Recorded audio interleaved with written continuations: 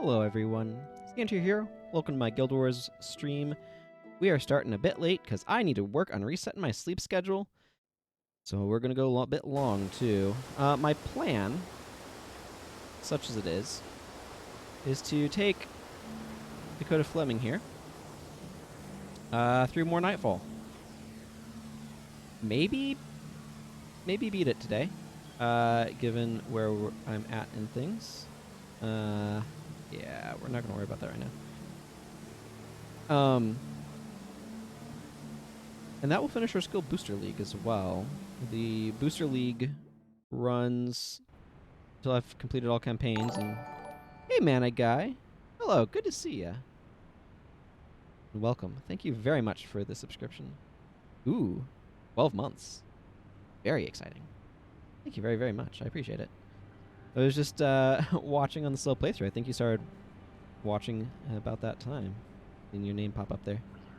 But yeah, so I'm working on resetting my sleep schedule, so I need to stay up for a while. I mean, I've been not getting myself to bed until like 4 to 5 a.m. lately anyway, so I want to be up until more like 6-ish, 6 a.m.-ish.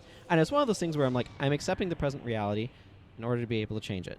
And that means accepting that I'm just really off on my sleep schedule, and the only way to change that is by persisting, as it were. Yes, I got your message, Cormier.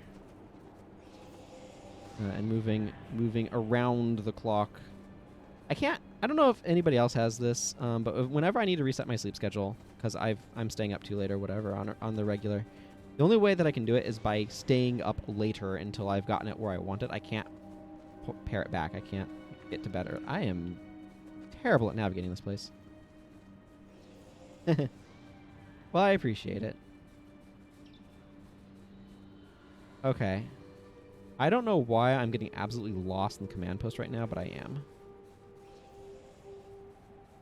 Good to know it's not just me with those sorts of issues.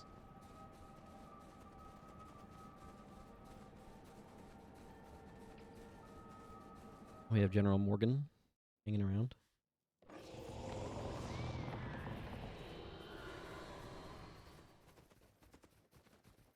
That's right, we need to go talk to Mirza. Boy, just forgetting my steps. Nightfall. For some reason. Do I have any other characters that haven't finished Nightfall? Not sure about Ardens. Yeah, I was thinking it would be kind of early in the morning for you. Oh, well then. Yeah, that kind of compromises that.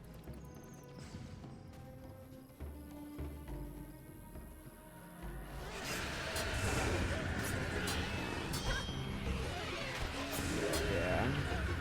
Hard to be heading to bed when you have classes you need to be attending.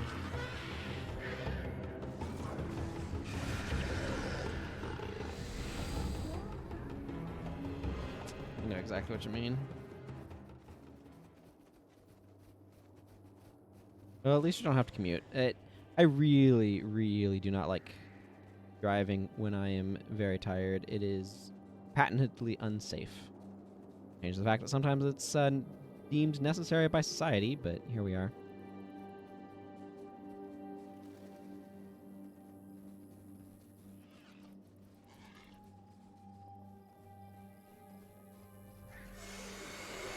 So I don't know how good public transit is where you are.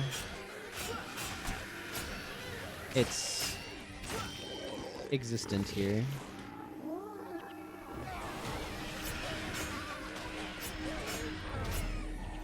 Man, okay, so what I think I want to do, and I have to check this character's map, is if I beat Nightfall in today's stream, which again, I think is likely, I'll end the Skill Booster League sort of at that point. And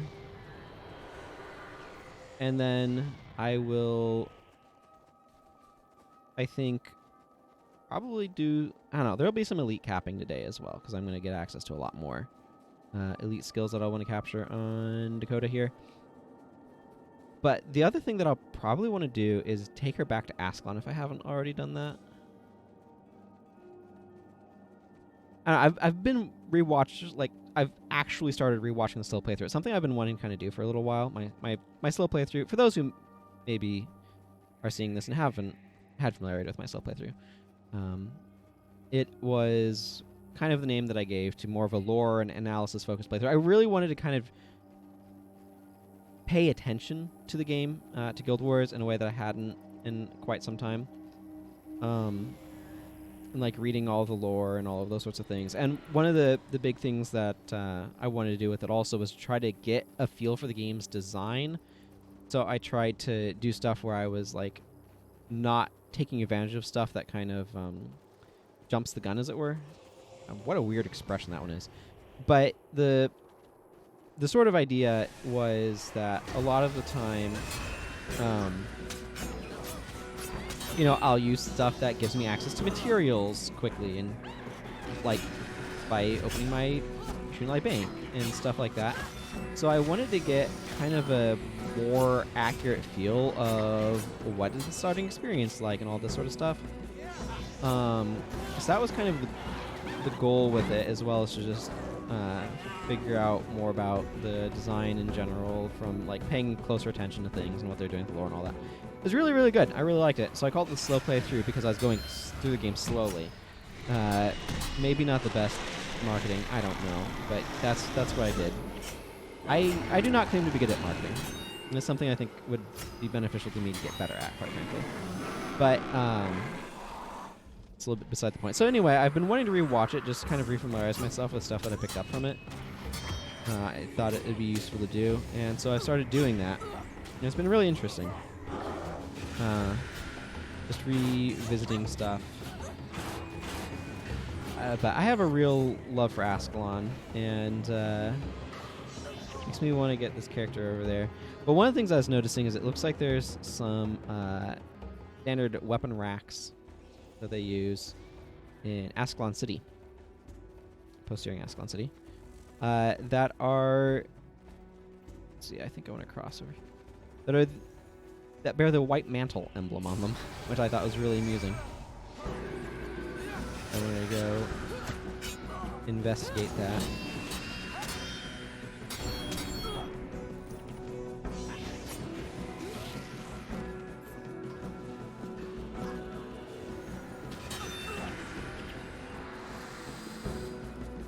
Maybe we'll make it more interesting somehow.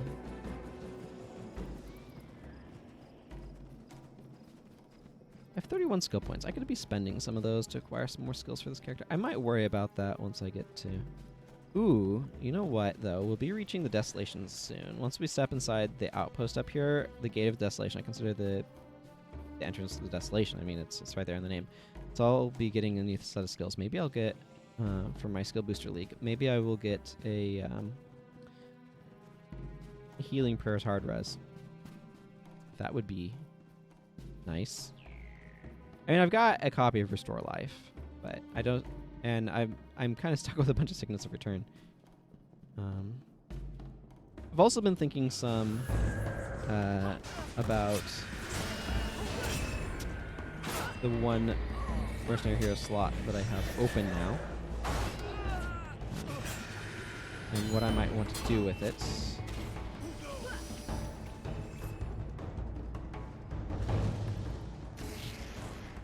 Currently somewhat inconclusive. But I think I know who, like, for a total of 8 Mercenary Hero slots eventually that I do want to get to, what characters I want those to be. So I'm probably going to want to, like, right now I have all 5 caster professions. And I'm like, I don't want to duplicate a profession. So I'll probably go for a Paragon Ranger and then one of the melee professions. And I don't think I want it to be Assassin because I don't think the AI does Assassins especially well. And even if they do, I actually quite like Miku. And Zenmai, I like some of her hero armor skins. Actually, I think I like both of her hero armor. I don't like her default skin. I don't like the pajamas. I know they're not actually pajamas, but they make us think of pajamas often for a reason. But I don't like that particular armor skin. I like the more fanciful ones. So Anyway, I like those two heroes well enough anyway, and there's not that much divergent stuff that you'd want to have a fourth assassin hero for anyway.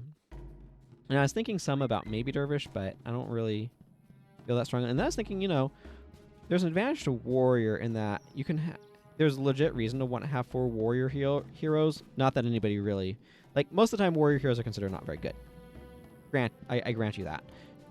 For all of the same reasons that melee heroes are not considered that great, combined with all of the reasons why Warriors are not considered that great. But, ignoring that, because why not ignore it?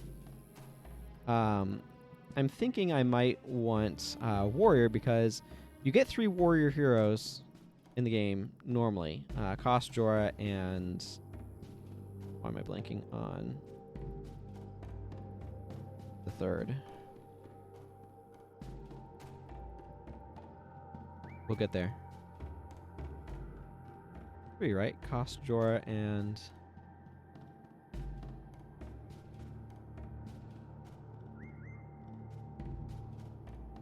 No? Yes, no? Wait, is it only 2? No. Gorin. Gorin is the third. I don't know why I didn't remember Gorin, because he's the one nobody ever chooses. Okay, let's give skills while I'm thinking about it. I need... Nightfall General. Add 1. Another copy of Remove Hex is not really what I'm looking for. Oh, Healer's Boon. I'll look over at the thing where you can see it in just a second. Does not look like I got any more Monk Resurrection skills. Signal of Synergy is nice. I do like that one. Okay, let's see what the fresh business is. But anyway, so one of those you can make axe, one you can make sword, one you can make hammer. But there's a legit reason to have a 4th one in strength to use scythes and daggers. So I think I will probably actually make a warrior for the last mercenary hero, which I know is super unconventional, but now I just have to figure out which warrior, because I have 3 that would qualify. Ard Zargenim, Lillian Yggdrasil, and Bertus Fexen. It's probably going to be Lillian or Ardens, but I'm not sure which one yet.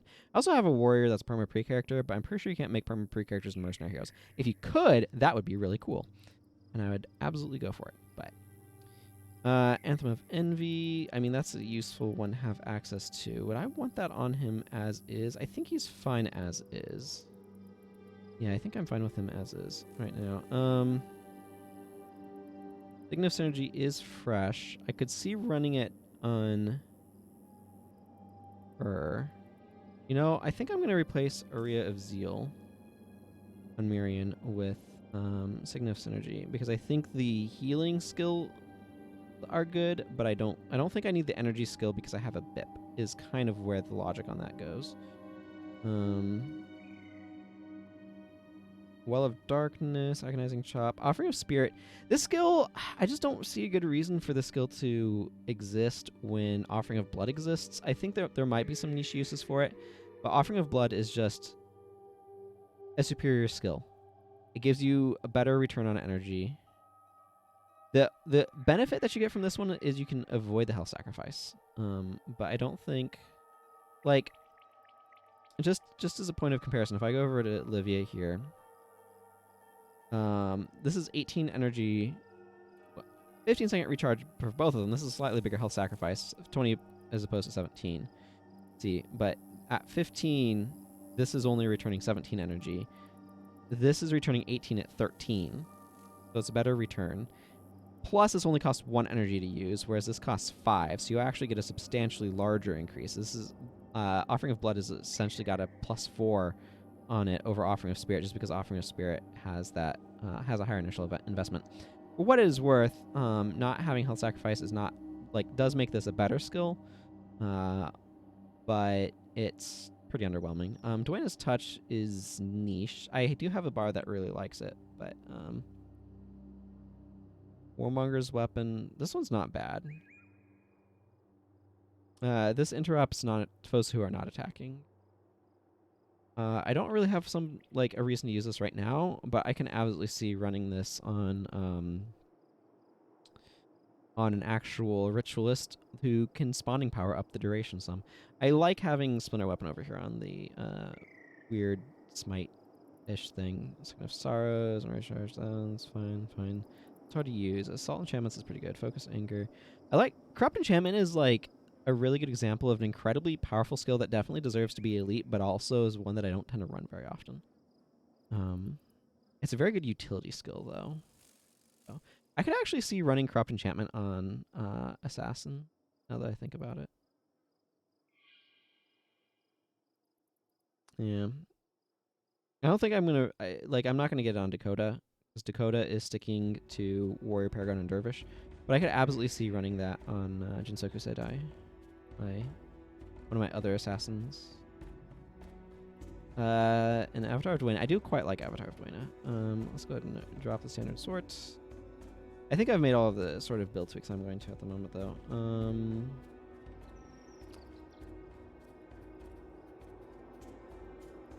going to stick with this bar for now for me.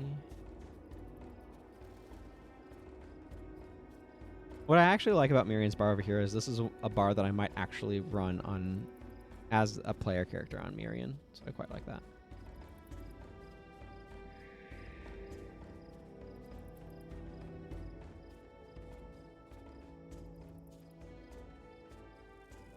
I also spent some time... so I made Scientir into a mercenary hero, but he had the problem that his tattoos did not get up the proper dye job. And I think that's because they had been dyed so long ago that they were using the old dye system, and the mercenary heroes did not know how to handle the old dye system. So I just re-dyed them red, and that fixed the problem. But I had to recreate him as a mercenary hero, which was why I didn't want to try doing stuff with him just yet. Last time, because I figured that might have to happen. But I'm probably going to take Ogden, and he's using Divine Favor rune and stuff right now. I'm probably going to take the stuff off of him. At least some of the runes, and transfer them over to... I should actually bring a Signet of Caption. Hang on. Yeah, I should absolutely make sure when I do this mission that I bring a Signet of Caption. And do some builds to accommodate as well. But yeah, so I will probably do that so that way I can run him in that spot as Divine Favor, and probably relegate Ogden to... I don't know, Ogden's kind of like my least favorite of the monks, but relegate him to Smiting. Do I want to do that right now? You know what? Yeah, let's go ahead and do that. So if I pull up Scientir, you can see he's now appropriately colored.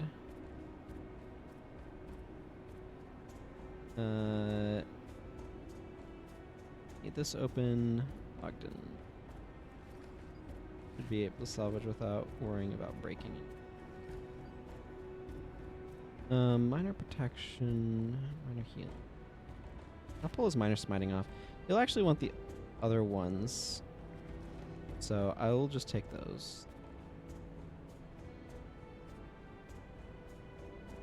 Also, it doesn't affect the stream, but I don't think anyway, but night mode just came on my computer, so that's interesting. Let's actually go to the guild hall and sort this out a little.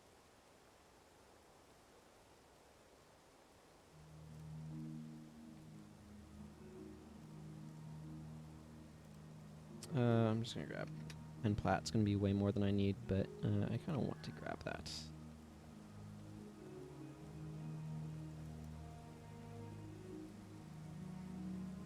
Okay, monk. I need... I heard minor protection was super expensive. I have no idea why it's up this high. I'm paying it.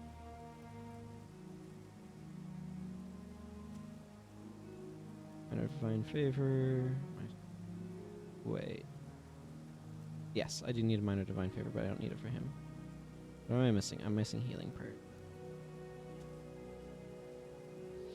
I think I'll also... It's interesting, his minor divine is costing more than his minor vigor. Actually, if I want to be true to CNTR, I put these on his gloves. So I'm going to put them on his gloves.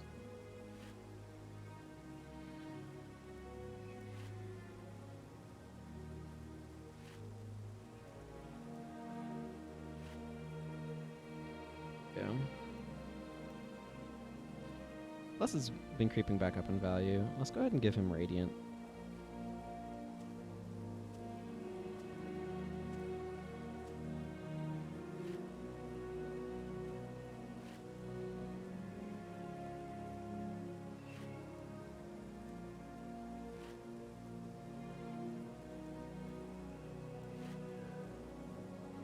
Okay.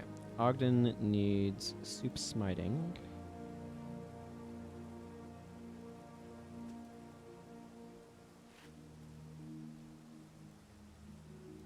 And a minor divine favor.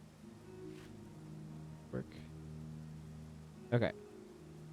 Can I? No, I can't just load this straight across. But I can keep it there. 11 smite. I need slash ritual. I'm just gonna transfer this bar over whole cloth.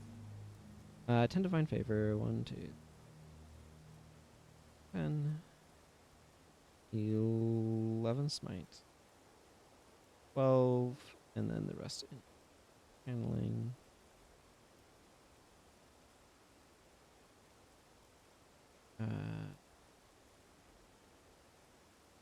Ancestors rate. Both of those are, of course, having a PvP. Divine Devotion, Blessed Light, Divine Healing. And, of course, Smite Condition, Reversal of Damage. My attacks. Okay. Now I'll boot Ogden and bring back Zed. Okay.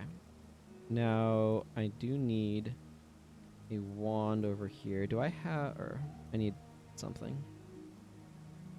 I don't think I have an appropriate staff just lying around. I may...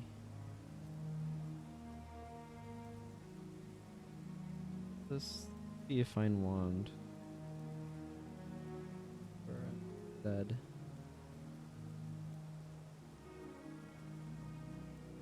But he's using the staff, so why not?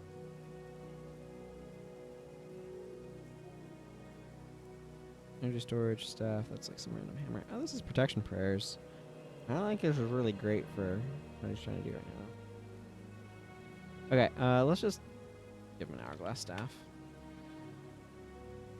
There we go. And now we have to do the slow, methodical process of cleaning all this up. You know.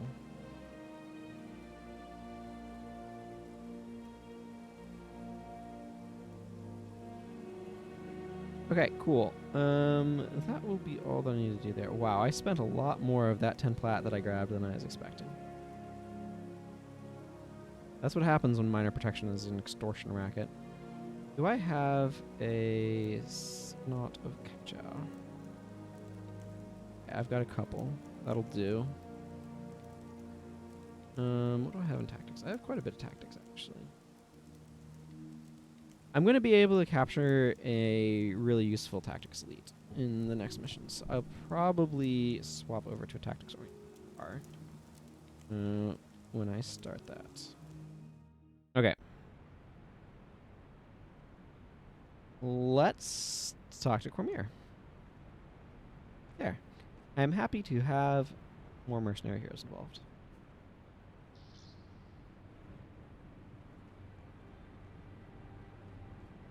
It feels good to have Santier as a mercenary hero, honestly, so he can show up more often. Particularly because that's the name I use.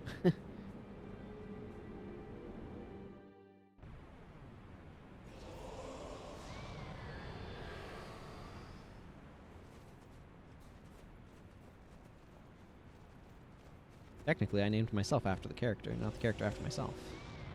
We're going to get pedantic about it. Right, this is the way that I'm used to going. I'm not used to going out that exit. I'm really used to going out this one to Jahai Bluffs, I think it is. I accidentally hit X when I meant Z. I have strafing mapped to Z and X. Anybody was wondering what my comment there right then was about. That would be what it was about.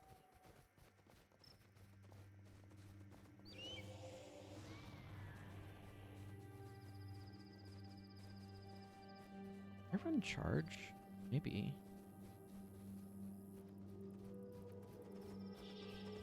Okay, now we just need to wait for Khmer to get sucked into a giant black portal of doom. Take a moment.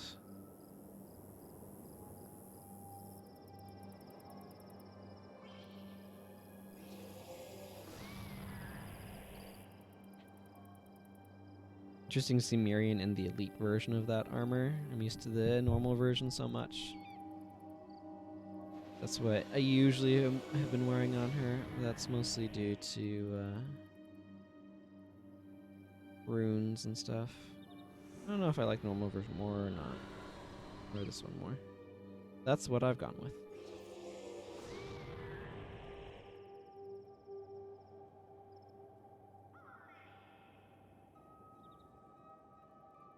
Oh, you know what? Yeah, as I suspected. There we go. I was running him to get him some more points, levels. That's the thing that we talk about here. Mind to the defeat of Palawa Joko. The irony, of course, is that I'm feeling kind of tired right now. When it's, you know, about when I'm actually planning on staying up. I think the tiredness will kind of pass. This is actually something that I find to be really significant. There is a huge difference between tiredness and sleepiness. They are similar, but they are not the same. They have very similar outcomes in terms of like lethargy and inability to do things, but they are not the same. I can be extremely tired and not sleepy, and therefore unable to actually sleep. And that, I think, is a very key distinction. I don't think there's any more fights right now. Vow of Silence is also available here, but given that I cannot be primary in a way that matters for that, it is highly irrelevant.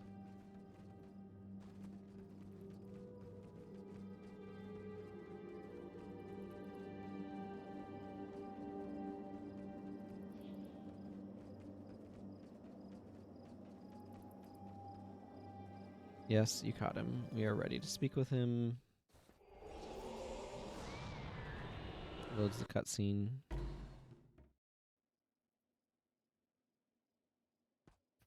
Okay. Now, I believe I need Zed here. I'm not really planning on changing right now, though. I like having an Elementalist with Gift of Health, actually. Thank you. Okay, I want to... I need to drop Drunken Master in that. Will I have room for this? You know what? I'm going to drop these for the moment. 9 Tactics. I'm actually going to drop that. I want to max Tactics because the elite that I'm going to get here kind of would prefer that. I'm going to slot that in. I want Fear Me and Charge. I can run another PvE only skill. That may be a good idea. Thrill of Victory would also not be the worst skill I could choose. Soldier Strike would also be decent. Thinking about what enemies I'm going to face here. Light of Deldrimor could be okay. Deal holy damage.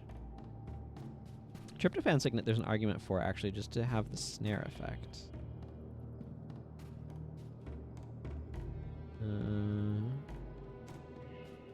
Yeah, I actually kind of like the idea of Tryptophan Signet. It's a decent snare, and it's AoE, kinda. Adjacent's not huge, but it's not nothing. But the biggest thing going on for it, I think, is this bar is kind of energy hungry, and it doesn't impact that negatively. To be fair, Fear Me will also give a bunch of critical chance, but I only get 2 energy per hit, so... And I'm just going to use this ye old standard dagger chain.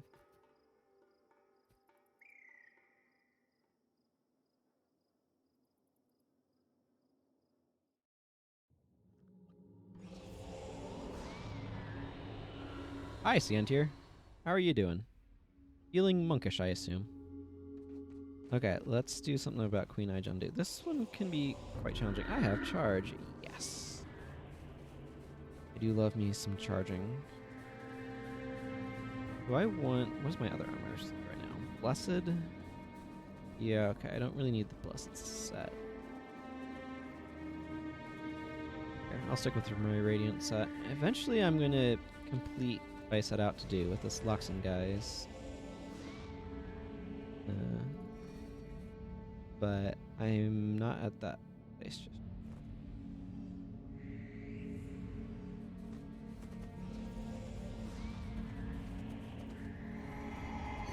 Yeah, you can immediately see him slow down.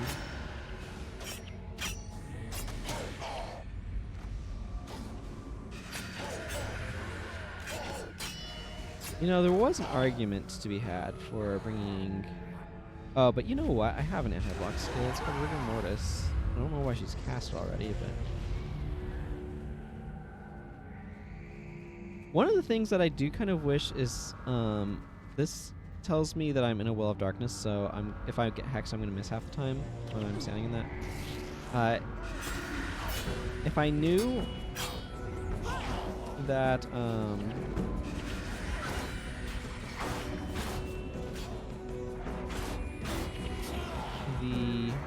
What are the words? What are the words of the song I'm trying to sing? By which I mean the thoughts I'm trying to have. If it was easier to tell that I was in one when I'm using it, that would be kind of nice. Especially if you're using multiple wells, it can be very difficult to identify which one you're in. I do not believe Chaka the Lonely is the... No, this is the Paragon boss. I want the Elite off of the Warrior boss. I believe that is a leadership elite that he's using, isn't it?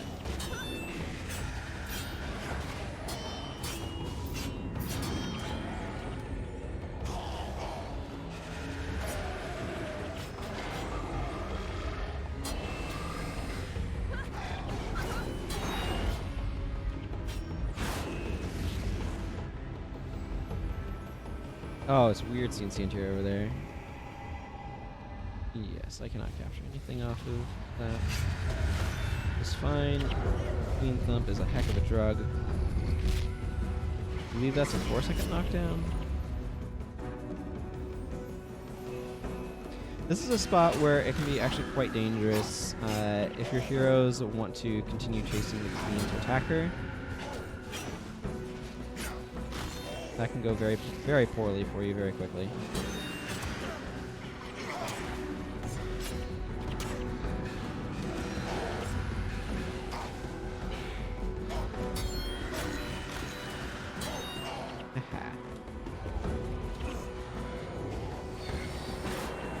These awakened thought leeches out of here. I'm actually glad that my party has a lot of healing right now. Okay, this is a weird thing to say, but Ciantier, please stop trying to face tank damage.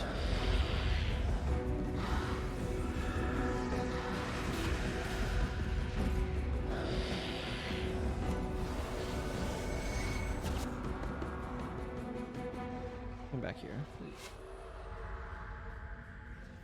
Okay, Ava the Crafty.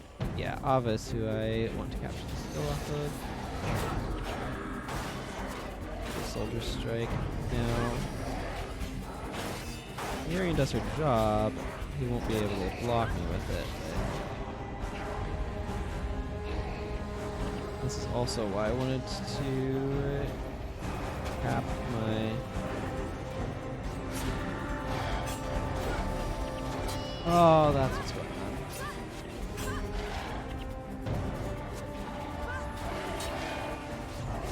Got Assassin's Bane here.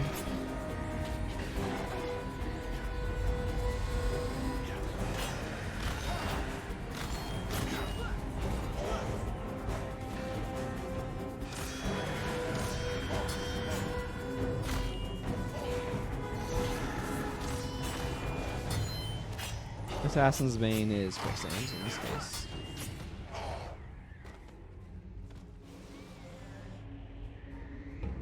Yeah. Queen comes and attacks us. We will also need to take down those two bosses.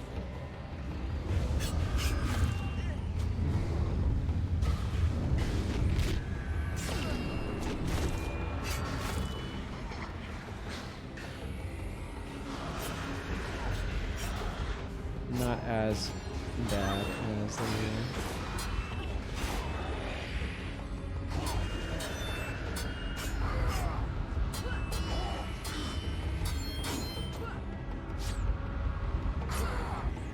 Faint-heartedness with Ballad of Darkness is not a great combo. Okay, apparently I had some conditions on me that she decided I should not have.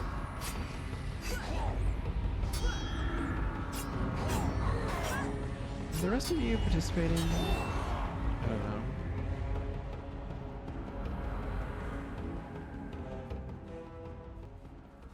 know. Oh. In order for the plot to advance, you need Palawa Joko over with over here to be able to trigger it. He was not. Now, he doesn't matter as soon as he allows you to be able to activate the worm spores.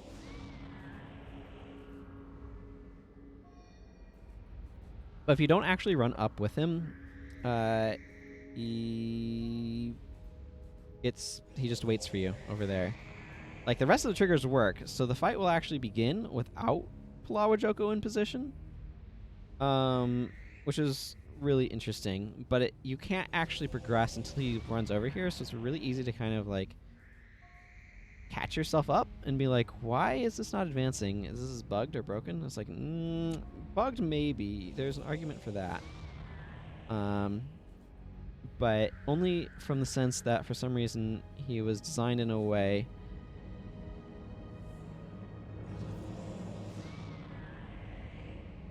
my mouse pad has like a gel pack area on it, but it is ruptured, and I have attempted to cover it with tape, but my tape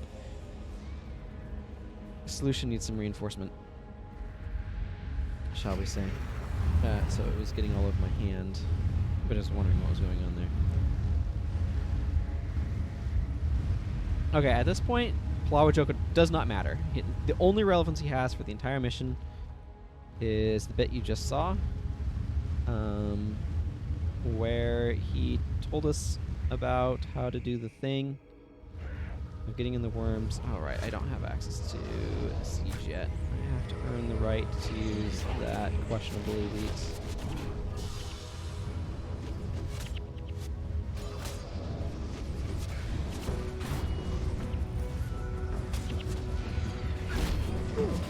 Excuse me. I may have a mild case of the yawns throughout the evening.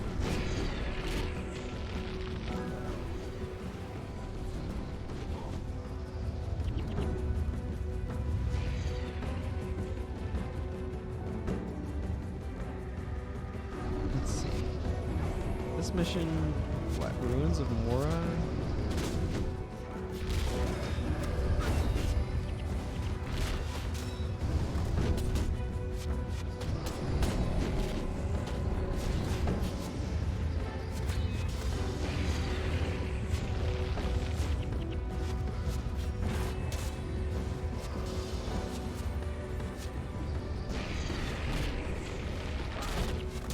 After that, it's the three. Yeah, no, it definitely seems I am getting absolutely trounced.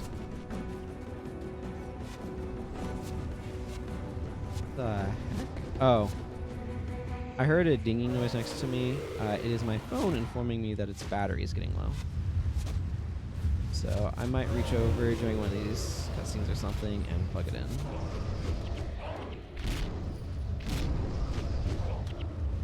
There we go. Pretty recurve bow, you say? Actually, I'm going to do it now while I'm thinking about it. 1 second.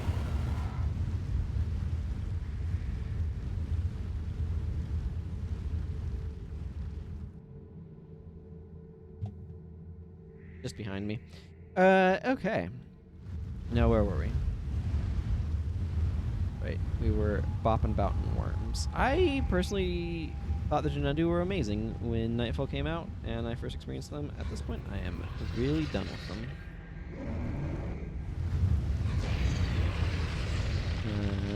Really done with them.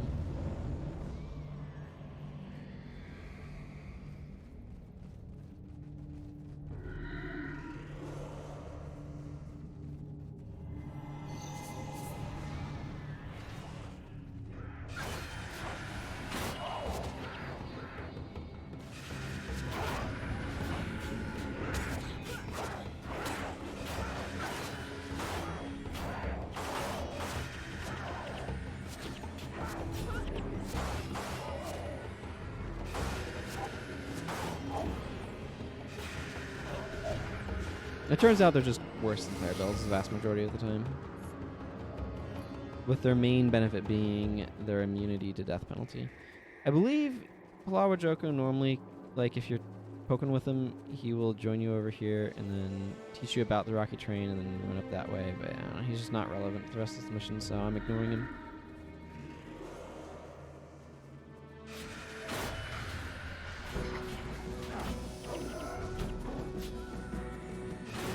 A lot of Marganite executioners. Oh, I have a ward against foes. Spicy. And yes, I forgot. It's right there. I'm going this way, by the way, because there's a young Jinundu over there to save.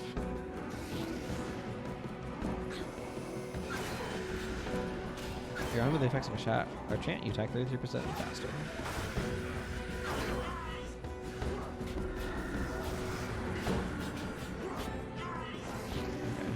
I'm gonna auto attack a little bit here.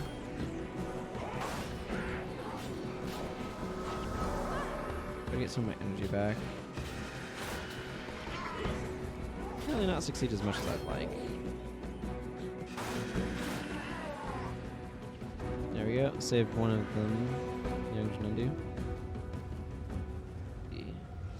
I believe the other one's up there, and then there's another one over that way. Something like that.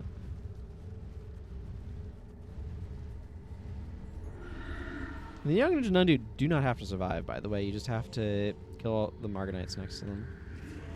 Very odd. The parameters. Not a bar. I'm really wanting to run after this mission. Doing well enough for what my purposes are at the moment. Energy is a bit rough. And I obviously can't run two elites anyway.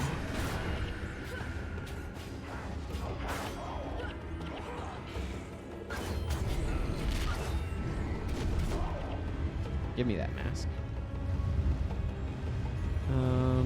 Do I need to warm up here? Probably doesn't hurt, yeah. Okay. For a second it looked like General Morgan wasn't warming up, but as I look over, everybody's in worms, so we're good.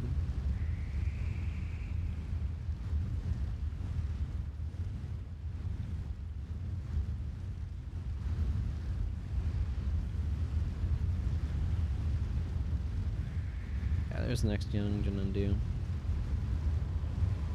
There's a worm spore over there. Okay, never mind. Don't need to be in worms, everyone.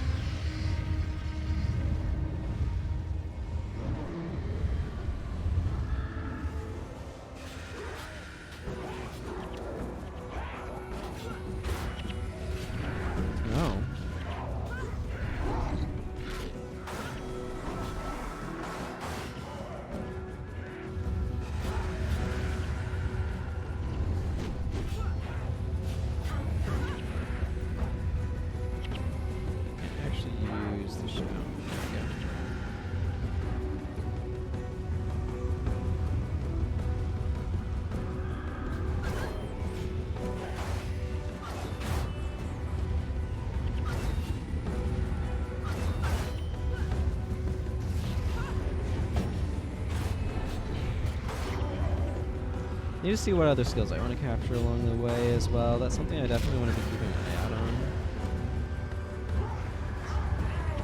Leave. Yep, I just got a skill point.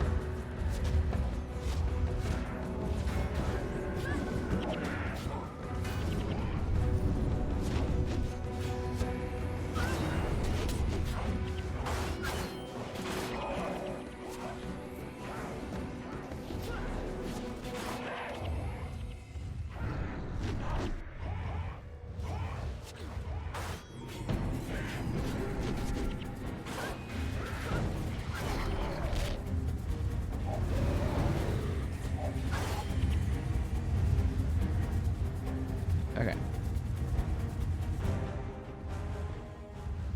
We will go make use of this worm spore.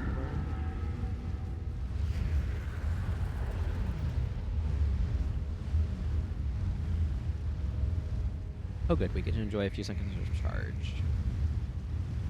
And a hefty morale boost. Obviously, going up that way is shorter, but you have the 2 worms to rescue for the bonus, so... faster, but less bonusful. Okay, I don't think we're gonna really be able to get around those guys.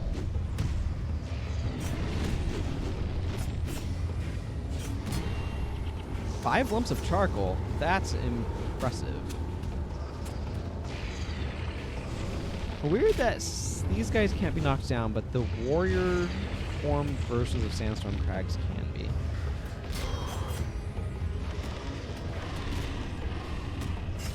I find that really interesting.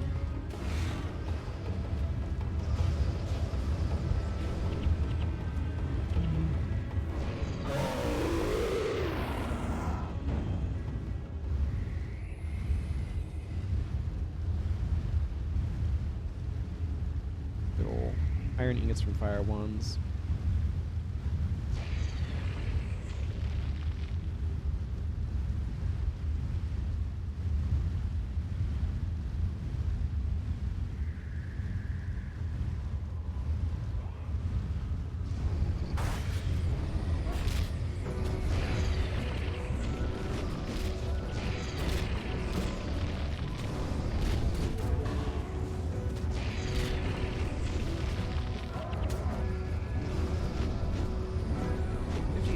Wow, they have a lot of armor against piercing, apparently. I remind you that I'm under the effects of Lightbringer, which is making me deal 5 to 10% more damage. Oh, hey, I'm tragic. Cool. So far, that's a 10th of the way to maxing this title, by the way. Yeah, 10% more damage from my Lightbringer title. Which means I can go get Lightbringer Gaze after I finish this, which is probably not a terrible plan. All things considered.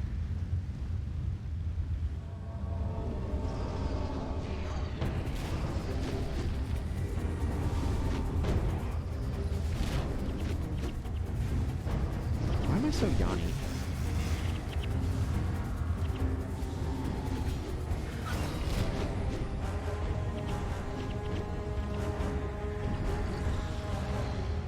Oh good, I got the really good skill that I like.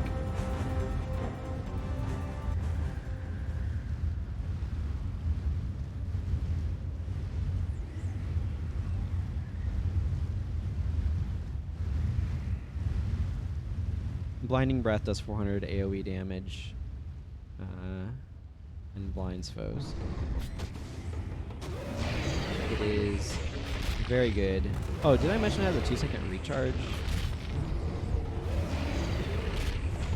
There's 2 other skills that you can get there, and as far as I'm concerned, both of them are worse than Blinding Breath by a large margin. One is something that sets something on fire for a really long time, and the other is like a big AoE interrupt but does no damage. Both of those have to be used at range as well. That's not the button I meant to hit. And like, to be clear, the interrupt is also an absolutely ridiculous skill. I just happen to like Blinding Breath more on account of it doing actual damage.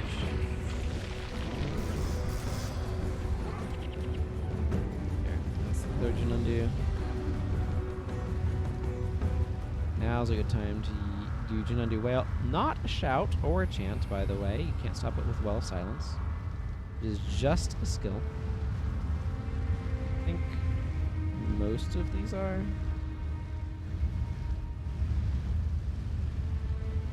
Yeah, most of those are.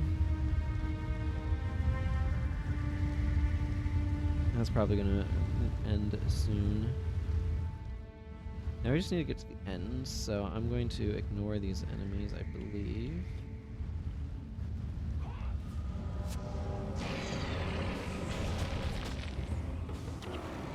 Yep, it ended.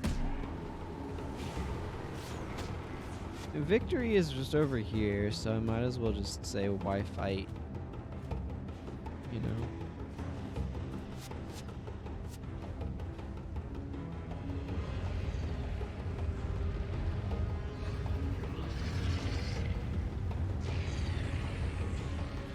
And then I get to enjoy the 66% speed buff to the end. There we go. As you can see, Palawa Joko, completely unnecessary for most of that. And that's Masters on Gate of Desolation. That one, I don't know. Like, once I figured out what I was doing, it became a lot easier to go for that. I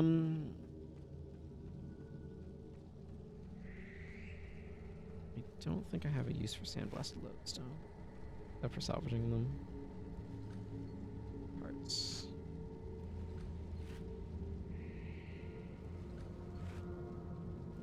What did I get here? Hydromancers? Really valuable armor. Let's salvage it. Okay, that was a decent amount of Tantide, I guess.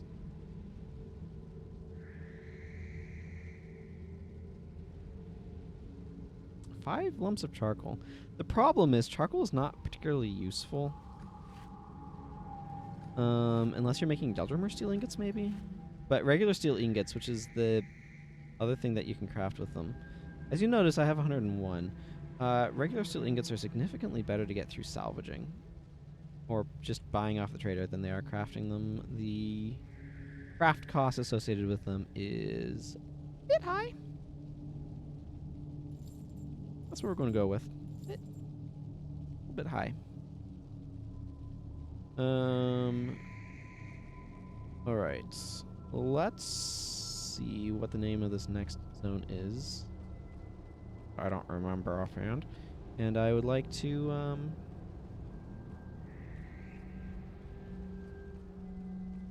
who do you... Oh, I forgot to get Salvage Get. Talcora, Zed, and Master of Whispers. I'm kind of okay with them as is. I do want to pick up... Whoa.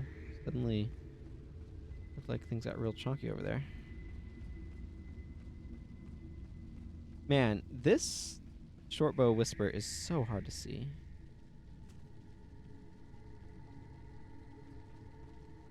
Okay. Now that I've done a bunch of running back and forth.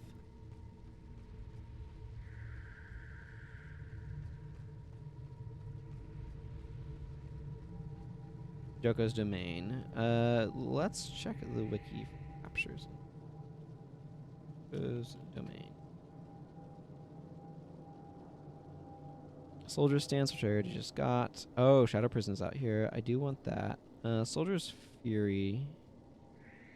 That's a leadership skill. Okay. The only thing that I need out here is Shadow Prison. Heart of the Quick. Okay, he's right near the Basalt Grotto. Might be a little bit out of the way-ish. Does mean that I don't really have any particular agenda in terms of, skill bar, though. Probably gonna drop the tactics shenanigans.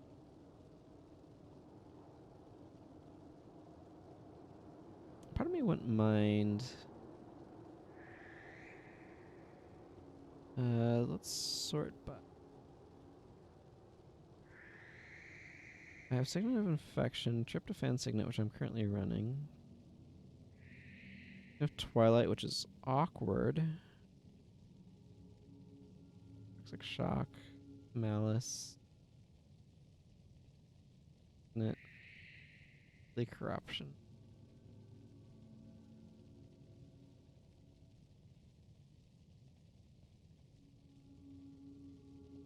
I'm thinking of running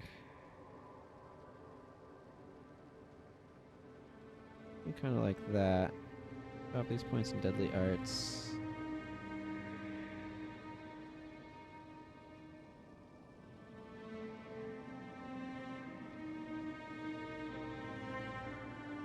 How would those be at 9?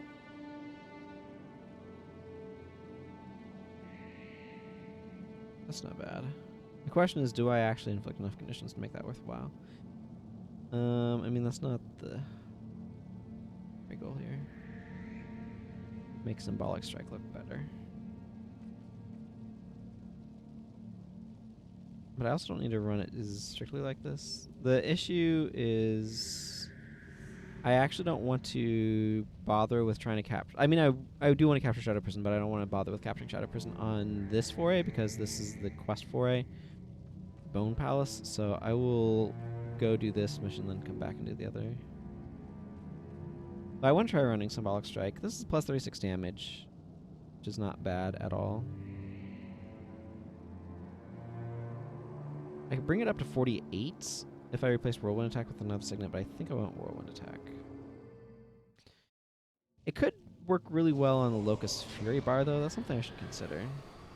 Yeah, we're the well-to-do hero types. One of the problems I have with Palawa Joko is his hat. Like, he's tall enough that sort of the height at which this gets placed relative to where his head is registered, I guess, means that he tends to obscure quest markers. Obviously, that's something ArenaNet didn't consider to be a big enough issue to fix. I would probably agree with them, honestly.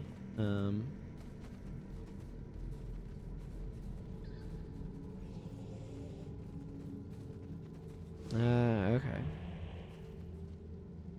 15 over 50 Voltaic Wand.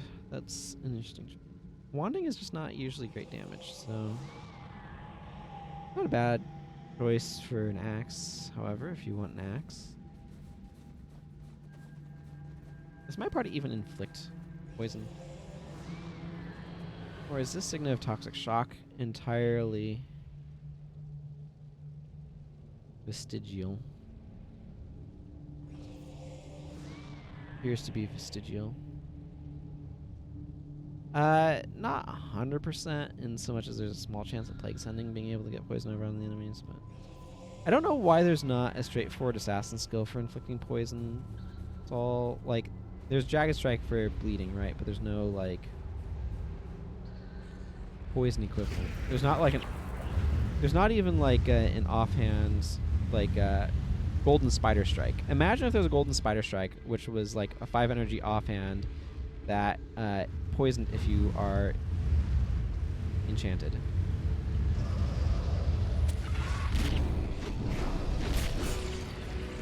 Like, you'd expect that to exist. There's Falling Spider. There's... there is... whatever... the Cursed one. Or the Hex one. Yeah. Hex. Hex one. I have a game where I'm working on where I have something similar to Hexes that I'm calling Curses.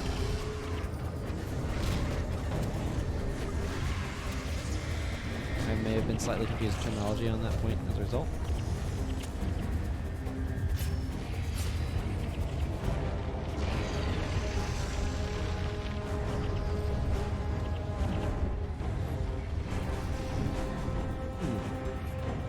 As a big yawn. I do want to make sure I'm hanging out in inscribed shards, that way maybe someday Imrahil can finish that freaking quest that requires you to collect 10 of them.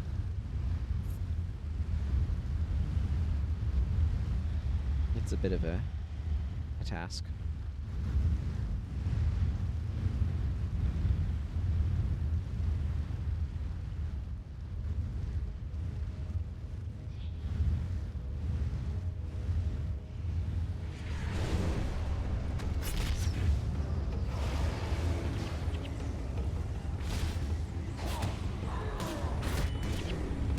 I put myself in a terrible position. Yep. Nope. That was gonna happen. I think at one point in time people were used worms to try to farm Survivor, maybe?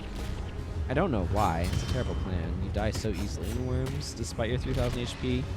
The fact that you, functionally as far as I can tell, have 0 armor. Not less. Based on the sheer amount of damage that you take. I could probably calculate it out, actually, if I really wanted to.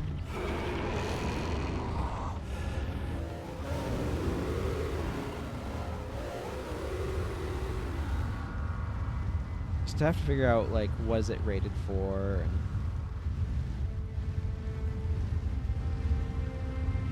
they're like, what, level 24 elementalists, so they have 72 strike level. I think it's strike level, because armor level and strike level, I think. I don't know. Their contest, it's basically you have an invisible attack stat that's based on your level for caster stuff. So that would be quicksand. Excuse me. I'm gonna swap these. But the result of that is that the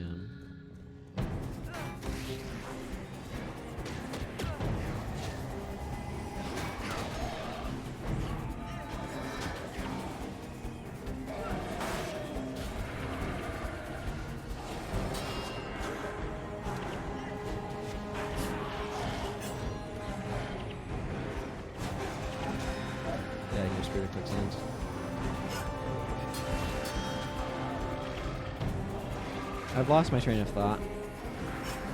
I know I was talking about skills or something.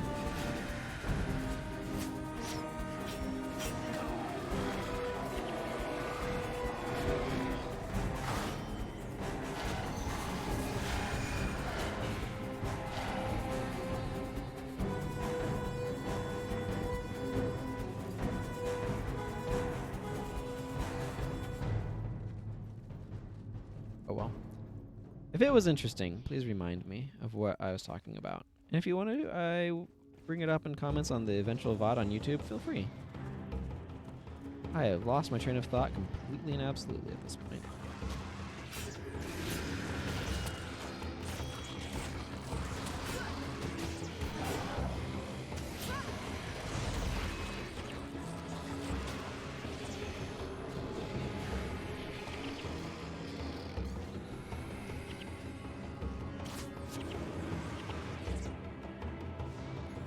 Any of that? Okay, just the gold coins. I don't care enough about the other things to go grab them. That's right, we're gonna get more grog probably. It's Talk Like a Pirate holiday event thing. Hey, Slayer of All, I think. Hopefully I got your name correctly. Hello, welcome Raiders. I appreciate it. Thank you for dropping by. I am sure many of you are wondering what a skill booster league is. I will explain after the fight. I say it Cientier. Yes, Palawa Joko is back indeed. Okay, so skill booster league is a concept based off of like Magic the Gathering booster league is this sort of base idea. But I have here a tool that I made for doing various challenges and stuff in the game. There's a lot of other stuff in here, but the Skill Booster League tab is the one that I'm on right now. And so you'll see right here is a bunch of skills. These are quantities of skills and skills that I have access to for using across my heroes. The particular rules that I'm using for the league are for a new character. This character is not super new at this point because I've gone through Factions, Prophecies, and Eye of the North with her, and I'm just wrapping up going through all of the campaigns, which is why I do Skill Booster League through. So I have a rule set for new characters. I should create one for... long story short. I did create this program, yeah. ! Tool for more about it. So, for example, I can run 2 copies of Shield of Regeneration across my entire team, which, I mean, I'm probably not going to run any, but thank you for the follow. I appreciate that. So yeah, it's just an idea. And then I have a regular interval in which I give myself booster packs. I have a bunch of different defined booster packs. So I have like a Nightfall General pack. I'll get one of those when I get into the Realm of Torment. The way that I usually do it is I get a profession-specific booster pack relative to the campaign when I get a new hero. So for example, I'd get a Nightfall Elementalist pack when I got Zed Shadowhoof. I think the only heroes I have left to get at this point are the ones at the end of the campaign. So I'll be ending the Skill Booster League when I beat Abaddon. But then I get a general pack for that region when, or for that area. So in this case, Nightfall, when I enter a new world region. So that's how I run it. But you can create whatever rules you want for like what packs look like and how often you get them and all that sort of stuff. You define the packs over here. You specify how many rarities you want, and then you make your packs. You need to go through all the skills and assign rarities, which can take a while. But you can edit packs over here, and this will give you like stats. So if I go to, say, that Nightfall General pack, you can see that it has contents. There are a pack contains 50 commons, 25 uncommons, and 10 rares, which sounds like a lot because that's, what, 85 skills?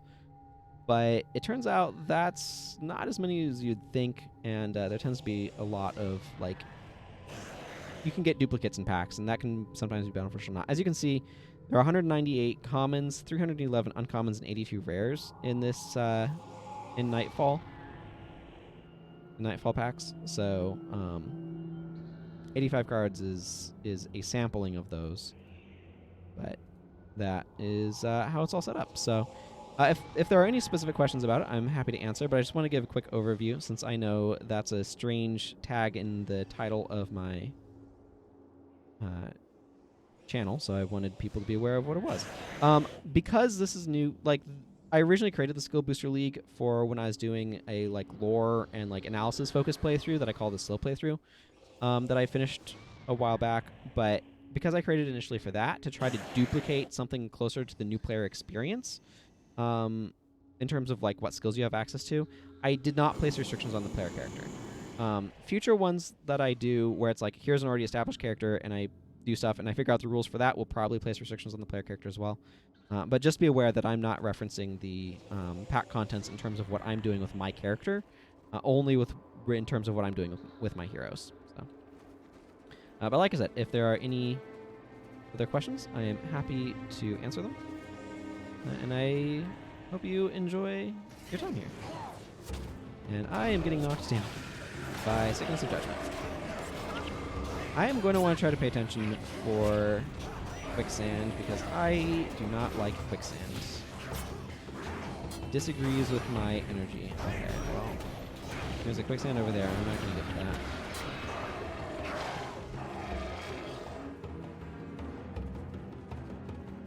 That's that Psalm Spear in the pit with all of the bugs that I'm not going to get to. So what were you doing, Slayer Val?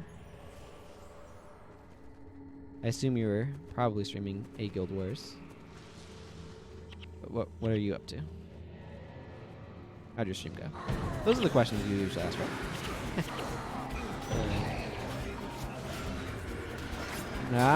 That's cool. Hello, Sourbreaker. Fisherville hard mode. Yeah, that's really cool.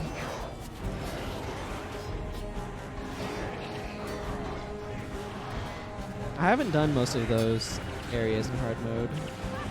I've barely done Underworld at all. A little bit more Fisherville. Cool. I'd like to spend more time there at some point, I think.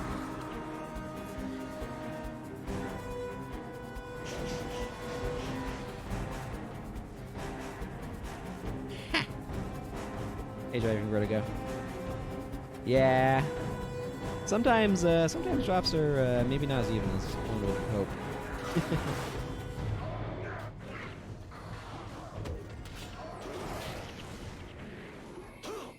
Yeah.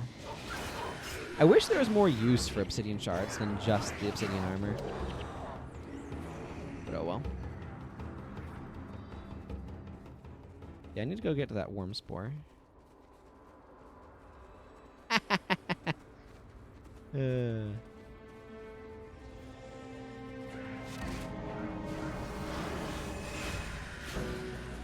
Yeah, I don't like most of the obby armor as well. The only one that I like is Female Warrior.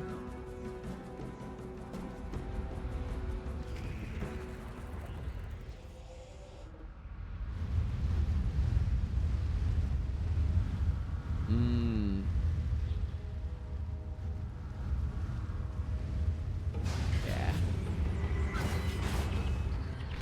Those ones also require collecting obscure crafting materials.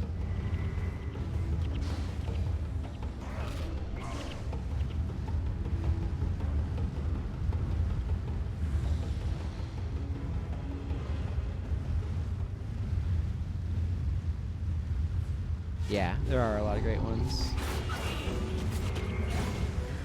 I'm glad I don't like most of the Fisher Bowl armors, though, because that means I don't feel like I want to be farming for them.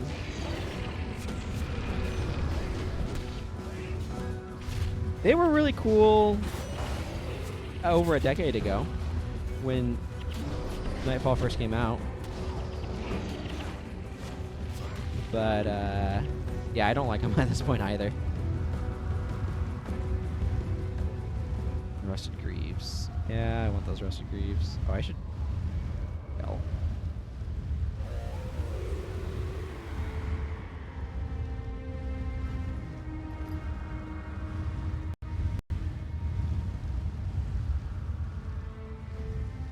They're the closest thing we've gotten to mounts, though, I suppose. Unless you want to count the Siege Devourer that you can use in Eye of the North.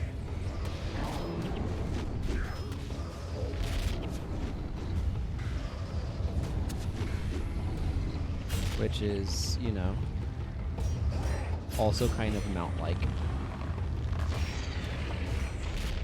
Wow.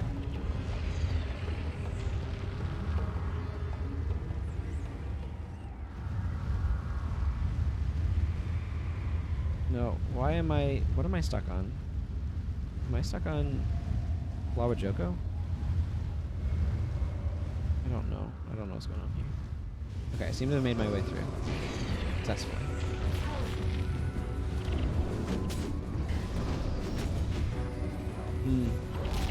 Yeah, that's what it seems like the idea is to me.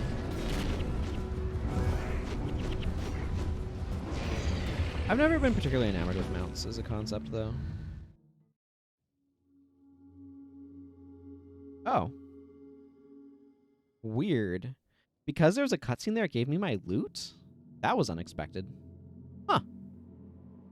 Cool. Yes. Give me my Lightbringer points. I need to go do that, but first I want to go back out there. I would like to go capture Shadow Prison from Art of the Quick. That Cephas Axe was not worth identifying. I did not cross my mind. I got cloth from that Solemn Spear, which did not also cross my mind. But, that some of the loot that I picked up was from level 10s and therefore terrible. And yet, here we are. That is exactly what happened.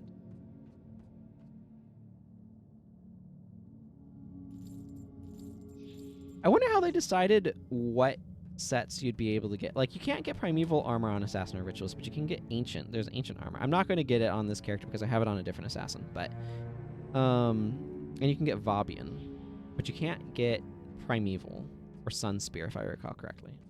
Interesting blend.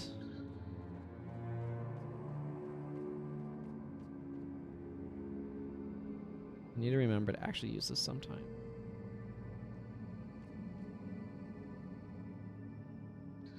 I mean, if you're wanting to join in, I am going the wrong direction. It sort of violates the spirit of Skill Booster League, but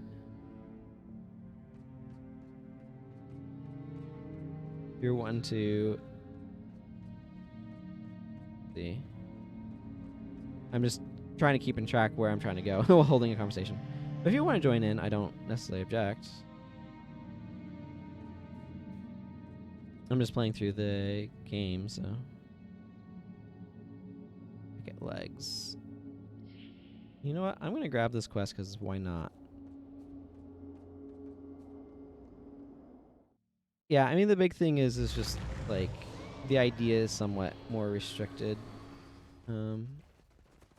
build-wise.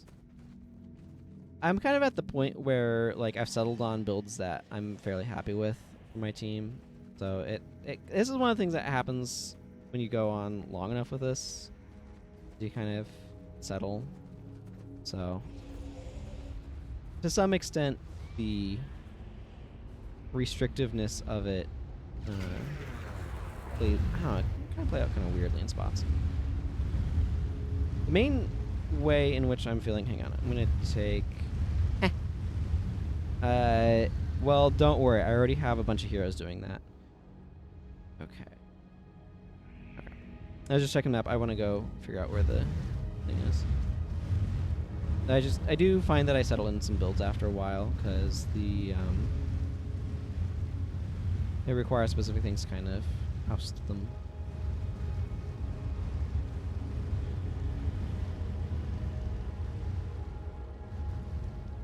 I mean, right now, the part of the game that I'm in is the part where I need to go get Unknown Janundu ability, aka Worm Siege, I think it is. Only if he brings Monk.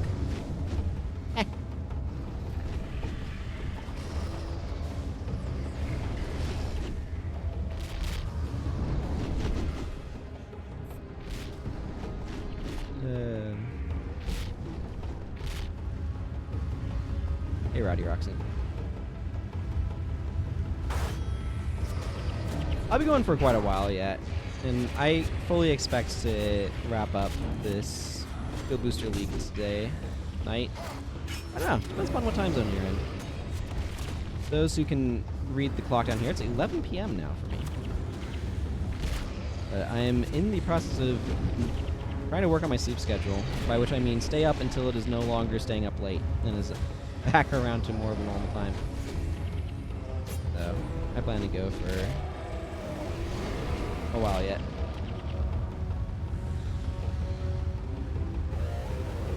(1 a.m.)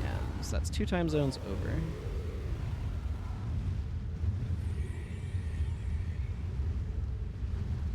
Central time? Was it CDT right now, probably? Central Daylight Time? I would like to not fight the boss up there. Arna the Vigorous? I think I need Arda? I know I don't need that. That's the Paragon boss.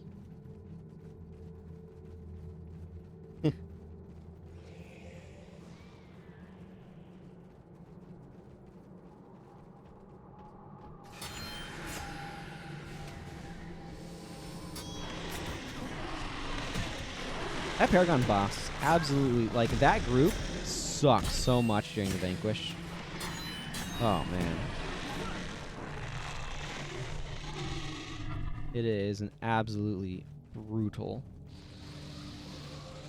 encounter.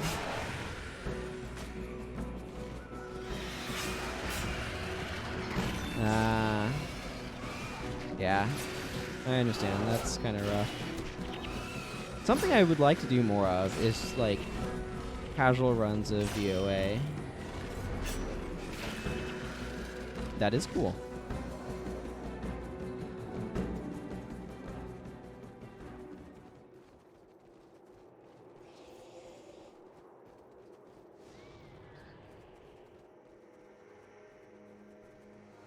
All right, I have the thing for Markanites, and that is what he offers. Ever just look at your skill bar and realize that you just don't have an elite skill on it?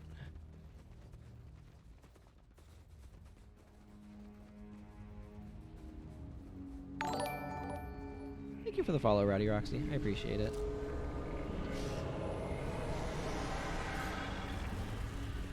I'm going to shoot you with my bow. From the safety of not stepping in sand of death. Okay, we're fine.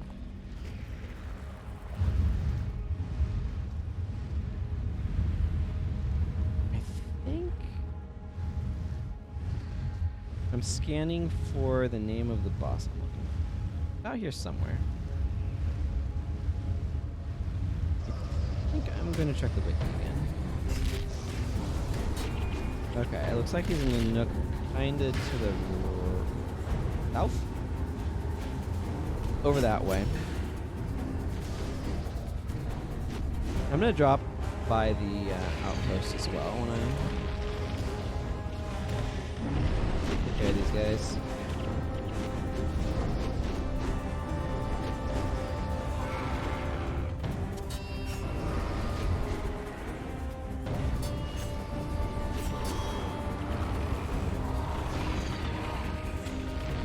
Okay, but maybe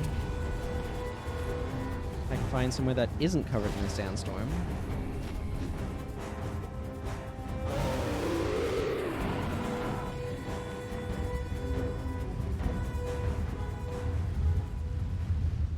Okay, I think the boss I want is down in there.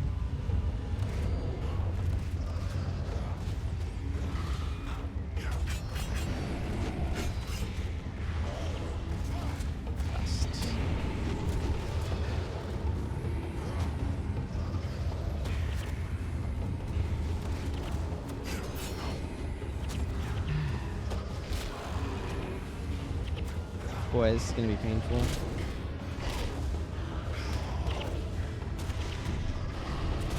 We've got Awakened Cavaliers. Thankfully, their AI is kind of unintelligent when it comes to their resurrection skills.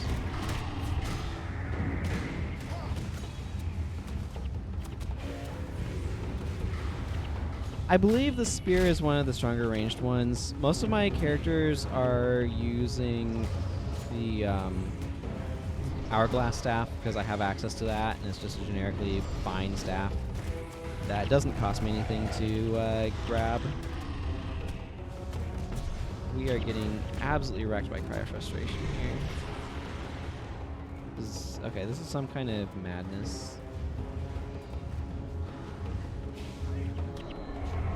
Okay, we are probably going to wipe on account of...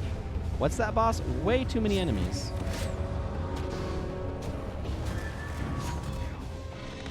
Okay, the boss I want is probably over that way. Where is the nearest restaurant? Okay, that one. We'll pop up back there then.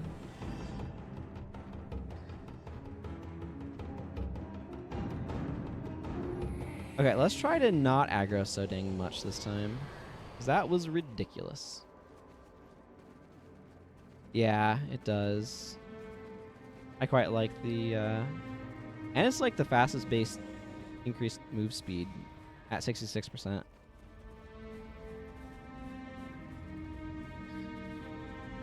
Unfortunately, a bunch of those elementals are immune to...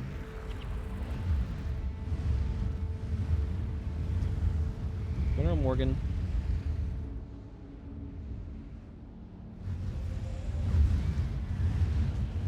Is there...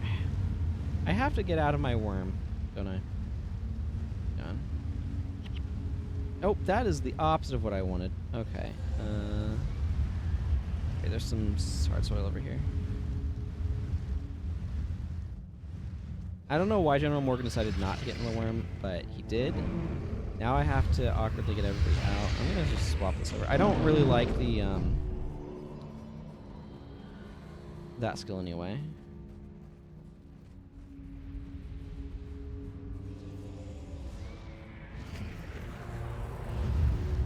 The corpse eating skill. Okay, everybody got in their worms. Okay, so that's good. The reason why I don't like that skill is because I don't care for 2 of the 3 skills it can give you.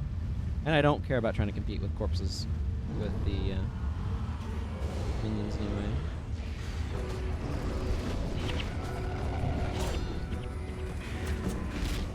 Yeah. Part of the problem is there's a bunch of Cavaliers here in this group. And they will absolutely use We Shall Return over and over and over again, as well as spam Signet of Return.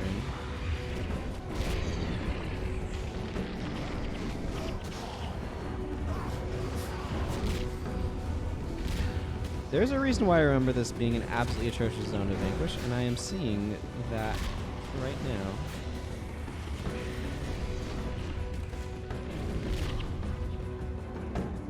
I remember absolutely hating the vanquish of this. I think it was worse than the falls, but the falls was terrible too. But what makes the falls bad is it's like,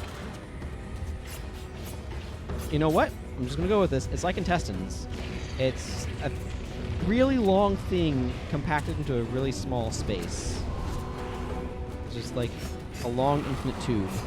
But the thing that really makes it bad is there's only one resurrection shrine at this very start of the map. As this one at least has some other resurrection shrines in it.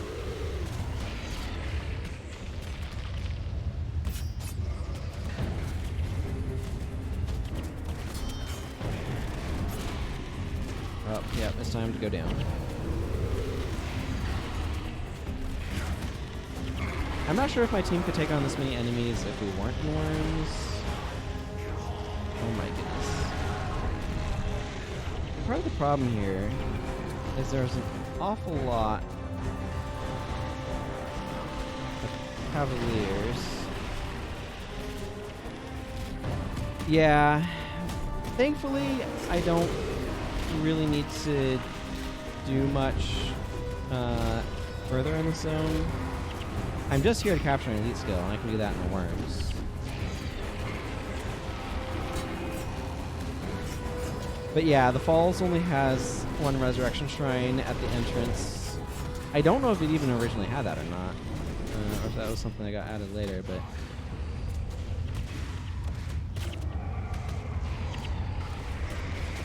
These Cavaliers resurrecting each other is really annoying. Okay, well...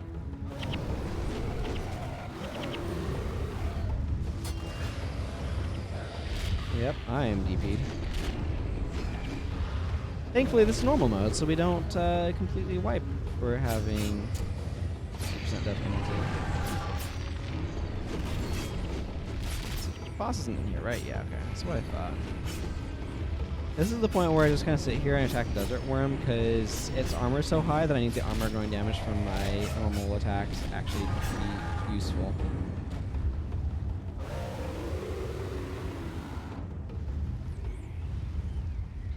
Well, that was brutal. Excuse me while I exchange cups. That one ran out of water. Okay. Let's pick up some loots. Started the quick. Yep, the boss I want is over there. I don't know why they have two bosses with extremely similar names in this map either. Art of the Quick and Arna the Vigorous, I think, are the two.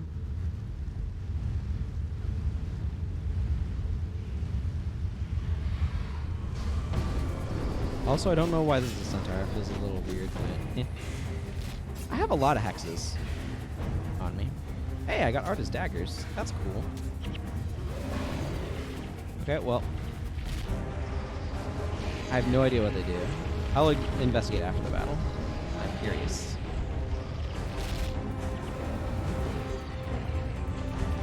Okay, good.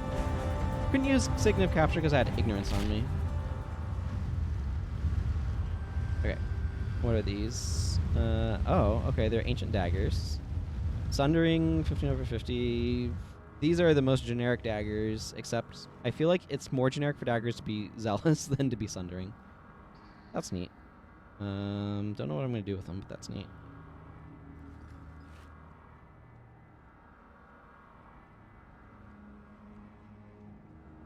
Okay, I do want to go back up this way and go into Basalt Grotto. Hopefully that doesn't cause problems with our checks notes height. I don't have much death penalty at this point because I got 5,000 experience from capturing an elite skill. But, you know, most of the rest of the team has fairly high death penalty. But it looks like we should be okay. Probably.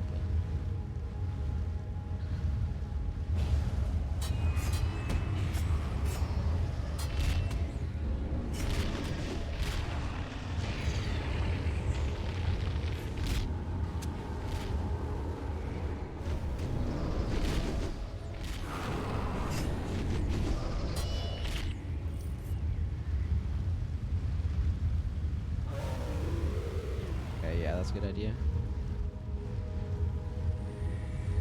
Daggers I really want for this character at this point. Because I have most of the niches filled. I have a couple of Zealous Daggers. I have these and the Decade ones. I have Shiro's Blades for Vampiric Daggers. Do I have Furious? Furious would be good to get. I don't think so. No, I do. Thunderfist, Brass Knuckles are Furious. So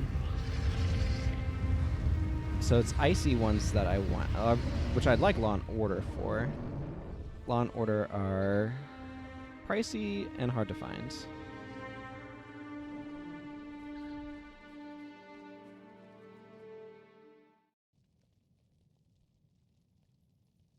Have to trade. Give somebody to take payment in monster claws or whatever. Most expensive of those is. I have like 36 monster claws and like a bunch of eyeballs and fangs. I do not have very much ecto.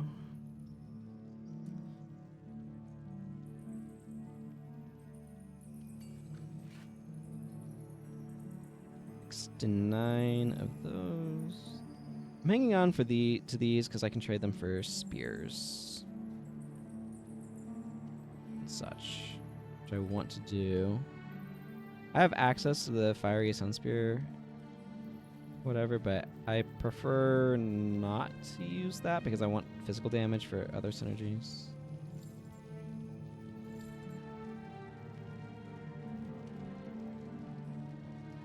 Let's go ahead and stick Ardas over there for now. Okay. I should actually probably pick up a few more Sickness of Capture. I'm just going to go with the completely arbitrary number of 6. Apparently not from here, though. What do you make? Whatever your name is. Oh, 15 over 50 stuff. That could be useful. I do wish there was an easier way to get mods for gear. I wish there was either like a weapon mods trader or let's just go to the guild hall and get Sickness to Capture from here.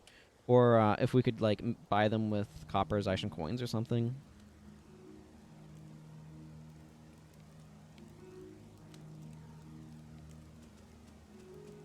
There we go.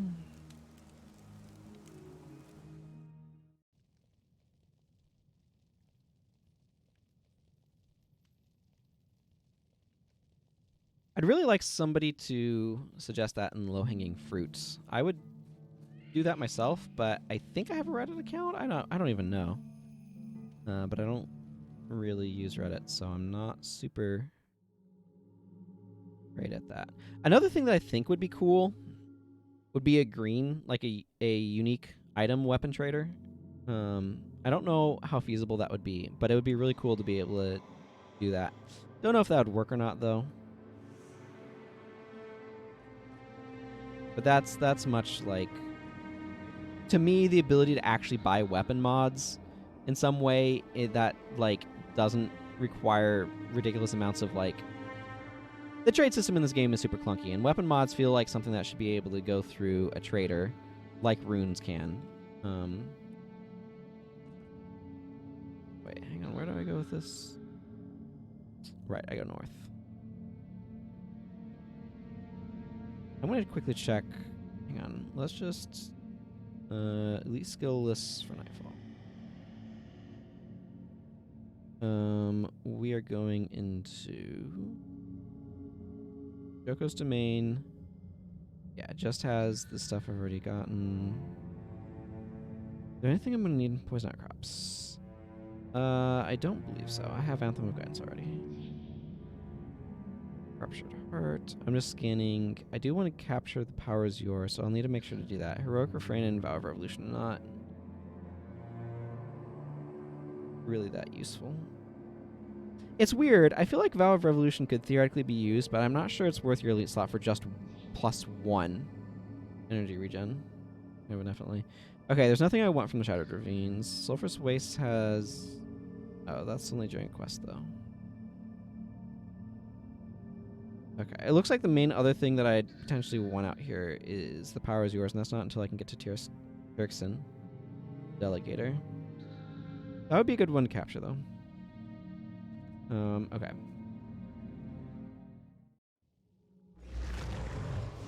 Oh, I don't necessarily want this bar. Hang on. I was just going without really thinking. This kind of wants a signet there. This is really awkward in that there's not actually... Like, Assassin just doesn't have enough breadth of elite skills. Is really fundamentally what this is about. I'm going to just slot in Signet of Malice. I don't think that's going to be great, but I don't feel like it really matters that much either. I'm just trying to make Symbolic Strike decent.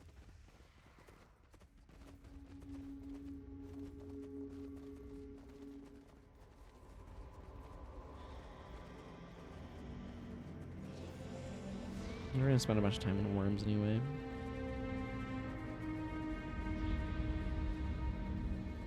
Gather round, gather round.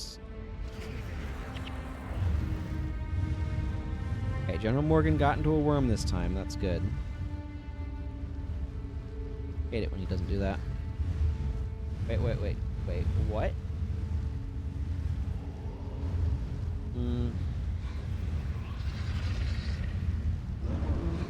Did the monks just decide they didn't want to be in worms just for no good reason? I'm pretty sure that's what it looked like just happened. Okay, good. I was just about to pop myself out of the worm because it looked like General Morgan wasn't going to get into it at first.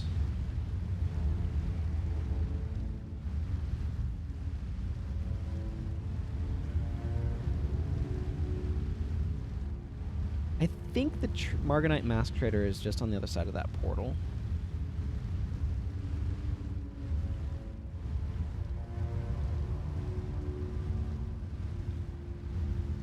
I have to say, while I generally prefer this game's gameplay, I really wish we had some stuff from Guild Wars 2. The way mini pets work in Guild Wars 2 and the trading post are both things that I really would like from Guild Wars 2 for this game. Also, the ability to remote deposit your craft materials, kind of nice. Anyway.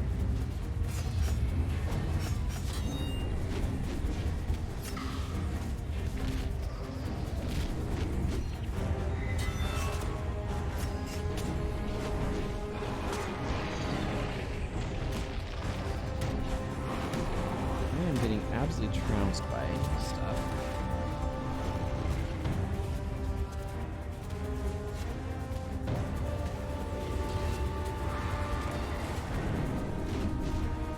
Cavalier.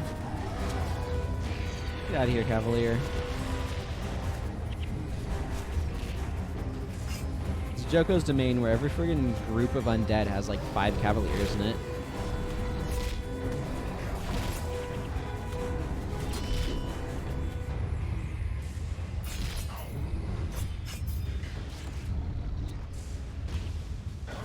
I was joking, game. I wasn't being serious. But apparently I was correct. Maybe it was 3, but still too friggin' many. The thing is, in hard mode, they're smarter about using We Shall Return as well, and that's part of what makes them more difficult. Yeah.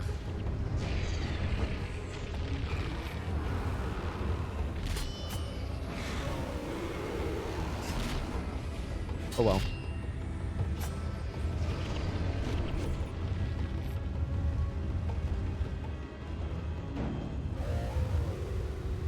Oh yeah, should probably yell about my HP.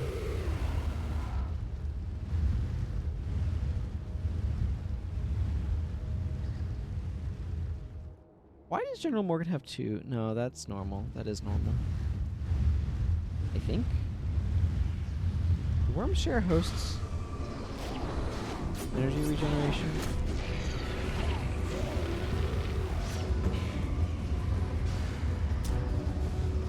Okay, does anybody else have this problem where they see like a hero's nameplate and they think to themselves, "Oh man, I got a green drop"? Because that happens to me with some regularity.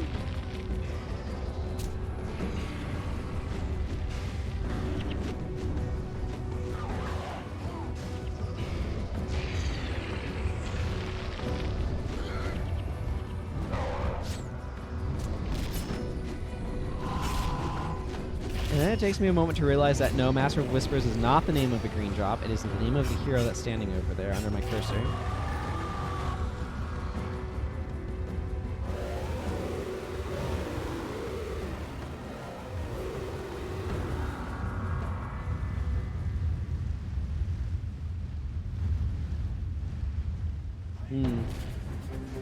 Definitely something that's caused me some moments of confusion here and there. It has a little bit of death penalty. Okay, I'm gonna check. Oh, hi.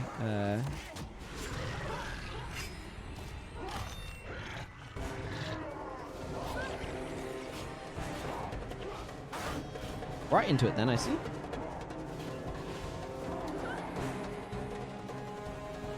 Looks like we are done with our fight, Nikun. Icon? What's the actual pronunciation? Okay. I want one of these. What else do you give? That's a tactic shield. Do I have a hero that I want this tactic shield? I mean, this is not a bad tactic shield.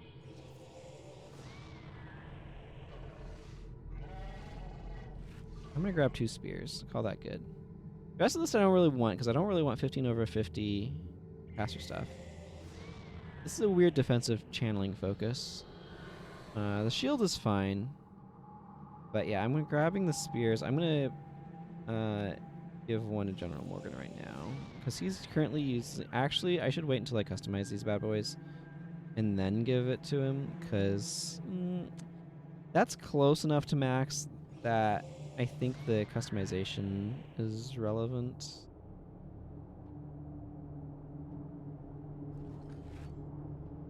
In terms of the damage. Because plus 20% damage is not... Like, it factors into the formula a little bit differently.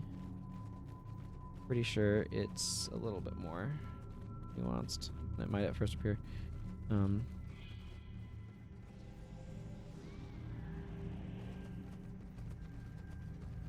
These giants are annoying.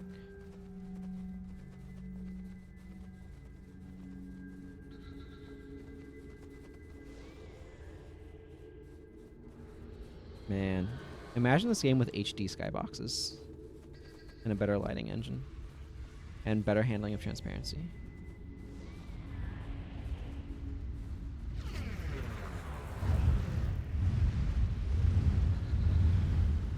I think it's still really beautiful as it is. Insane. Okay, I do want to make sure I stop by. There's an outpost over that general direction that I want to make sure I drop in. This is also a really interesting map in that it has 3 ranger elites on it. Not right now, because one of the bosses doesn't spawn when you have this quest active, because the spawn location is currently being occupied by enormous worms. But okay, I don't need to save Marganite masks either now, so I'm gonna move those over and salvage them. These do contain iron, so but the there are 3 when you don't have this quest active. There are 3 ranger elites to capture. Specifically, Mage Bane Shot is the one that doesn't spawn. Smoke Trap and Quicksand, if I remember correctly.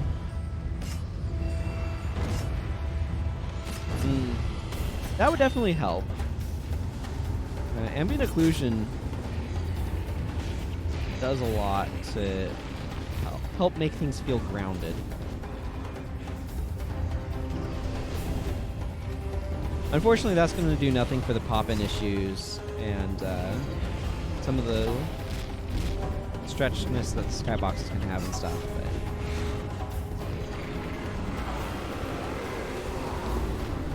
or areas where textures are really badly stretched.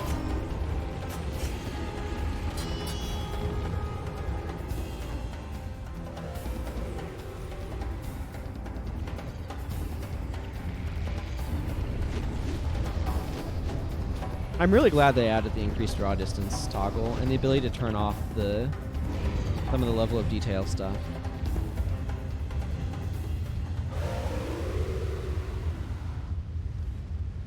I was about to go down the wrong way.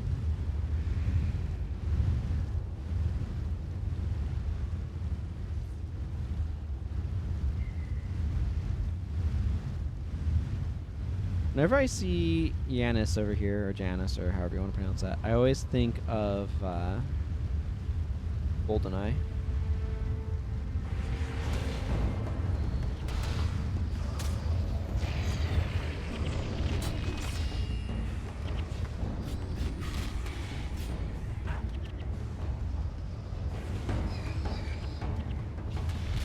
Yeah, I'm the only melee kicker. I don't know. Everybody runs in because a bunch of these skills are melee ranged. I haven't looked into any of the reshade stuff.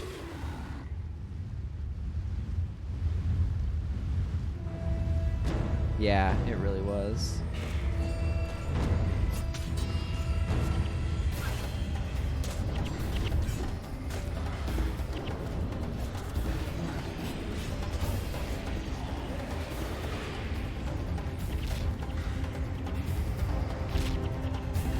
Being able to, especially, one of the other things actually that I really like is I mean, it's a level of detail thing, but being able to turn it off for your characters was really, really nice to be able to do too. One of the things that always used to bother me was playing on Cantha here. He's currently a mercenary hero and in a worm, so you cannot really see him. But I remember noticing, because he's a bald monk, so he doesn't have a head, or he doesn't have hair. I say rubbing my own head. And I remember, man, I feel like I'm taking a ton of stone dagger damage. But I remember zooming out and winding up with like seeing his hair or his head like cave in on the sides a little bit because of the level of detail model. Let's gain almost 3,000 HP. And always being like, I kind of don't like how this looks, and like trying to intentionally keep play zoomed in enough on him that I didn't get the level of detail model. And being able to turn off those level of detail models is really, really, really nice from that standpoint. Not like the biggest thing, but just one of those like little things.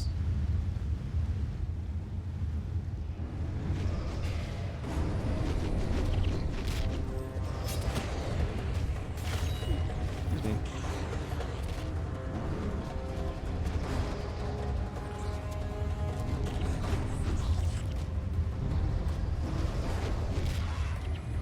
Give me that chitin. What am I going to do with it? I have no idea.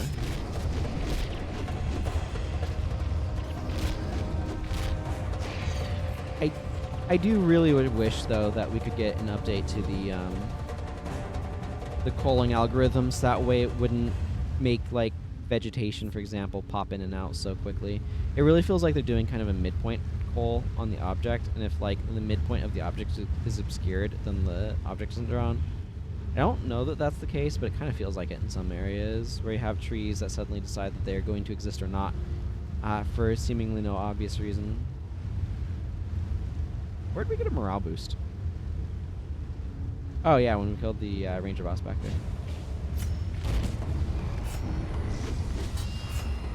One of the other ranger bosses is over that way, and then the last one spawns instead up here. They're in kind of a line. I should really stop saying these sandstorms.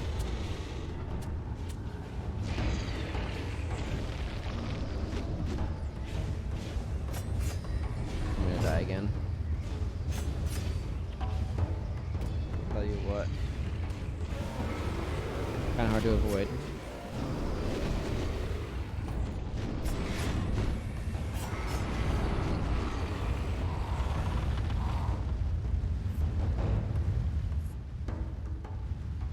Part of it's I'm rushing in. Switch over to my flat bow. I got this character Falling Star as a polling bow just because I had accumulated so many proofs at that point during the anniversary event earlier in the year. Now, she has a bunch of them. She has these daggers. She got the shortbow whisper, decade spear, these axe, the hammer. Not the sword. I do not care about the crystalline sword skin. I don't care for it that much. But anyway.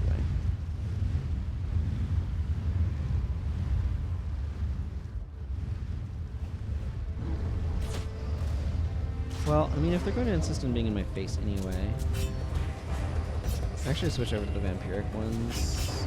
Vampiric daggers, I mean. They have Ijandu's skills, so they have the green version. Ours is actually more powerful.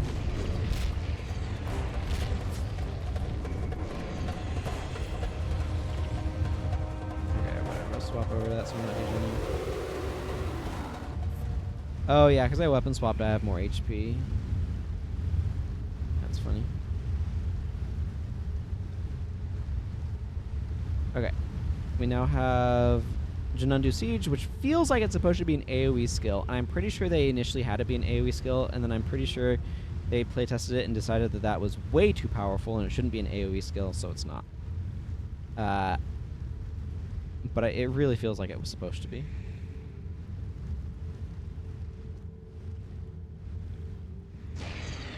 Feels awful when it strays from its target.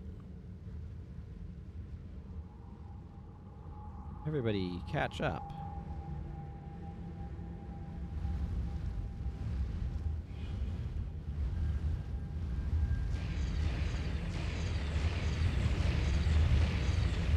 That was weird. Why was I controlling it with the arrow keys there for a moment? I don't know. So I wanted to be able to turn while I was using my mouse. I think.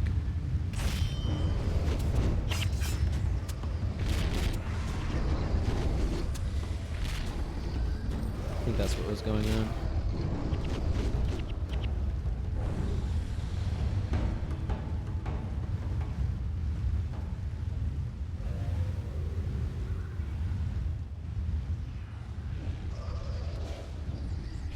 I want to capture several skills and make it so from it.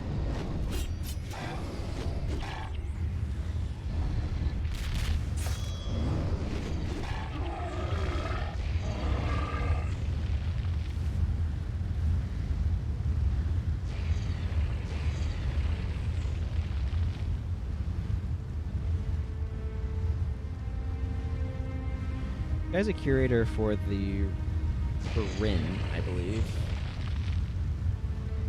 I don't know how long ago he was sent out here offhand. I don't remember if it ever says, actually. It might say somewhere. He's firing people. Hello, Lair of the Forgotten. But yeah, this guy has a quest to kill like 40 Margonites I should pick up. Because I will easily fulfill it.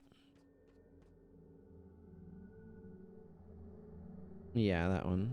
What was this one? A Cool Touch of the Past. Yeah, this is the one with the Staff of the Mists, the counterpart to the Scepter of War. What am I doing on hero skill points?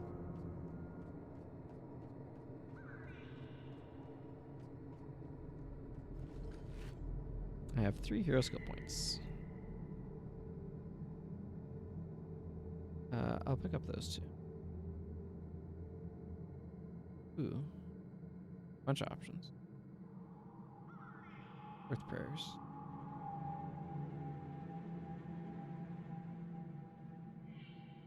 Grab Mirage Cloak. That's good.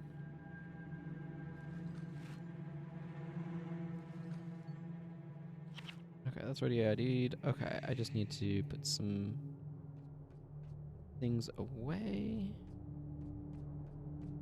and sell some others. I need to turn in June's art supplies sometime. What my plan is, I've got too many plans.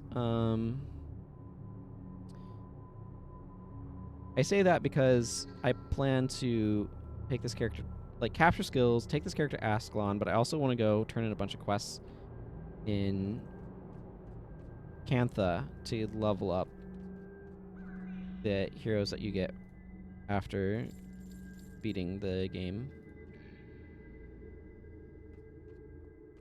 Okay. Does Poison Crops have a reason for me to go into it at this moment? No. The only thing that I could capture there would be Anthem of Guidance, and I already have Anthem of Guidance from elsewhere. Everything else is not aligned. You know what? Let's actually just change this. Double check. I do have, yeah, and I have both Anthem of Guidance and Crippling Anthem.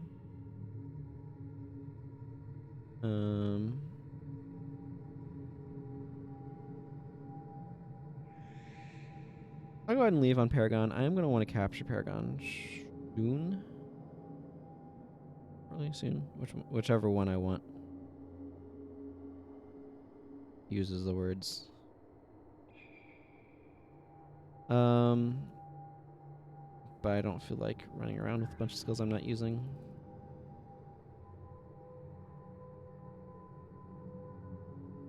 I think I might just go for kind of my standard thing of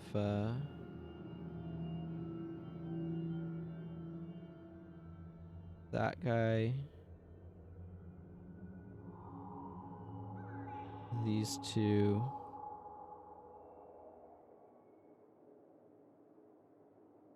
honestly probably it's just like Shadow Theft and Drunken Master. There. That's probably fine. We'll go with that. Not the most exciting bar, I think. This is kind of a very standard assassin bar for me.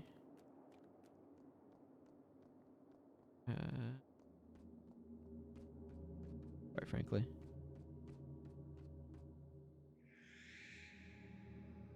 I think I just need to go to the other side of Bone Palace. Yeah.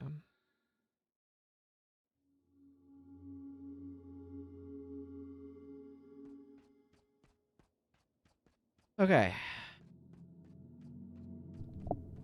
Alkali Pan time.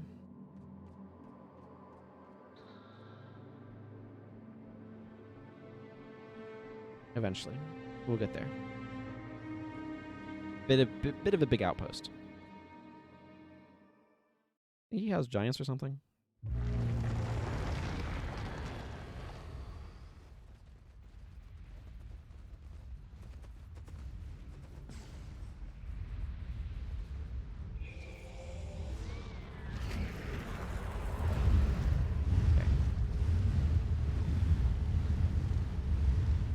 You're warming it up. I'm gonna go kill the Horde of Darkness in what is arguably one of the more obnoxious quests. The Horde of Darkness is only vulnerable to Junandu Siege, so they are annoying to kill, to put it mildly. What did I have? What is effectively lunch? I'm starting to feel a little hungry, which is why I'm wondering. Not even that late yet.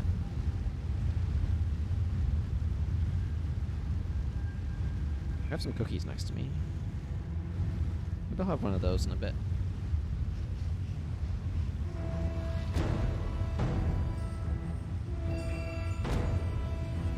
You know what? There's Horde of Darkness over here.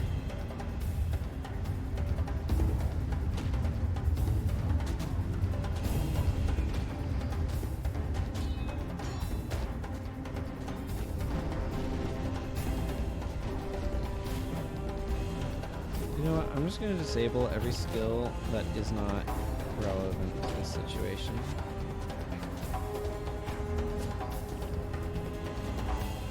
Hang on, this is going to take a moment. It's also going to suck to undo. It'll probably make this better.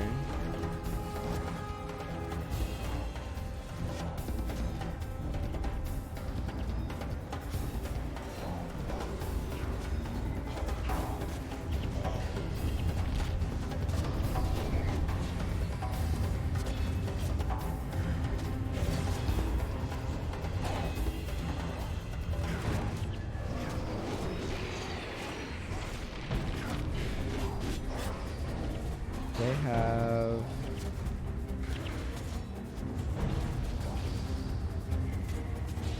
Okay, you know what?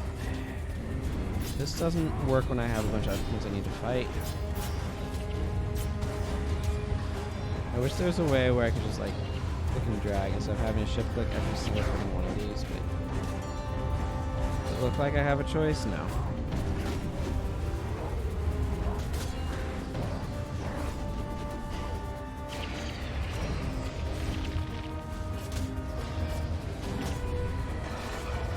These awakens need to go down, so that way I can focus on everyone's attention on the friggin' Horde of Darkness.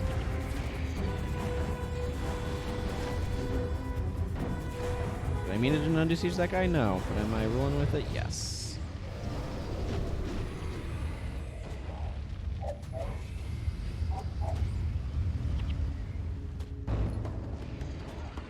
Give me them steel daggers.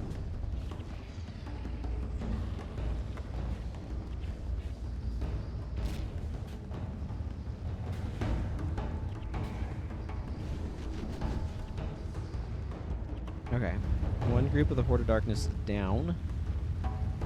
I want to say 2 to go. Could be 3. I think there's 3 total. Might just feel like there's like 3 total. Well, there's at least 3.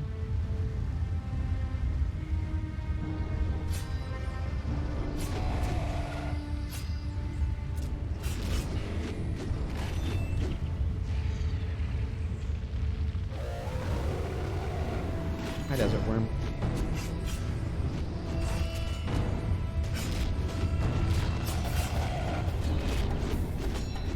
Get back. Oh. I just want to take care of this freaking Desert Worm. Part of the problem that makes this quest so awful is when you're doing it with heroes, the only way to damage Horde of Darkness is with undo siege. I don't know if other earth damage things would do the trick. Probably not. But now I'm really curious. These are hot garbage daggers, but... Okay. Well, that did not do anything. I'm sure you could damage them with vampiric stuff, but...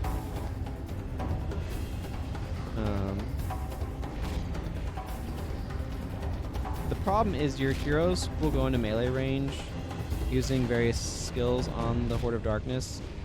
But the problem is Undo Siege can't be used for melee range. It specifically says it cannot. So your heroes will just kind of sit there, ineffectually attacking the Horde of Darkness. And it's terrible.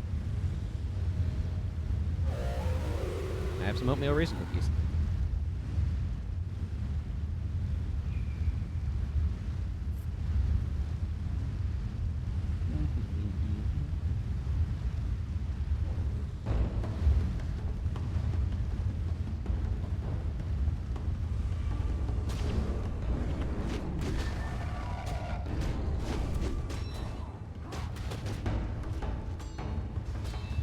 Of course we got caught by the undead here.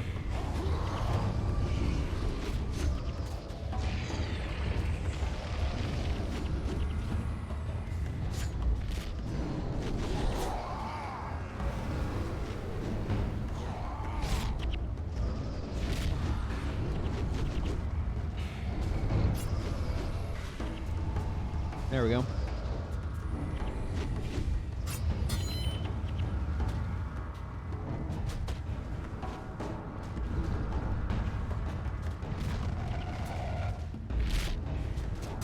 Friggin' desert worm, why are you here?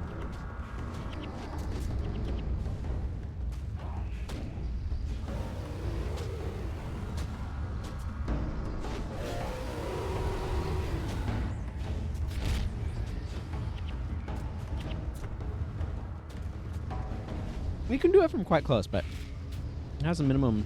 Yeah, it cannot be used on nearby foes.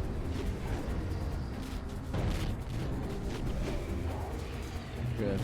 Siege tank from StarCraft.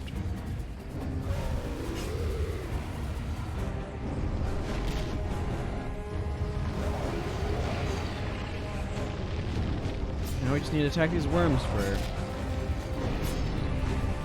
an excessive period of time.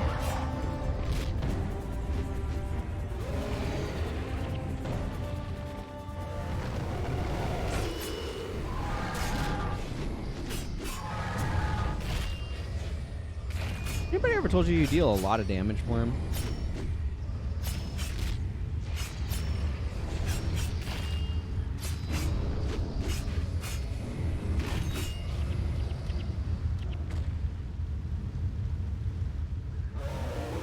Okay. Now that that problem's taken care of, and there were 12 Horde of Darkness on note, so I was correct. 3 groups of 4. What my memory was, and my memory proved to be accurate. I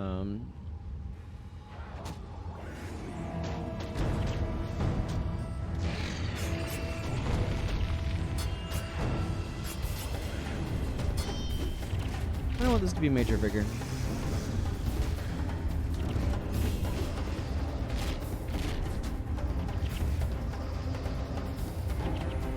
Range range shot's a fine skill.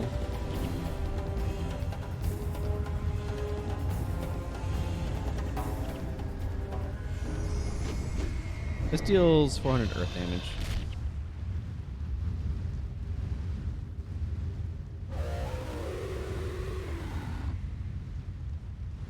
Okay, let's shoot the level 1 solitary Colossus.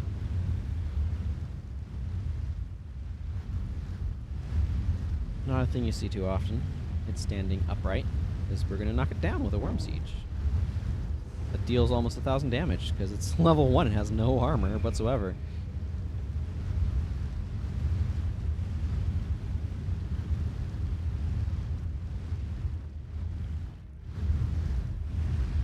Yes, please give me Lightbringer points for these 2 Graven Monoliths.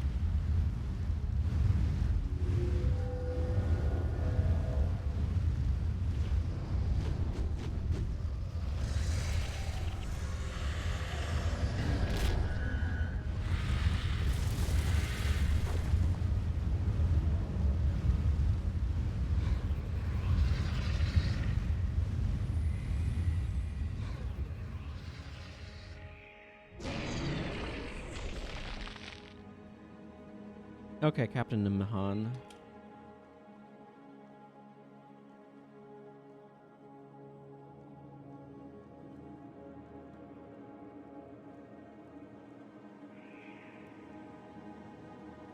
We're ready.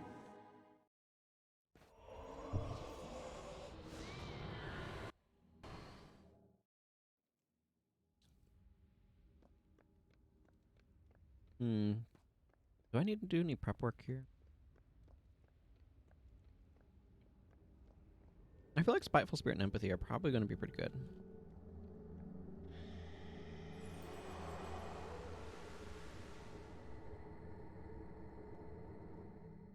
And this one can be a little tricky. Just because it's very easy to find yourself suddenly going to thank you. Appreciate that. By Torment Demons. Can be surprisingly brutal.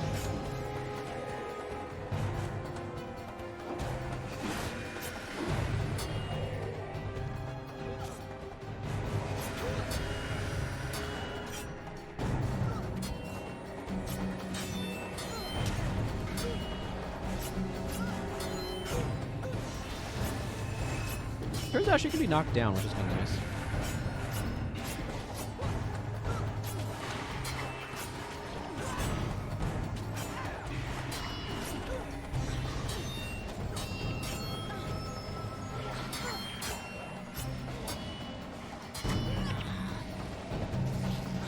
Back here, please. Up the hill.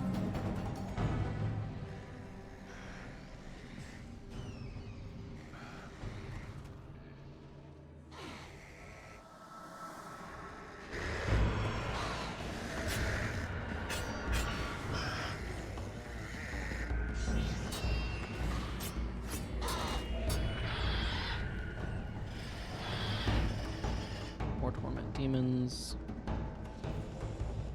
This is the part that's most challenging, is that you can end up because there's patrols here, you can end up rather surrounded.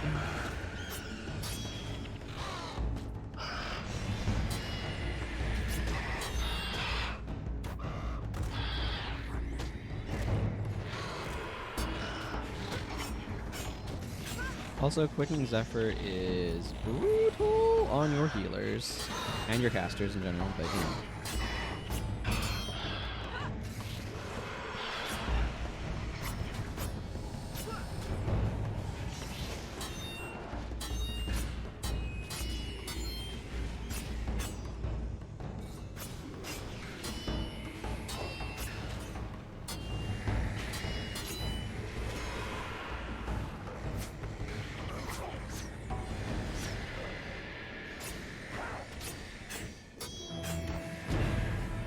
Reign of Terror, I have a proposition for you, which is how about you don't?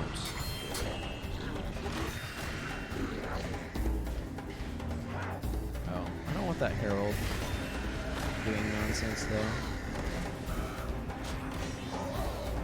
Give me my spear. There we go. Master's Reward. Not bad.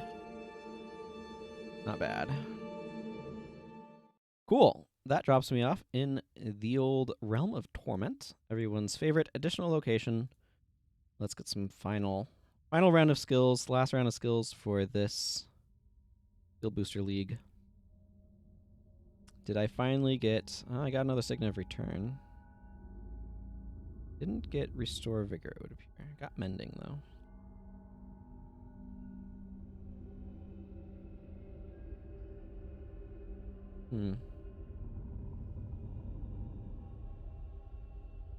Yeah. Okay. Ballad of Restoration, Hammerbash. Oh, Signet of Lost Souls is a good pickup. I don't think I want to be putting it on Livia right now, but it certainly could belong there. I could see putting it on her over Mending Touch, actually. I think I'm going to do that. Alpheus has nice synergy with Mending Touch, but I don't necessarily want her running off after other people, and having some of her own energy management is kind of nice. What else do I have for condition control, though? I have Smite Condition and Blessed Light. That seems probably sufficient. Don't really care about Mending. Yeah, none of the rest of this is that stand out to me.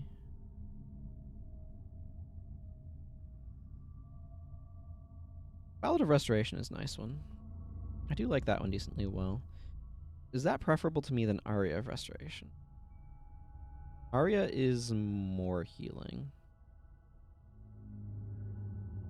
But Ballad is... I don't know, works a little differently. I don't know. I'm wondering if there's a bug in my program, though, because I don't think I got any rares from that one. Oh well. I will pay it little mind. Moment. Okay. We do need to bring Dunkoro with us. Thankfully, I have Dunkoro with me. I'm coming back out here because I do want to go capture a skill. That is out here. Before I do that, I do want to stop in the Chantry of Secrets because I should be able to get at least one skill here as well. As soon as I remember how to go there.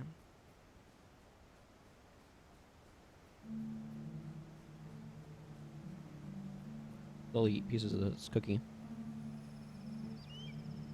Okay.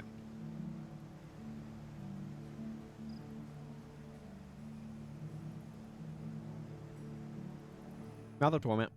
Let's go. And there's just a better way to get to Tursken. I think it's this northern one, isn't it? Hang on.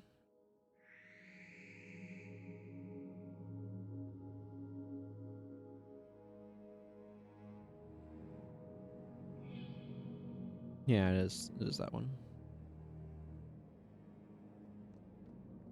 It's important to walk around the outside edge, because otherwise you dip too much in and you get this debuff on you that makes you slower. If you get to the middle of that, you will be taken to the Realm of Torment, by the way. It'd be really... I'm not sure interesting is quite the right word. Tedious, maybe. To do a challenge run of this game where you don't fast travel. I'm pretty sure you could do it. But there's some parts that would be especially tedious.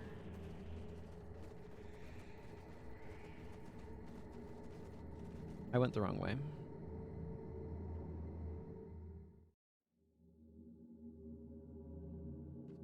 Fast travel is nice. I wanted to go out that way, and I went out that way by mistake. Because I feel like playing through Prophecies without fast travel would definitely get really tedious in some parts. Major strength, Centurions. I believe Centurions has some value, so I'm going to hang on to that and check. Got some iron from that. You can get steel from steel daggers. Ooh, show me the money. But I feel like Factions and Nightfall would be especially tedious that way.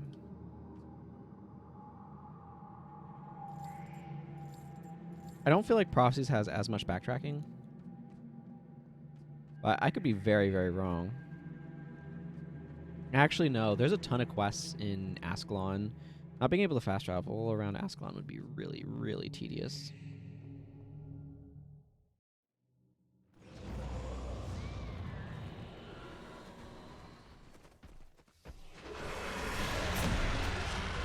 I don't think it's something that I'd ever do. I don't think I'd have... I don't think it makes it interesting enough to deal with the increased tedium of it.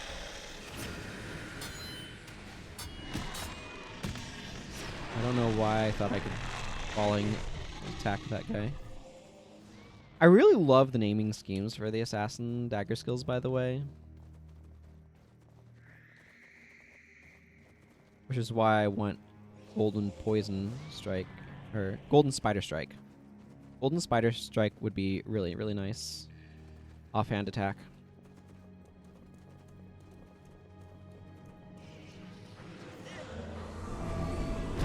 Or just Spider Strike. Spider Fangs, maybe? Not sure if there's a difference in that part of the animation. I'll have to double check.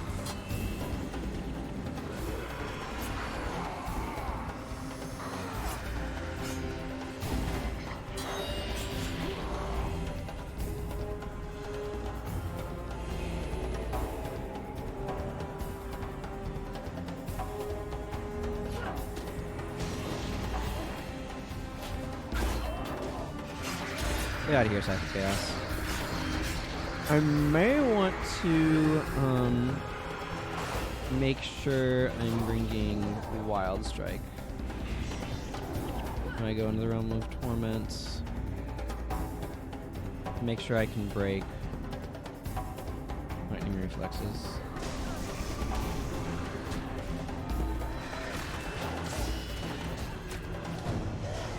One of the things that really helps this team work actually is the sheer amount of distribution I have on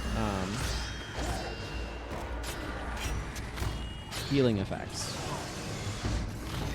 It helps prevent any one healer from getting overwhelmed.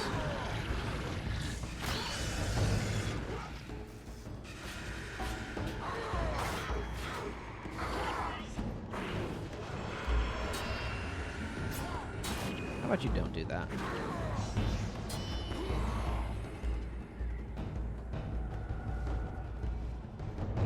Like, only Dunkoro is a dedicated healer. Cintier kind of is like half healer. And then there's like a Gift of Health and some defensive stuff over here.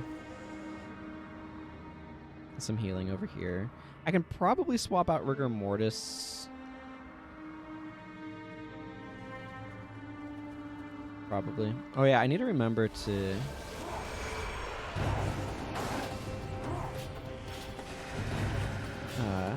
do stuff with the spears that I picked up.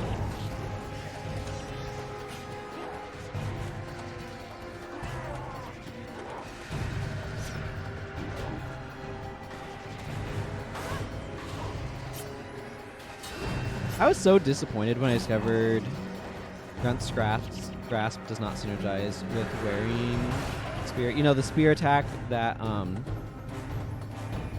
afflicts you with weakness, that's like 3 adrenaline or something.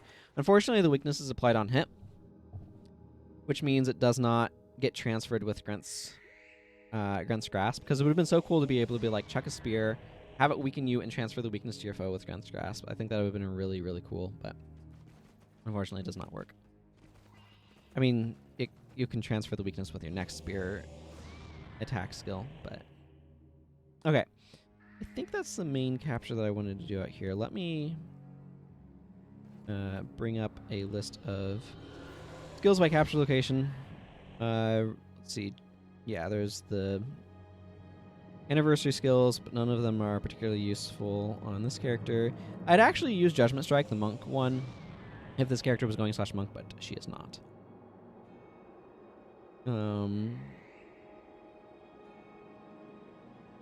Yeah, Shadow Form was the only one there. Oh, Shattering Assaults on the Crystal Overlook. Okay.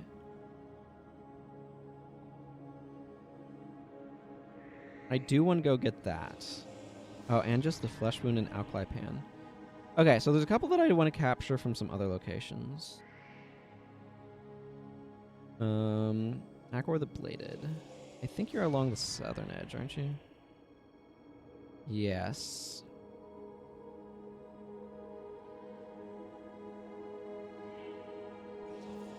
Okay, so that's going out the other Mouth of Torment exit.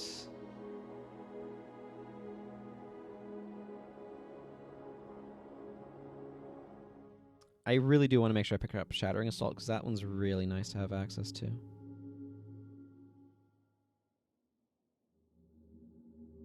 And there was another skill that I wanted to get from somewhere else.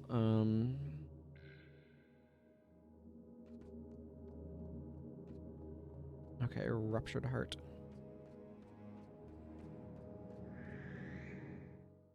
Eat more cookie.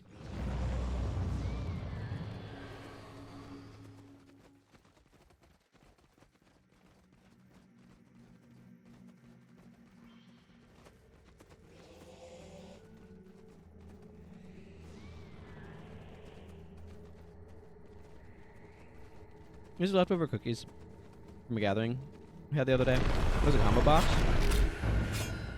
with chocolate chip and then like white chocolate macadamia nut and oatmeal raisin.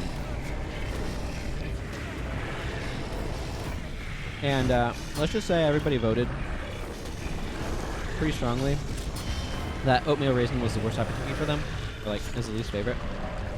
The other ones were basically all eaten up. So there was a bunch of the oatmeal raisin left. And the only reason why there weren't more was because I'd already eaten some during the meeting itself. It's a divisive type of cookie, and I don't know why it's like one of the default cookie types when it's so like people don't care for it. This is why Mending Touch is useful, when she doesn't have target to play extending to. So I personally like oatmeal raisin, but a lot of people don't. A lot of people don't think raisins have any business being in a cookie. I think I'm going to take the southern route here.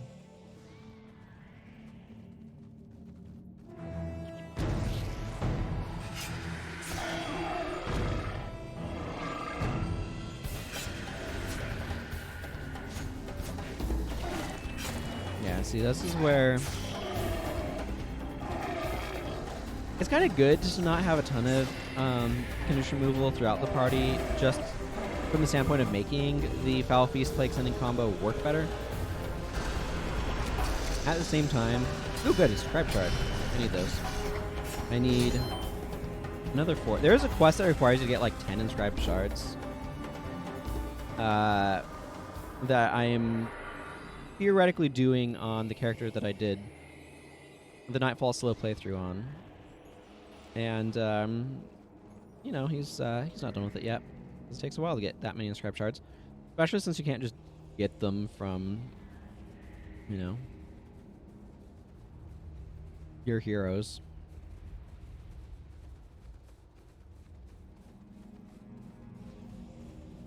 Imagine if you could trade with your heroes.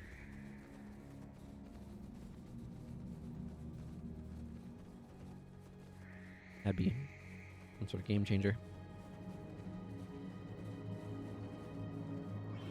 There's a lot of quests in Nightfall. I think there's actually probably too many quests is not quite the right word, but I feel like if I had a choice between some other content with fewer quests or the number of quests there currently are, I would take some other content with fewer quests. Not that I dislike the quests that are, like, the number of quests or anything, but it's just most players are not going to bother with most of the quests.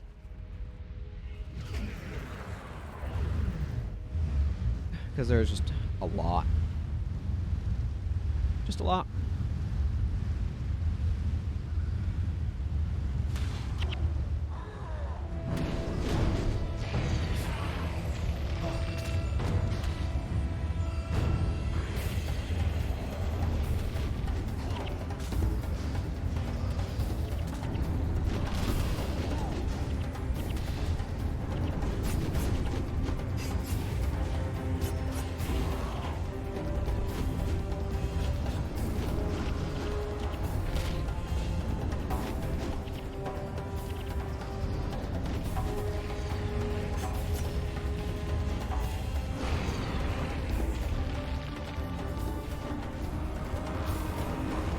Yeah, your Sandstorm Crag.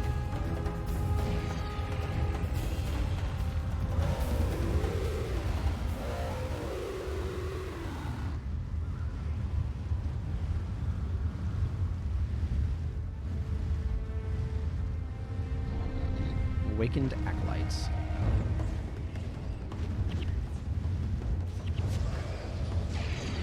Shield Absorption, not so good when you're being hit for several hundred damage at a time. I have to say. Acolyte, please. Oh my goodness, there are so many desert worms right now.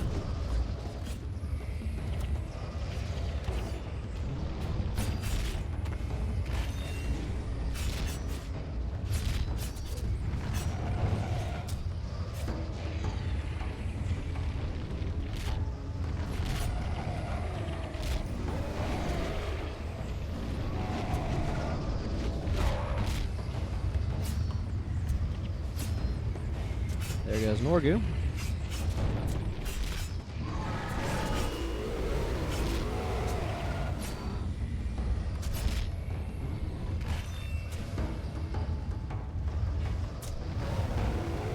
Kinda thought that would do something. I was wrong.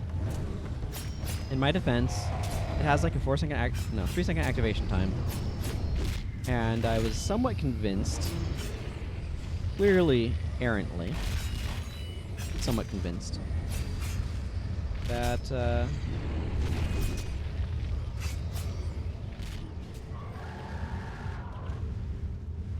the enemy was going to burrow under the ground during that time, and I'd be able to get a heal off while both worms were underground and therefore not technically in combat. I apparently was incorrect about what was going to be able to happen there, but, you know, it was wishful thinking. Let's aggro the Shambling Mesa before Janum do sieging. Oh, nope. That was a bad idea. They came within range in the 2 seconds it took to activate my skill.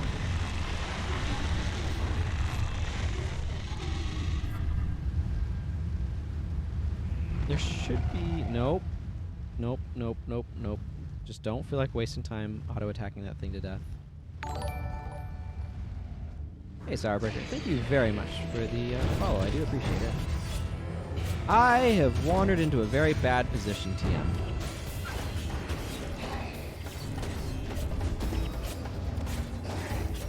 kind of want to bust out my scythe when I'm surrounded by enemies like that.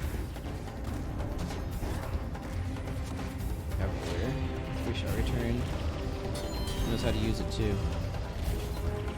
I see you over there with your signature return. I don't think I can kill you before you use it, but...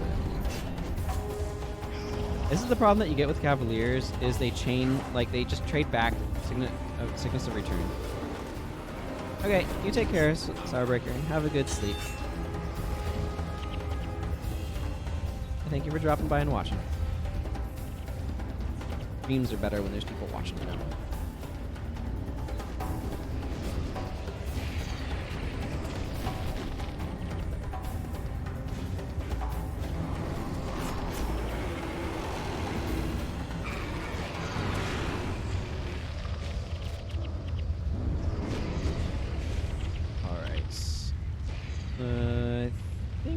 Covers everything between here and the worm spore. I hope that covers everything between here and the portal I meant. Crystal Overlook, but you know.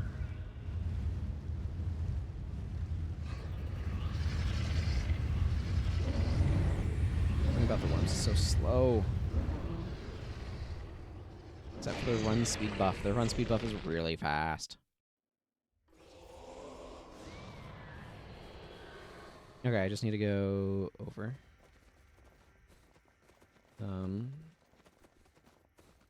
Over there? I think this is a big, just empty spot. Maybe?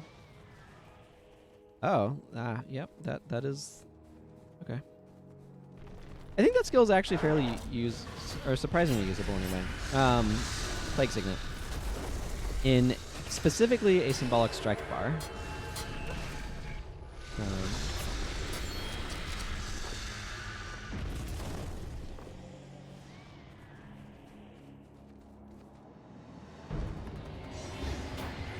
Whirling defense.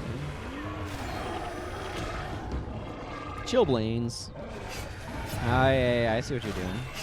You're doing the classic infect yourself with conditions and then spread them build. That's not great, but technically, yeah, it does exist.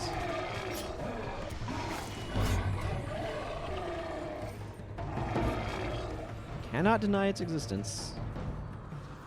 Okay, because this is primary skill. My secondary does not matter here. How?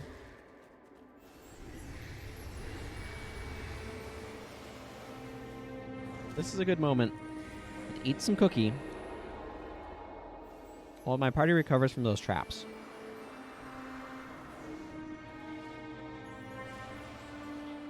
Allow me to reiterate, how?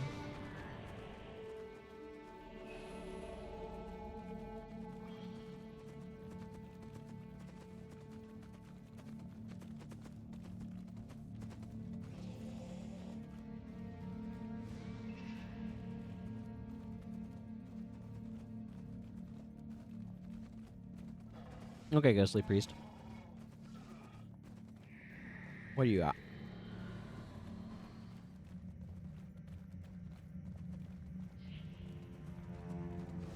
Also does not like Graven Monoliths. Just like the other one I talked to.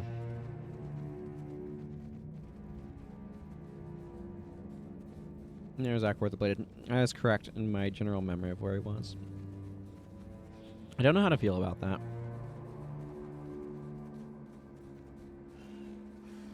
I think it means I play this game a lot.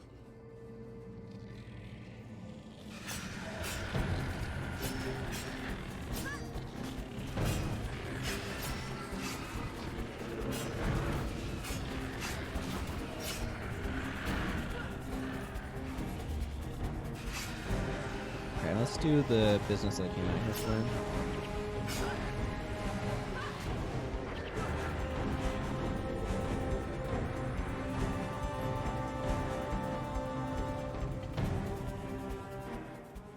I'm not here to fight all of them. I'm just here for one elite. Guild Hall seemed like the quickest way of getting out of there. Okay. There's also something I wanted in the Alkali Pan. If I remember correctly. Yeah, it's just a flesh wound from Churka the Defiant. Oh, he's just outside Ruins of Mora. Okay, cool. That's super easy to get to. I could run Shattering Assault there instead of that. You know what? Let's do it.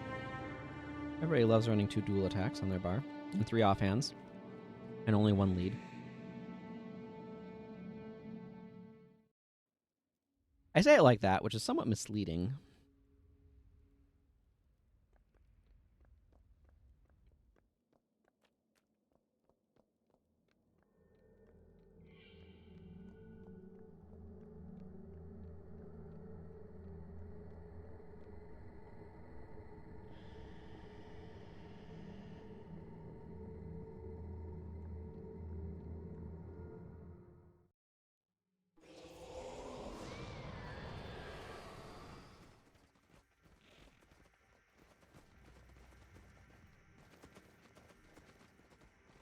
Okay.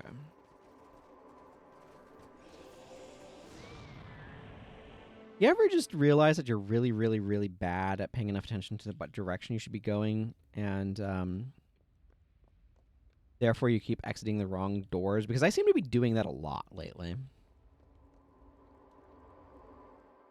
A lot.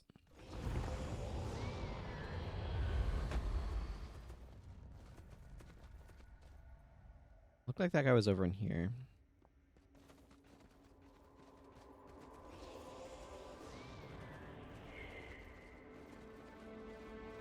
I believe that Ghostly Priest was anti-Marganite as well.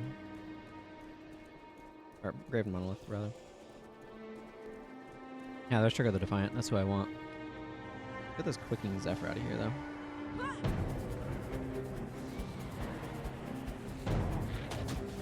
Have some attention.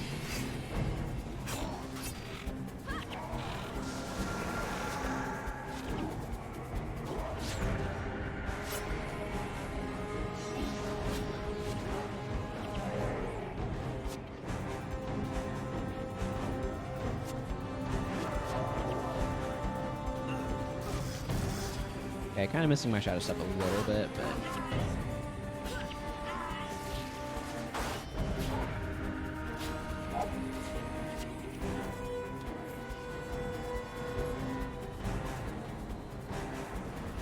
Okay, here's where the boss that I want is.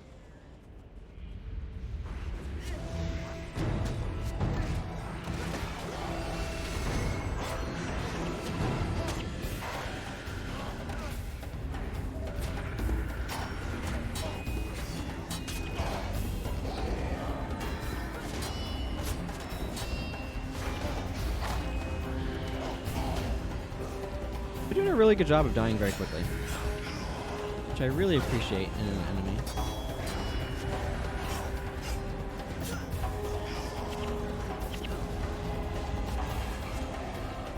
There we go. It's just a Flesh Wound is a really nice option to have. It gives me a nice, like, party support function, potentially.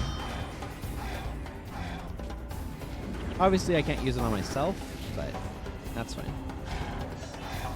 It's definitely one of those skills that I want open in my repertoire, you know? Okay. I think those were the only ones up here that I was wanting to grab.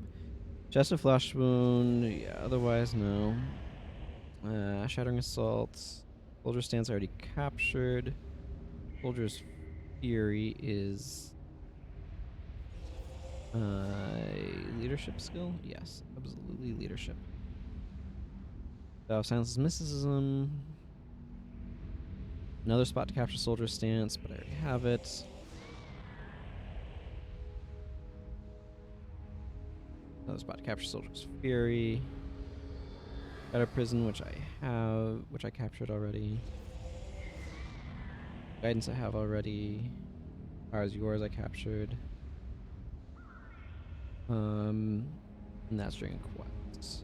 Cool. Time to head into the Realm of Torments,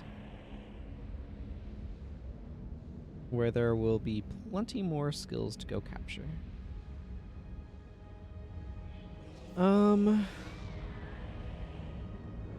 Let's see. Just a quick survey. I might have 100 Blades already. Golden Skull Strike I do want to be picking up. Shattering Assault shows up during a west, but I just captured it, so that's not relevant. There's a spot to capture Mage Hunter Smash. I do want to pick that one up. Mark of Insecurity and Assault Enchantments. I want to pick up. I believe I already have Onslaught, so that's not necessary to get there. There's a few. I'll definitely want to take a look through Assassin, Dervish, Paragon, and Warrior elite skills in Nightfall.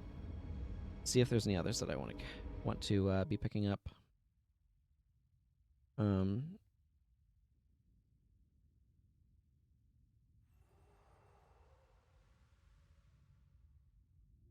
I'm going to worry about what bar to run when I know for sure what the name of this zone I'm about to walk to it or go into is. I should clear out some.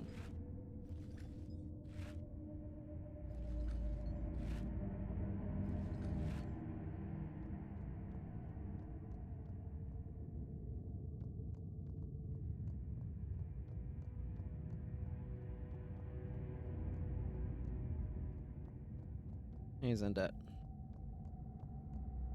A bunch of Paragon skills that I will want to pick up at some point. I'm not going to worry about it too much right now, though. This is an absolutely enormous outpost, and I don't know why it's so big, but definitely lends something to it.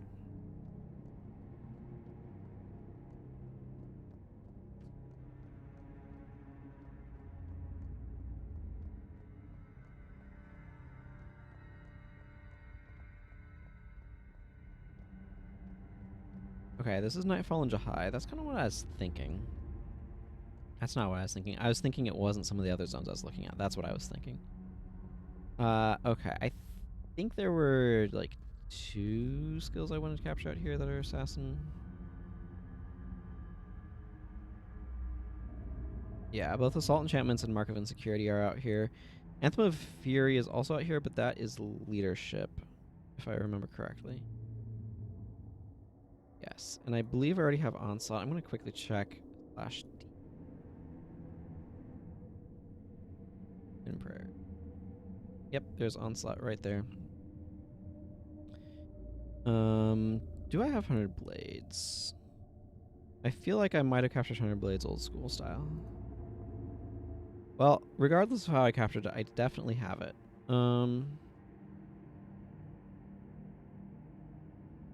There's a lot of potential skills out here.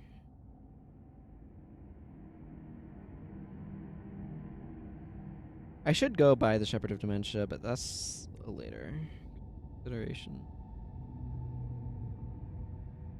Okay, there are 2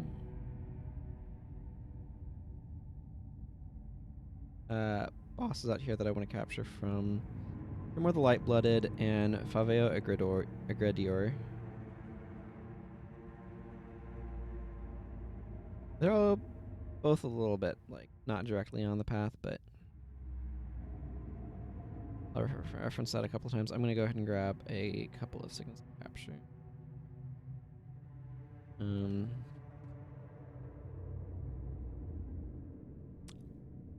I already have Golden Skull Strike. Probably from Eye of the North, so I don't need to worry about capturing that. I don't believe I have Mark of Insecurity. I should double check these. Okay, yeah. I think Mark of Insecurity is Deadly Arts. But I don't have Mark of Insecurity or the other one, right?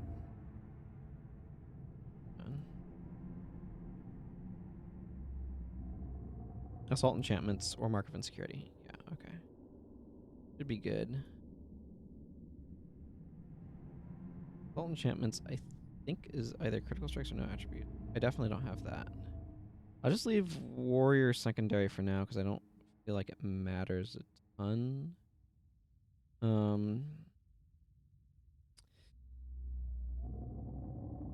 I think I might drop Falling Spider actually for Wild Blow because I want the ability to punch through stuff if need be. There is Rigor Mortis over there, but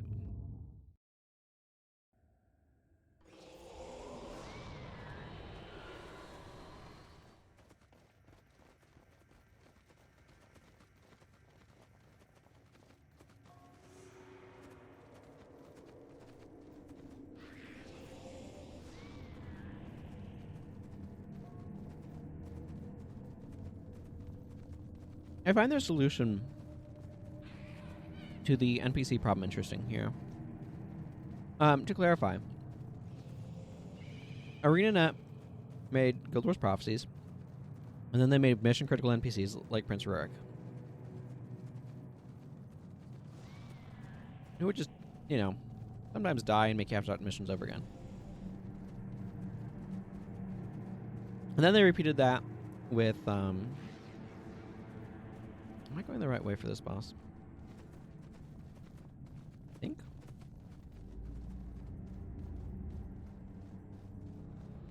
Yeah, I'm gonna check the map. Yeah, it's just around the top end of this. So they modified how they did things in, I'm going right by Native Nightfall lands, but whatever. So, like, factions, they didn't really do anything about that. Nightfall, they finally started addressing that particular... oh, this map sucks. I forgot how much this map sucks as an assassin. Oh, good. I need more of those. But their solution to the problem was... heroes have to solve it. Because, of course, if you have a hero...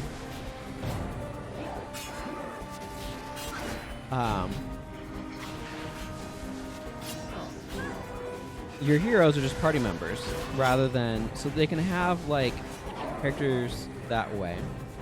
So that's one way that they went about trying to solve this problem. Mark of Insecurity is not as skilled. I consider good, by the way. Mark of Insecurity is one of those skills whose design I absolutely abhor. Because it has the, we don't want you using this with anything that isn't an assassin clause that disables all your non-assassin skills for 10 seconds. There's so many other ways that they could have addressed that. I really dislike that solution. It could have disabled all of your other spells instead of non-assassin skills. I just don't like calling out professions specifically. I think it is in conflict with the nature of the game and its multi-class system, which I really particularly like personally.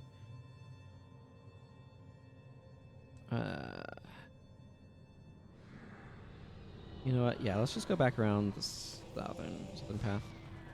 But anyway, so with Nightfall, they did two things. First, like, there's some areas where they still had mission critical NPCs. They solved this by Eye of the North, by the way, through a combination of like heroes but primarily for like mission critical NPCs, they just stand back up after a while. So they just have the auto res sort of mechanic on them, and that ultimately solved the problem.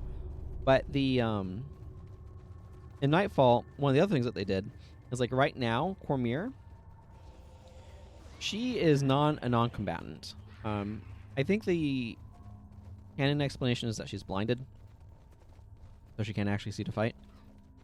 But that could just as easily be incorrect. What I do know is that she does not fight, she does not get hurt, she cannot die, she does not participate in the battle in any way. And her non-participation in the battle means that you don't have to worry about her just dying on you and getting you booted out or whatever you're doing or making you fail. I think we can all agree is an improvement over what they've been doing previously.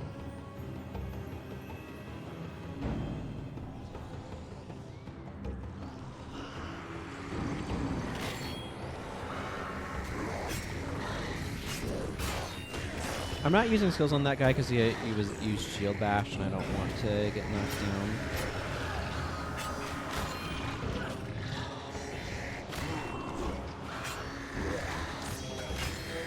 This map would have been a good candidate for staying with Falling Spider instead of Falling Lotus. I forgot that this is the one that makes all of your skills take an additional 3 seconds to recharge, which I find very unpleasant. It's odd seeing Cynthia back there.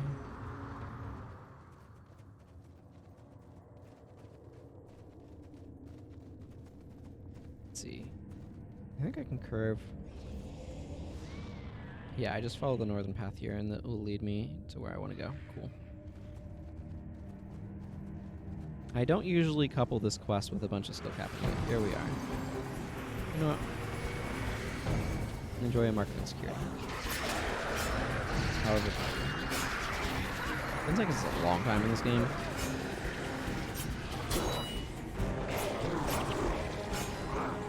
Just want to point that out. We're still chewing through enemies really quickly, though.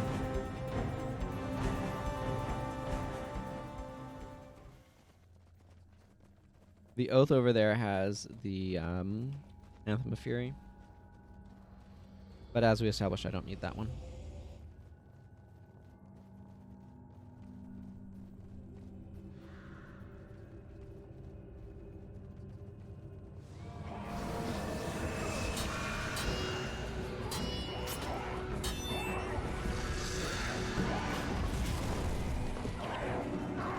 Give me these coins. What?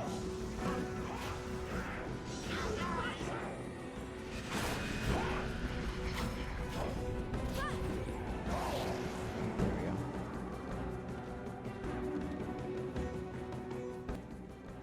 You know what?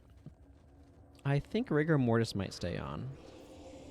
Because A, I don't feel like our damage is bad, and B, Madness Titans are terrible, and I hate them. And I probably have to go fight them. I'm going to assume the answer to that question is yes.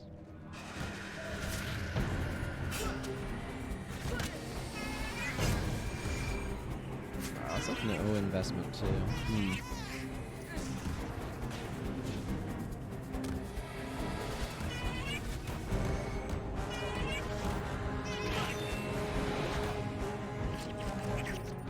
Rigor Mortis prevents a foe from blocking, so... Isn't there... Yeah, exposed defenses. This is just patentedly worse. Rigor Mortis has a 20-second recharge, and I suspect it lasts longer, and it affects all attackers, so General Morgan also wouldn't be able to be blocked. Whereas exposed defenses just means that I can't be blocked, and that's clearly worse.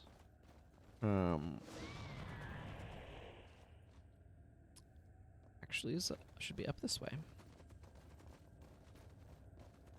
Or maybe over this way. Definitely away from that. It might be over here.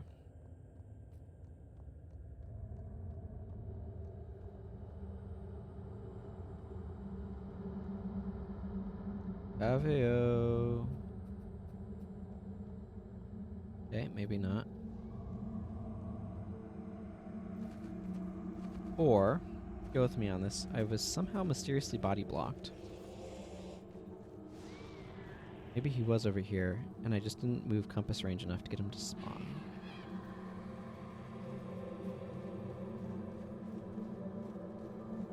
Yep, there he is. There's the boss I need. Aveo Agridior.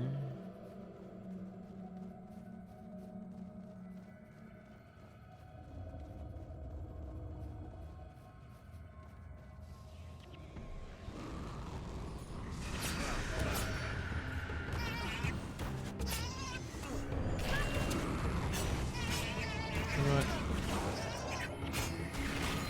Come on. That's what.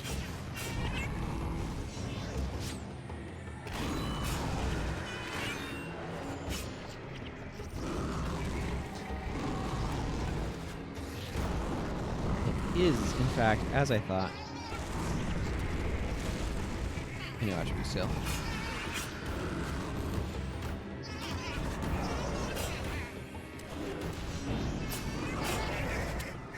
Ow.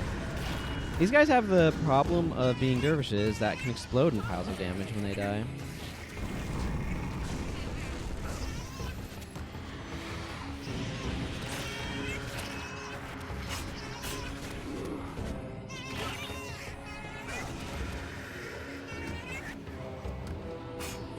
Recharge on that?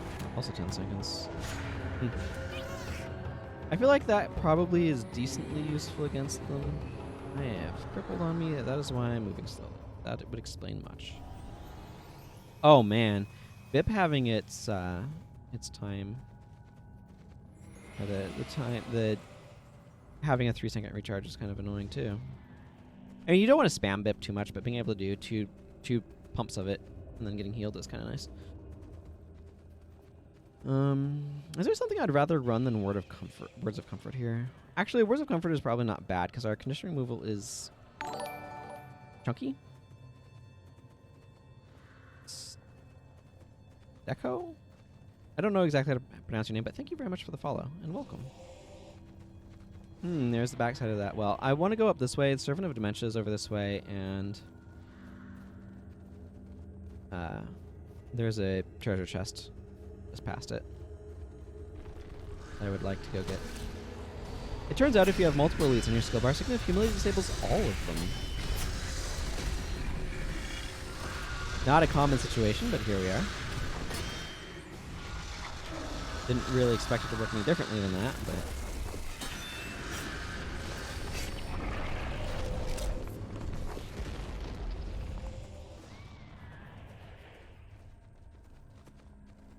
yeah, there's a bunch of other dudes back there. Let's go see if what this Forgotten Warden wants me to do.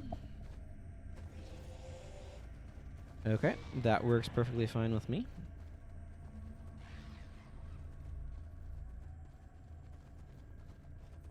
How am I doing? I am a Sunspear General.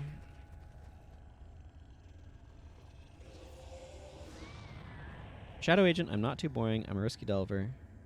I'm tragic. A Slayer of Nightmares, which you would think would be helpful down here, but is not. But my Lightbringer is. Yeah, but I need a lot for the next rank of Lightbringer.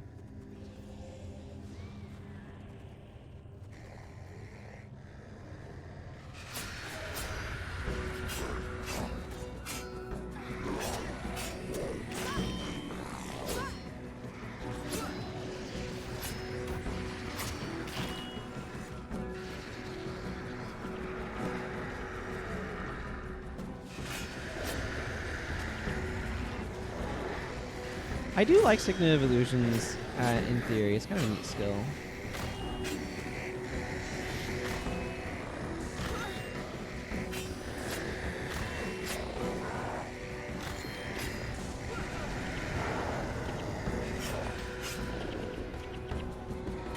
Give me this relic.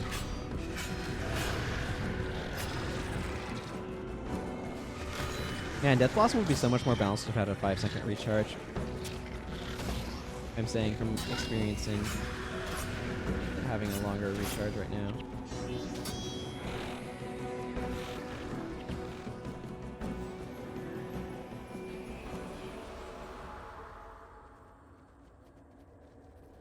I do not have a lockpick. I did not think I had a lockpick, but I wasn't sure. Interior. I got 3 platinum, 208 gold, so 3.208 platinum, a conjuring staff. Is the conjuring staff any good, I ask? Answer was no. Not terrible. Aptitude, not attitude is nice, but that's not 20%. This is spawning power staff. It is not particularly relevant, as far as I'm concerned, but here we are.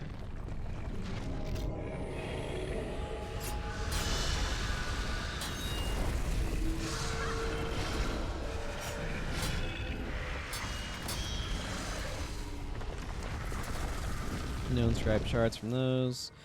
I should probably do a very adrenaline-focused bar way when I get to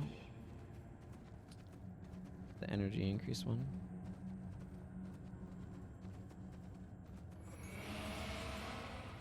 Thanks, Mirian. I will take the heal.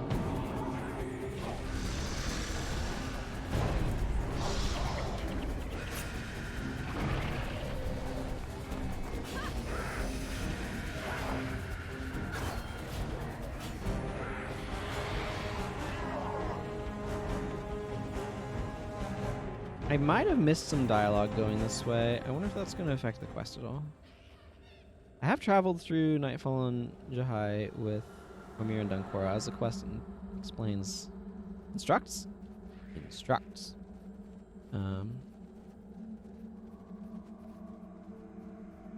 Maybe I should swap to more of an enchantment bar with Golden Fox. Really slower one, but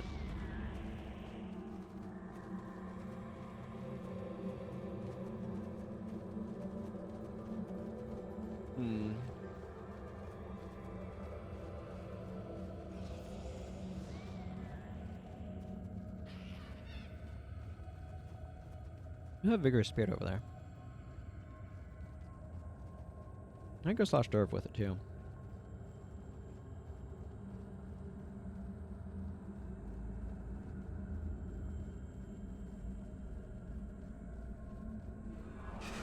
This Mirage Cloak. Malarkey is very annoying.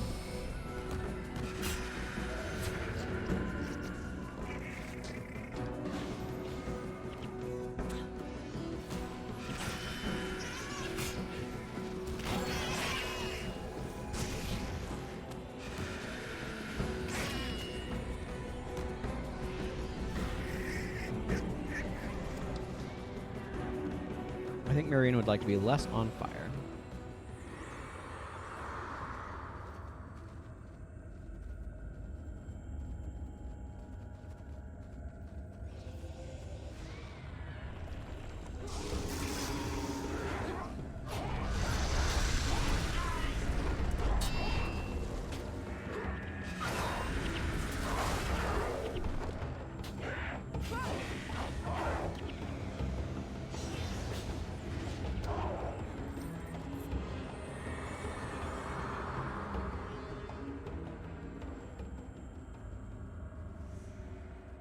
Hello, Tortured Sunspear.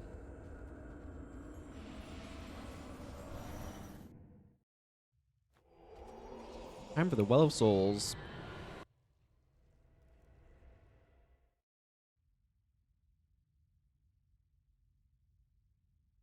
It's showing Dunkoro that his son is not okay, actually. Yep. Okay. I have no idea if aptitude, not attitude, 19% chance is any value. I will put off the decision until later to find out. You know what? I'm gonna do a couple of, just in case I get steel ingots from those. I was genuinely not expecting wood there. I do not need more wood. I have plenty of wood. Apparently I have another stack of iron too.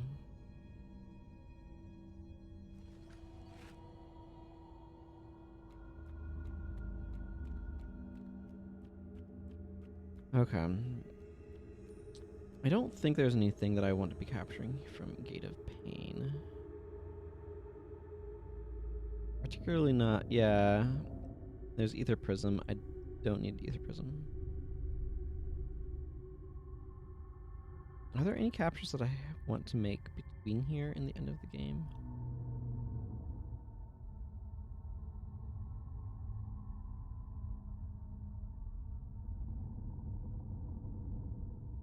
Maybe Stunning Strike. I need to double check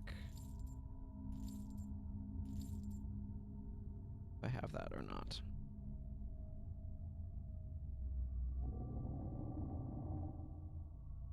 I have Cruel Spirit and Stunning Strike. Okay, so I do not need Stunning Strike. I don't need Golden Skull Strike. I have that one already.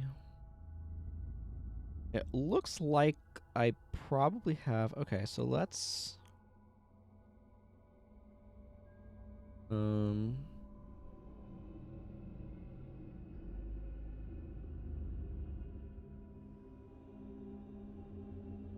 Let's just look at...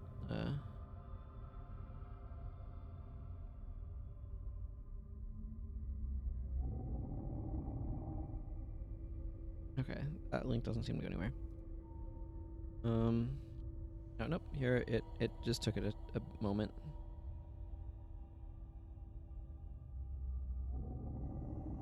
Okay, Nightfall. Charging Strike is Strength. Crippling Slash. Go Slash Ward. I'm looking through. I'm just doing a quick scan to see if there's any other skills I want. I have Crippling Slash. Decapitate, I'll probably want to go Capture. Yeah. Okay, I'm not going to worry about this now. I'm just going to push through to the end of the game at this point, I think. Everything else feels a little irrelevant.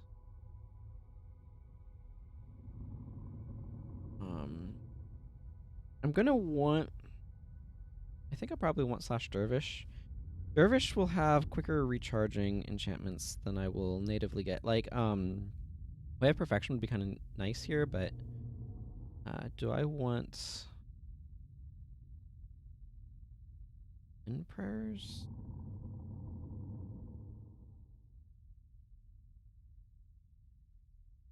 Running Aura would be potentially decent. I'm swapping those two out for these two. It'll be slower attack chains, but yeah, I could do like this and then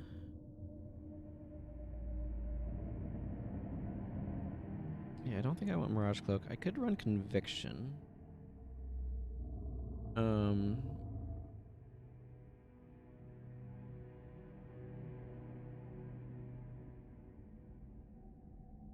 If I'm thinking it kind of like Rending Aura.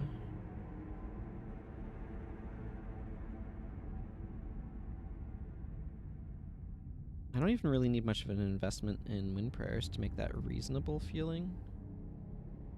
It just lasts 30 seconds. I don't really care about the cracked armor duration because I get cracked armor, and the cold damage is also pretty irrelevant. I get cracked armor off of Mirian. Right here, weaken armor. I might swap out Rigor Mortis on her as well. Question is, what do I want for an elite? This does not need to be open. I could just go with Shadow Theft.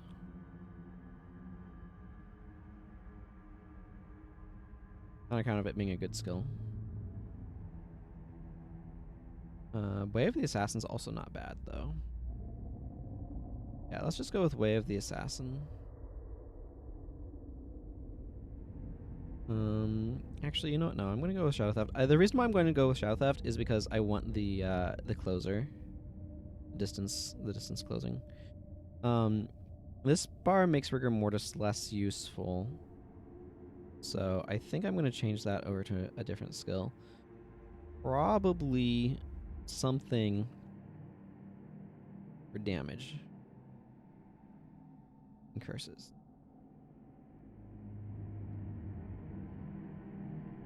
I'm not using Desecrate on her, right? No, she has Plague Sending, and that's kind of that. Okay. Let's go ahead and just give her Desecrate enchantments then. I think that just... It's not, like, the most amazing source of damage, but it's not the worst. Actually, that's a little underwhelming, maybe.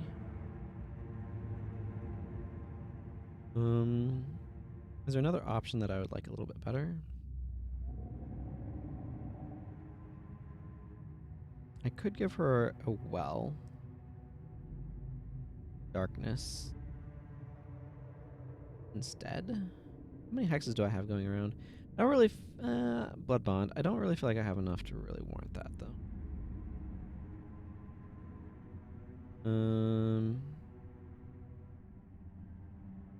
Another option could be Soul Barbs, but see previous point.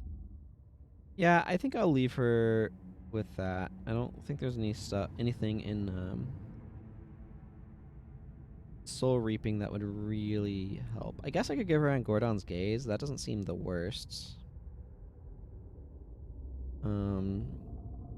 It's a 47-point steal. This is 46 damage. This has some potential for energy, but I don't think that's necessary.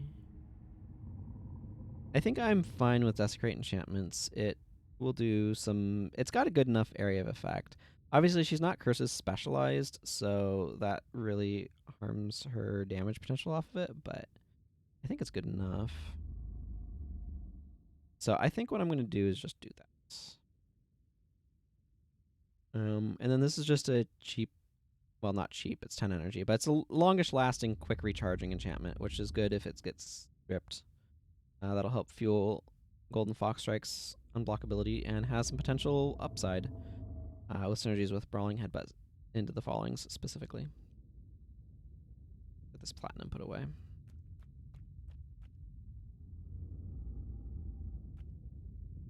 Need to find a way to bring down that dam.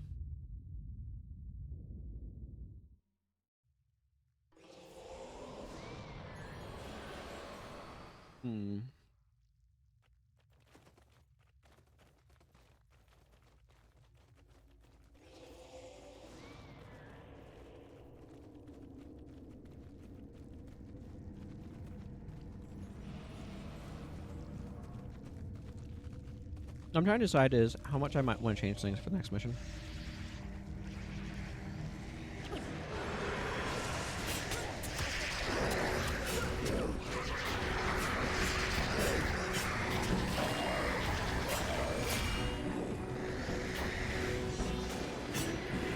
This does get boosted by using Shadow Theft as a side.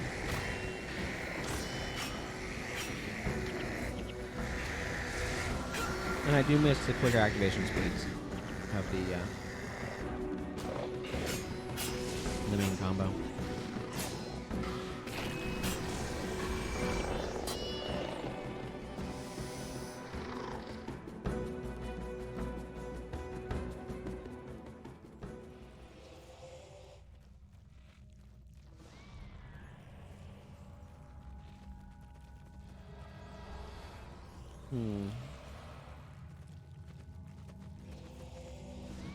Is this... I might want... Because the next one lowers healing. I might want...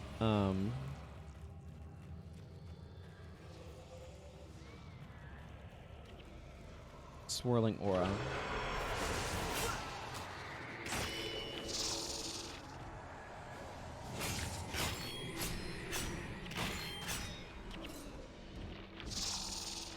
On the theory that Swirling Aura gives health regeneration, which presumably is not mitigated by decreased healing. Obviously, that's not a concern just yet, but something to keep in mind.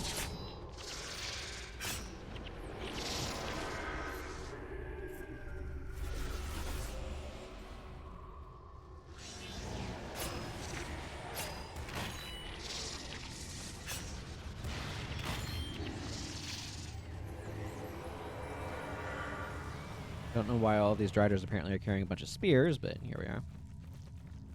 Appears to be the case.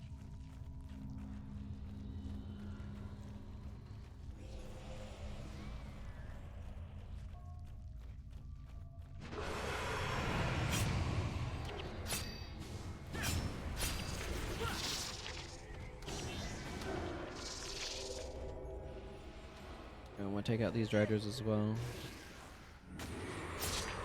Gonna be a chonky hit.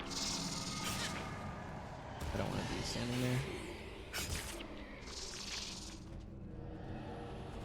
Those Driders are kind of scary because they have Meteor Shower, and Meteor Shower is a heck of a drug, by which I mean does a lot of AoE damage and knockdown.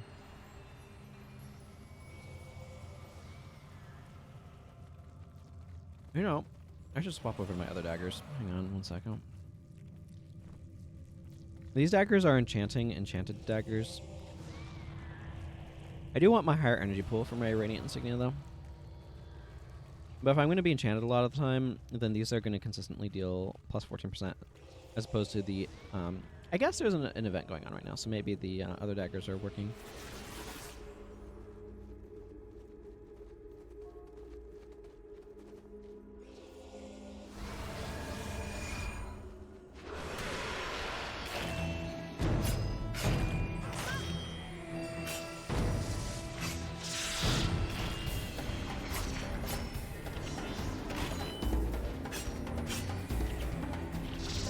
Man, these things are scary.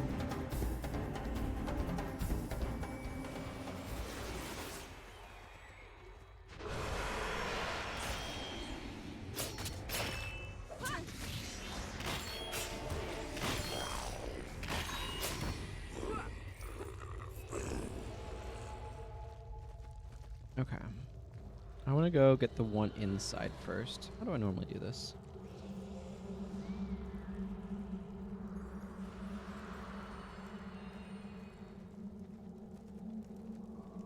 This one's really nasty to grab.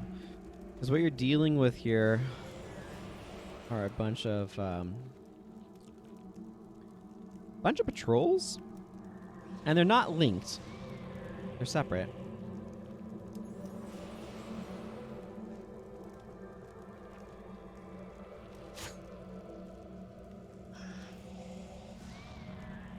I believe. Although maybe I am doing my utmost to prove that wrong.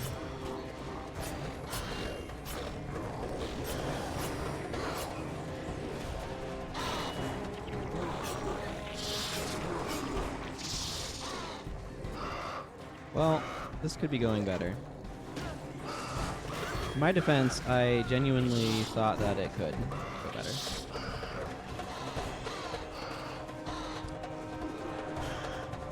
Okay, well, we just wiped. Whoops. That area proved exactly what my concern was, which is that it can be quite painful. And bring you a bunch of sudden foes.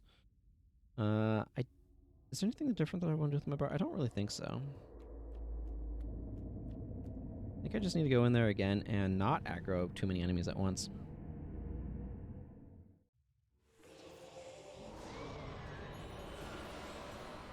And eat more cookie.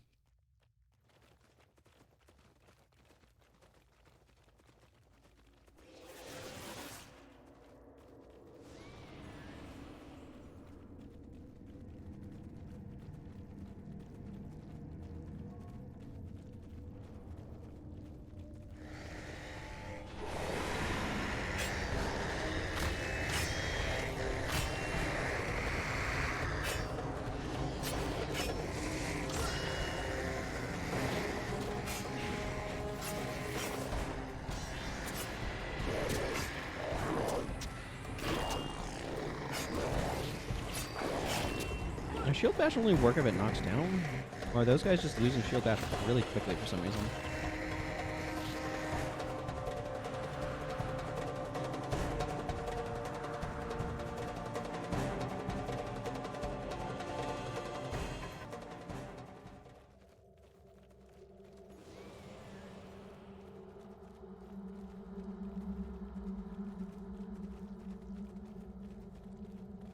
My way of saying I feel a little confused.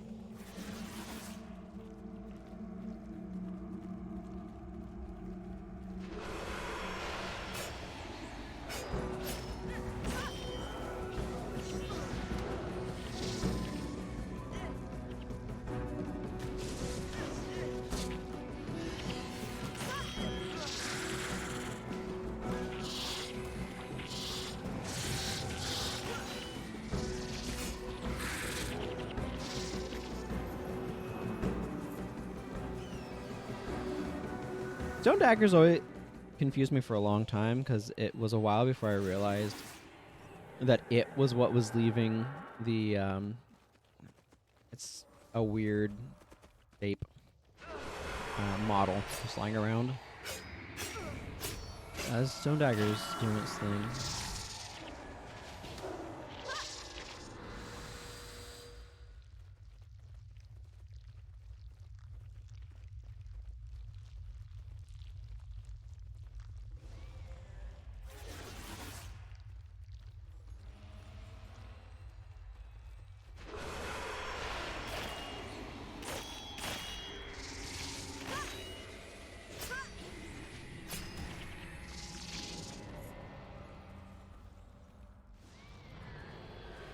I don't think we actually need to fight that group. Let's just walk on.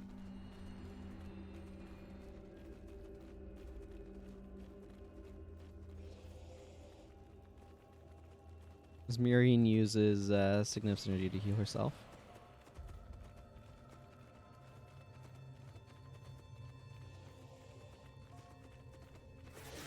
Pretty big moment when Undead Lich showed up here.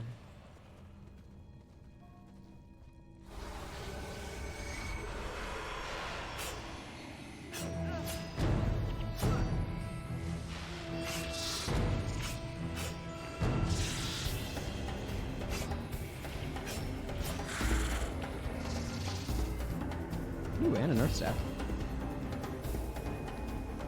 That's nice.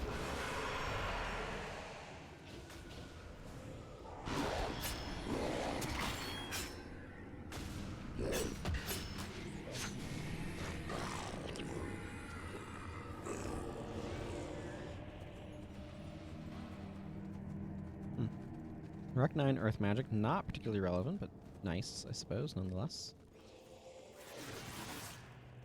Okay, I would like to do this again, but not as badly.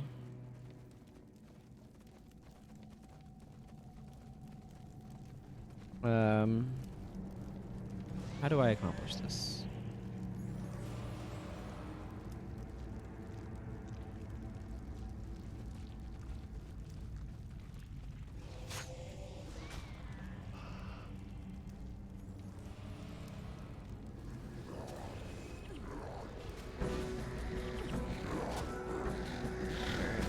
Pair web dragons. Not the highest priority target here, for sure.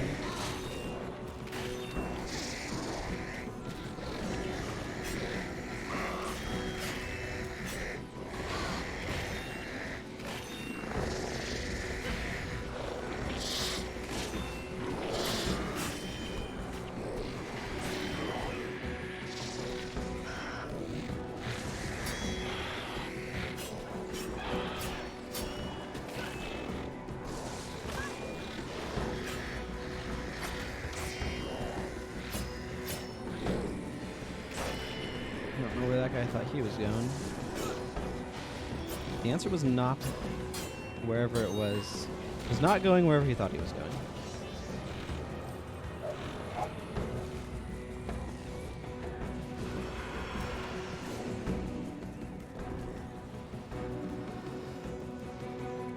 Okay. A little bit of death penalty, but we managed. That's good. I mean, this is a completely optional fight. It's part of the bonus. Or a completely optional part of the mission. I had a specific order of going around things, but I must confess that I have somewhat forgotten it.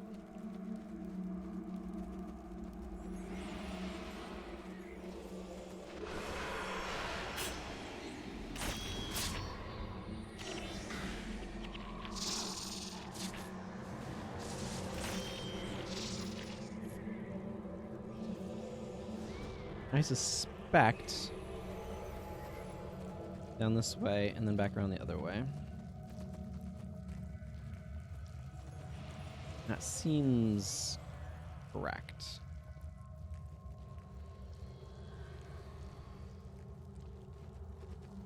That's where I came in over here at. Yeah.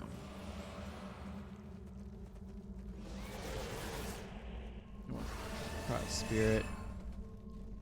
Actually, hang on. Back up, back up, back up. I don't want to engage the boss while the other enemies are around it. The boss is quite capable of wiping a team if you're not careful.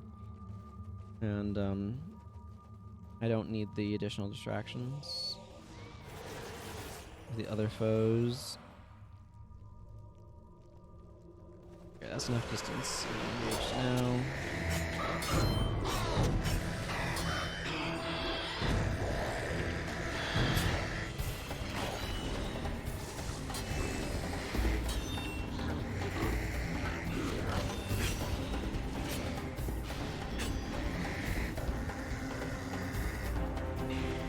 Okay, that thing just started a soul torture. Which is hands down the best time to go in and attack. Because it's not doing anything while it's soul torturing.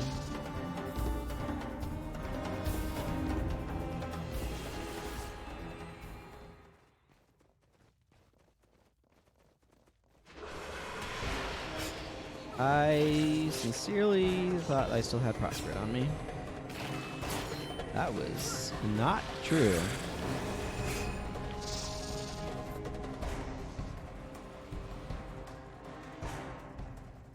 Okay, let's make sure I do. We got some terror webs here.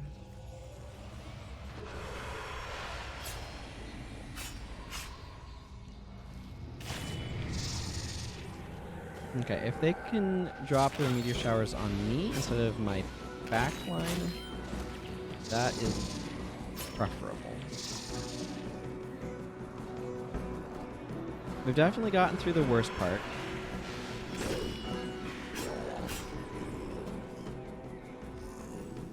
Which, for the record, is the group in the middle.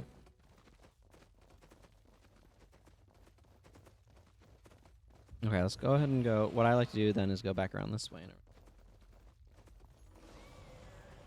Yes, I have a lot of cooking. There were two of them.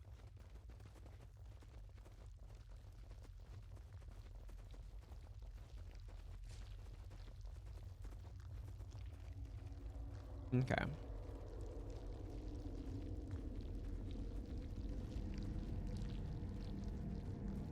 Most of the bounty has been worn off at this point.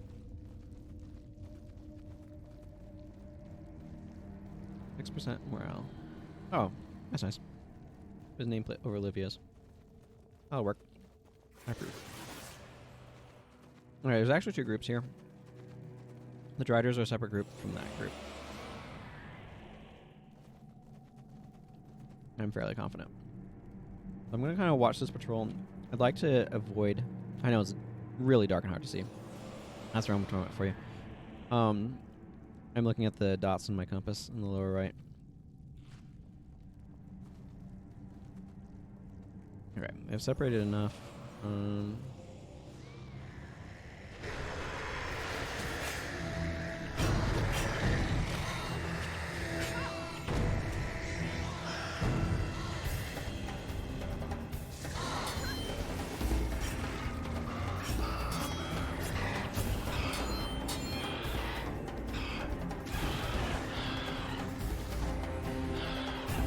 Okay, and the shadow taken down.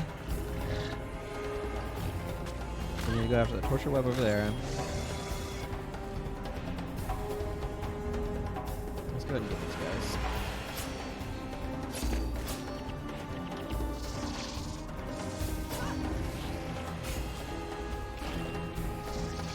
Okay, good. I'm gonna wait for some of the energy to recover and everybody can heal up a little bit. Okay. Gotta step in. That does two things. One, it drains the enemy of a bunch of its attribute points, which will decrease its damage somewhat. Now, to be clear, a lot of there's nothing over there this way, by the way. A lot of its damage is based on being high level boss elementalist, which high level increases damage. What is it? Yeah, it's 28. So it has 24 more strike level. It also has double damage from being a boss. So.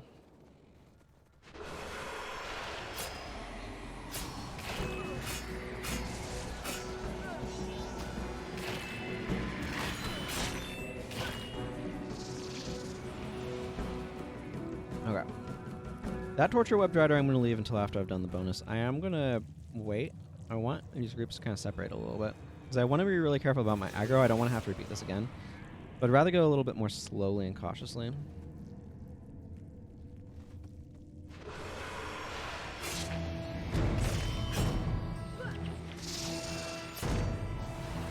There we go. Okay, that's fine. We can fight these guys now.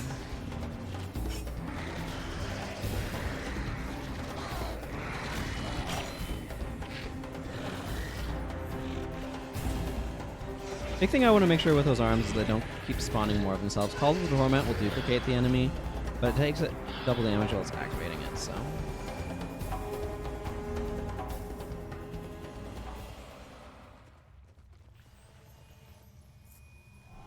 And this is where there's that weird invisible bridge for something.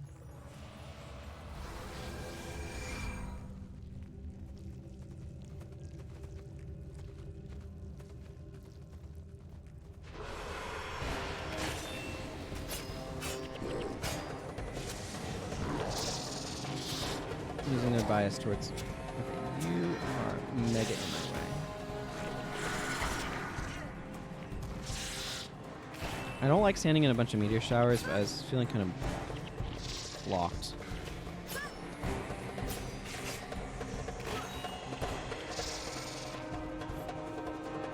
Okay, at this point, all we have to do is take out this last torture web drider. I have no idea what happened to the ground here, by the way.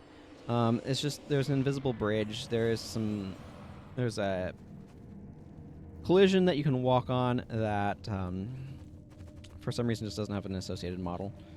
I don't know why. I just know that it is.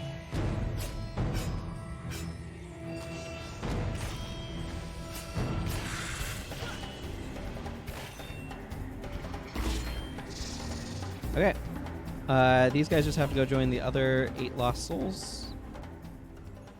And it will be a victory.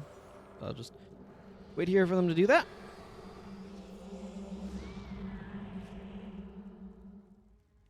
There we go. Huzzah. The Imperial Captain Shi Wang over there. Probably not do that quest anytime. It is quite the trip. Is it you? Do you have the... Yes, you're the primary quests.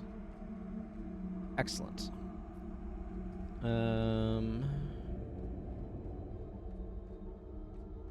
Let's see what's going on with this Earth Staff, shall we? I do not need this at all. I do not need this at all.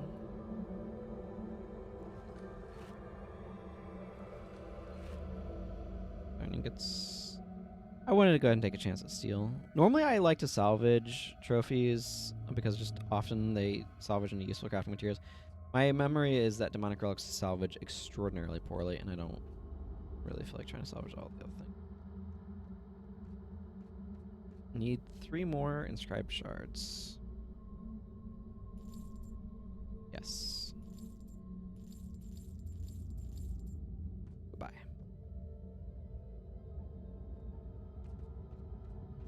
Do I want to keep running this bar for now? Yeah, I think. I feel like overall this team has been doing pretty well. This is the one that makes you really slow, isn't it? The nice thing about this is it allows us to be unblockable.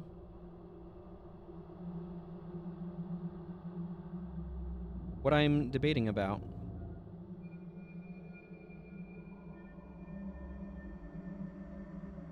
That did not go as I was expecting. Or went exactly as I was expecting, depending upon what I was expecting. What I am debating right here is if I want to swap this out for Drunken Map or not. I think I'm fine. I think I'm fine. But I believe this is the one that makes you go... Okay, let's trigger Cormier's dialogue and then grab the bounty. Yeah. Just do everything 15% slower, which mostly matters on the move and attack side. Activating skill slower is also annoying, though. Don't get me wrong.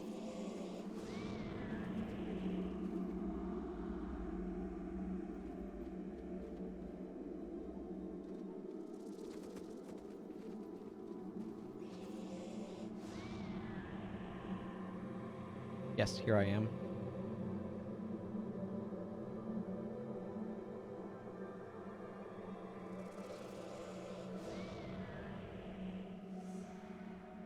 Okay. I think I usually do this by going kind of up and around. Do that gap over that way. Those ghostly scouts are headed.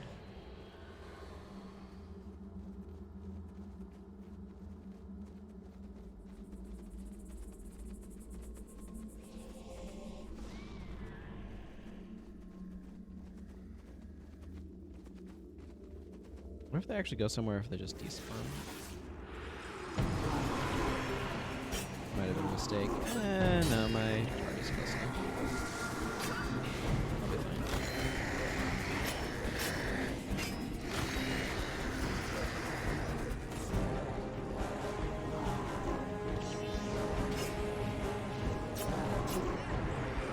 That was that painful bit of sluggishness.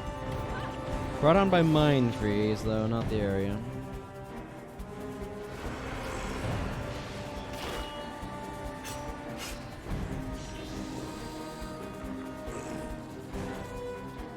I feel like my Lightbringer title will have been growing fairly quickly down here. I feel like I often end this at close to rank 3, if not rank 3. Just depending upon how much I've done and how well I've done and all that good stuff.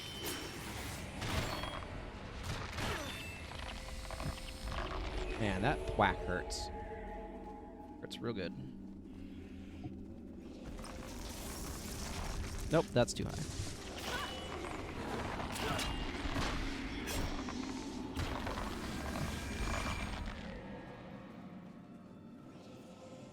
Yeah, there's some Shuriken over here. Man, this was great foreshadowing of what was to come, wasn't it?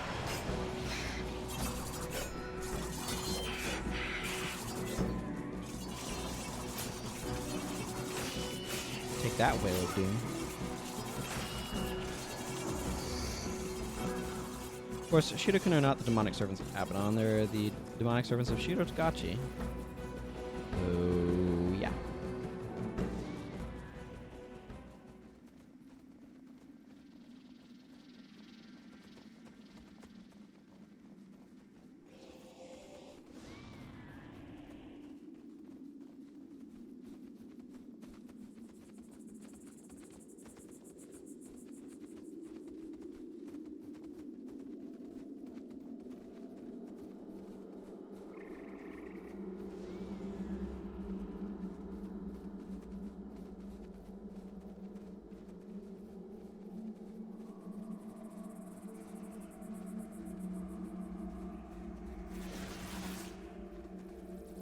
That is such a crazy detailed, massive head thing.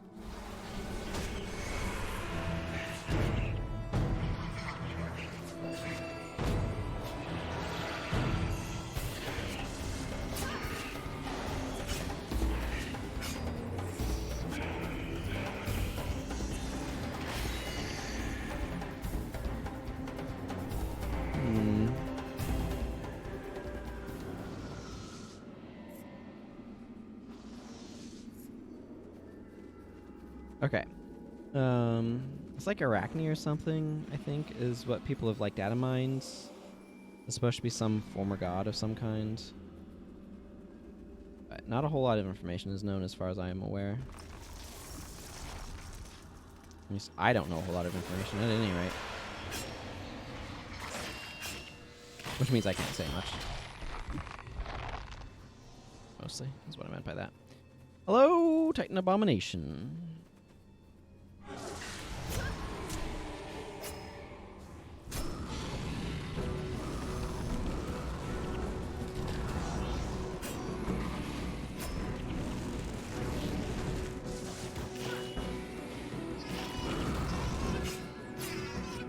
I was able to get those through. That's kind of nice.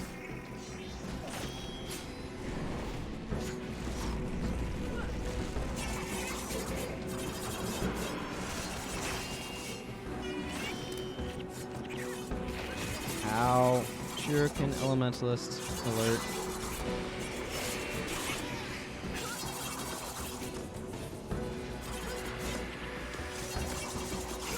Shuriken Elementalists hurt, by the way. They come up to you and they starburst your party. It is very painful.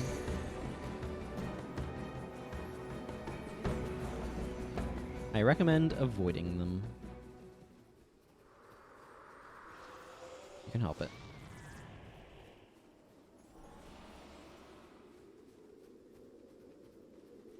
I'm gonna let this disease run its course.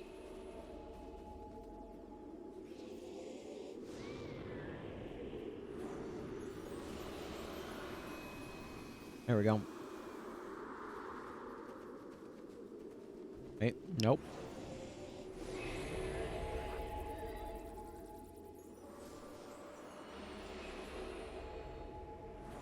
Are we done? Are we good? I think we're good, everyone.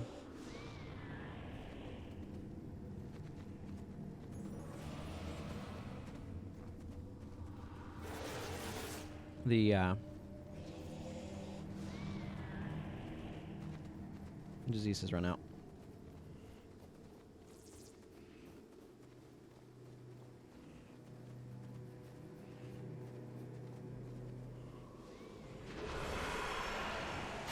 And is not, in fact, able to evade them.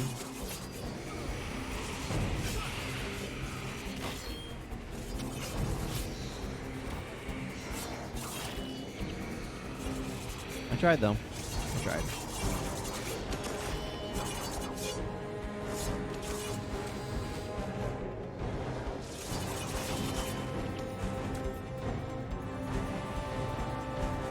I think I want to make sure to bring... I think I have Cautery Signet.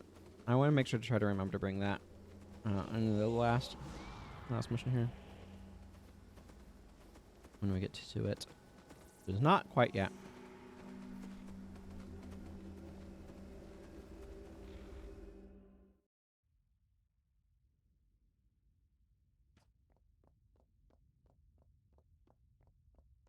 We are approaching it, though.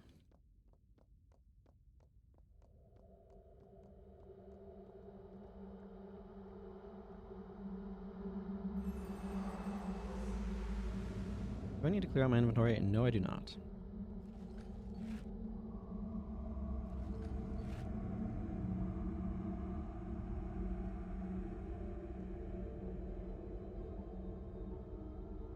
This is Domain of Secrets. Okay, I wanted to change my bar here to something that was less energy heavy because this zone has, shall we say, a lot.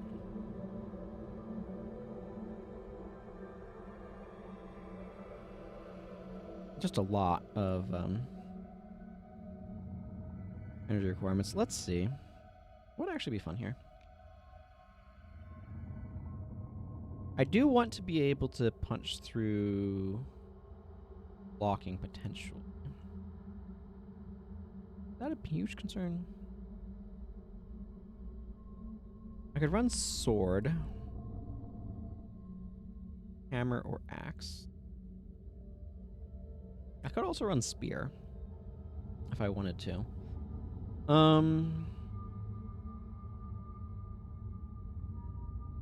What do I do? Like forceful blow?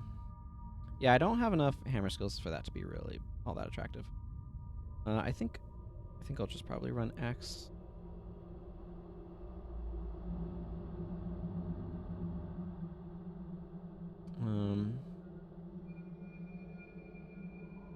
I could still run Shadow Theft though. Yeah, let's be a little spicy. Let's run I want here's a question. I think I might run Leave.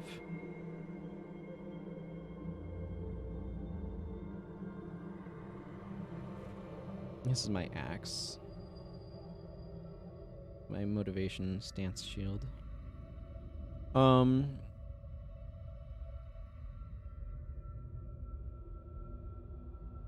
trying to decide. I'm definitely going to be running max axe mastery. Probably max critical strike, right?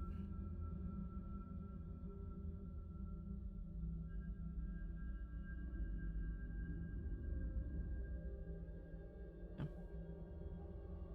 Close swordsmanship here. Oh, I could skip cleave and bring that. Oh, okay, that's probably good. I don't have penetrating chop. That's definitely, that feels like an issue.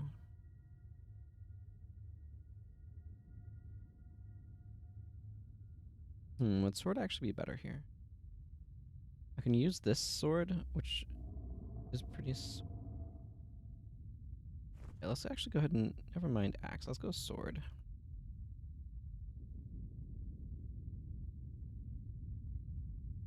I'm not going to worry about deep wound. I probably want... Drunken Master. I could run max... critical strikes. Let's see. I kind of want... Yeah, Entangling Asp.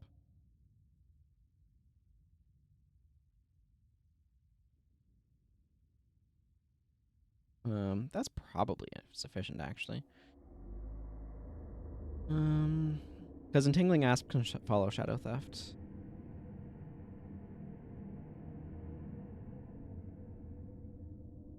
And then I can just slot in Whirlwind Attack. That slot will be... Okay, that's all of the PvE only skills I have.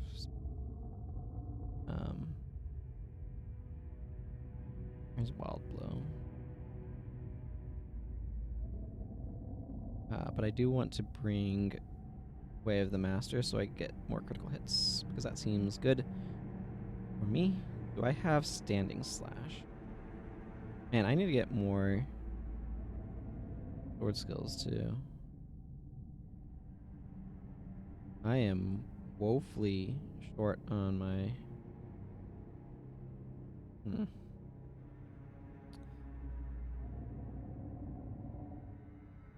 I feel like Standing Slash is probably a faction skill.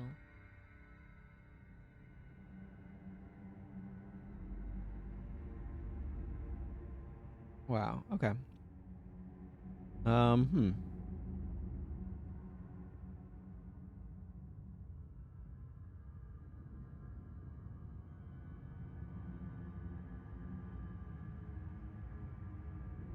Because with Axe Master I could go Executioner Strike.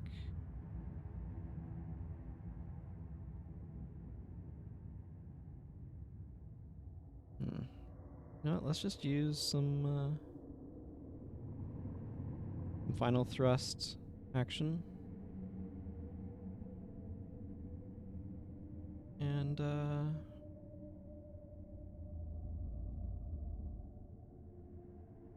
I mean, this deals plus 25 damage. It's not as good as Standing Slash, but who wants to go get Standing Slash at a time right now? Let's pop into the guild hall and see if there's any better options of like skills I can purchase. Unfortunately, it only contains core skills, so my selection will be limited by that. But I'm going to be in a stance most of the time, theoretically, so... yeah.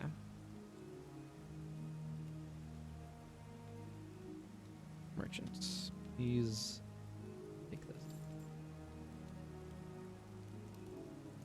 I could go elsewhere to get more skills, but that sounds annoying. Okay, let's toss some funds. I think I want Dismember. I can probably run Axe off of that.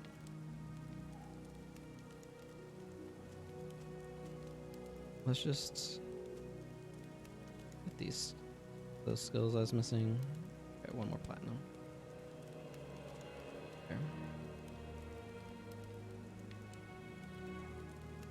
Okay, I think Axe... I mean... The thing that I'm looking at here... Okay, I have no idea how Warrior ended up with its attributes above that, but whatever. Executioner Strike and Dismember just feels like a little... You know what?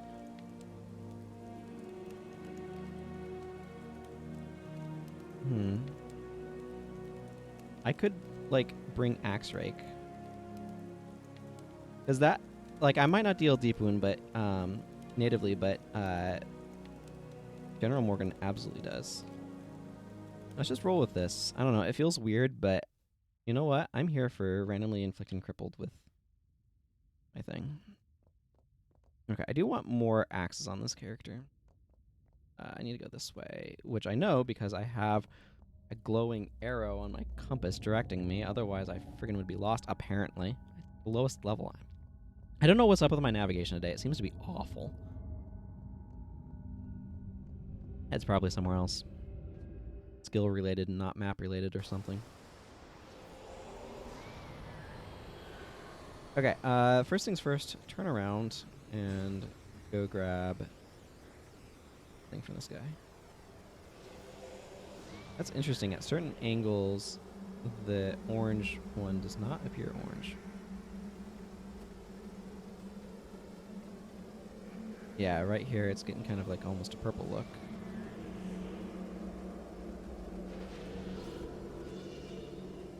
Okay, well, The cool thing is I could have 17 axe mastery because of shadow theft. So that's neat.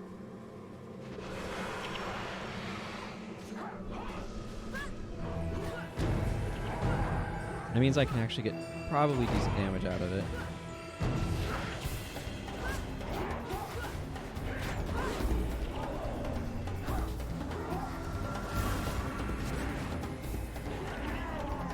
This doesn't do anything unless the foe has a deep wound, so I'm not going to be doing much with that unless I see that happening.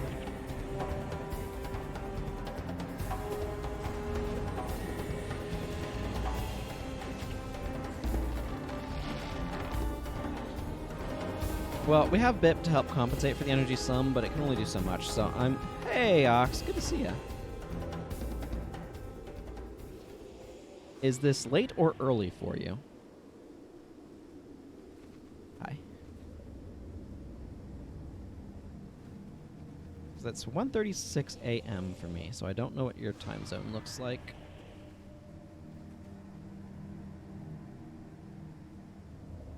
Ah, you are definitely doing... I don't know. I don't know if you woke up early or if you're staying up late, but I am planning on being up to that hour of my time zone, at least, today, because somebody named Santier is trying to get his sleep schedule fixed, and the only way to do that is to move it all the way around. You just got up? Okay. So you have yourself an early morning then.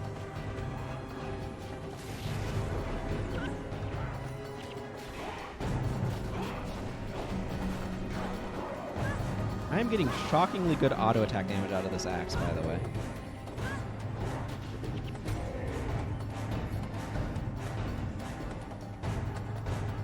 How do I want to do this? These groups right here is very easy to have them line up on top of each other, and I would prefer to avoid that if I can. A lot of energy.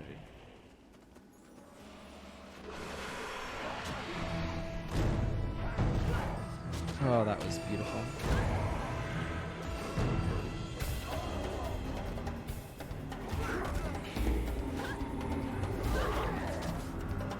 Backline enemies.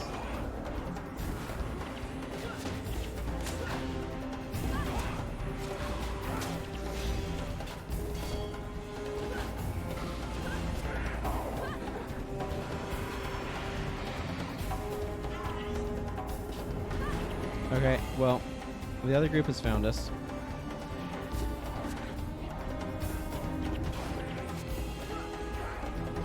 I actually used Axe Rake, everyone. I crippled somebody for 15 seconds because that's its effect.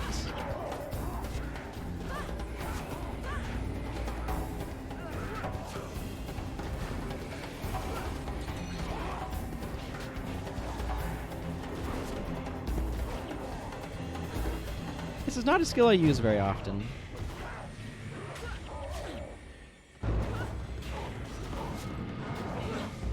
Because its effect only works if you hit somebody with a deep wound. I just used it there for no reason other than I felt like it.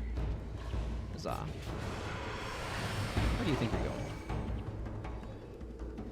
That also bumps this up to 14-second duration. It turns out a very high shadow theft is wrong. And being able to jump my axe mastery up to 17 with 20 critical strikes is pretty good. Hey, Denifia. Denifia? I don't know. I tried to pronounce it as best I could. Welcome. Thank you for the follow. Let's get my thing back up. Okay. Graven Monolith. I don't suppose you feel like dropping an inscribed shard, do you?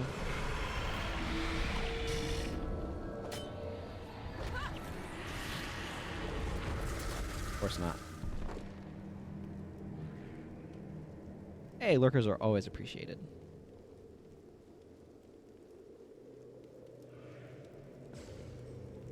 Okay. I need inscribed shards for another character who's doing a quest that requires you to get like 10 of them. It's pretty ridiculous.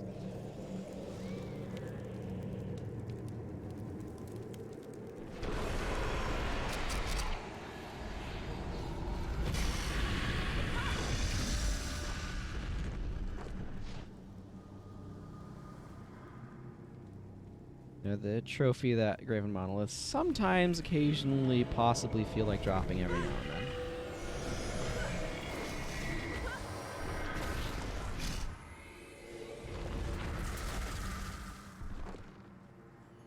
You know, if they feel like it. They don't seem to feel like it very often, though.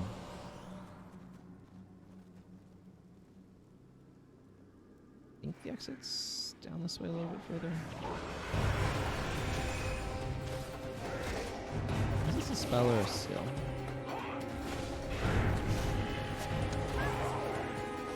There's a spell. Wasn't sure. Ow. Clumsiness is kind of annoying.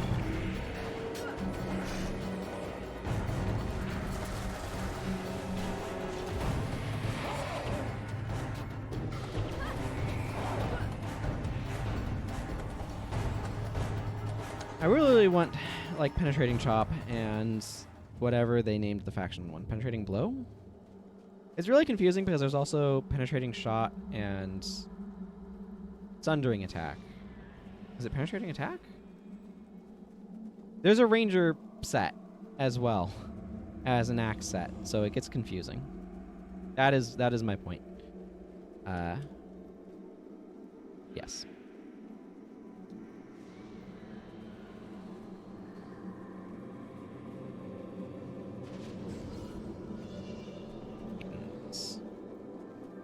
Always Titans. The nice thing about using an axe is that it gets me a lot of energy.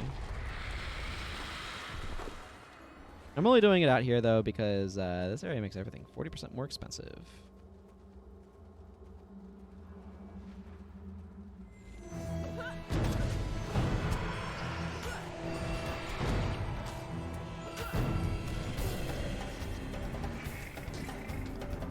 Hey, Titan Abomination. Did I get... Yeah, I have 18 Axe Mastery now. Woo!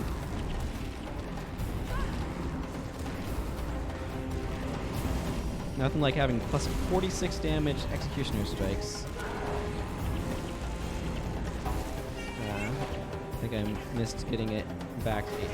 Yeah, that's okay.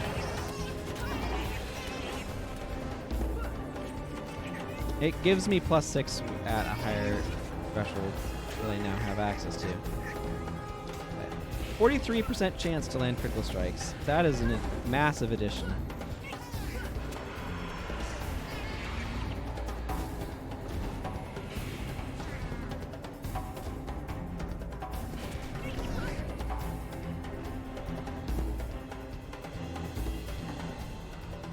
Actually, I should wait for us to kind of settle down a little bit. Okay, we've settled down a little bit. Monks are enjoying a nice bip. This team's been doing pretty solidly overall, and I'm quite happy about that.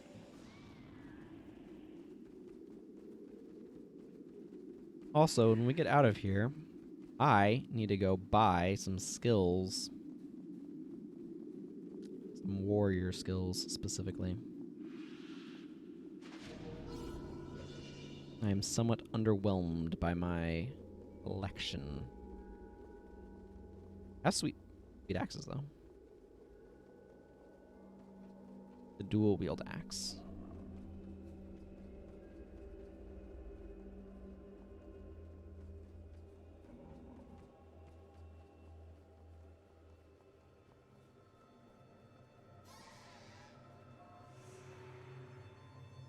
Something about these Margonites coming around the corner.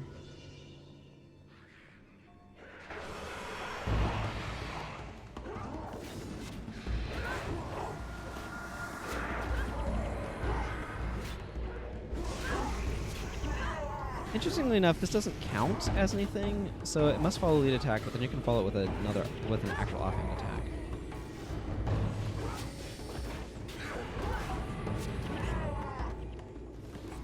I find it kind of interesting.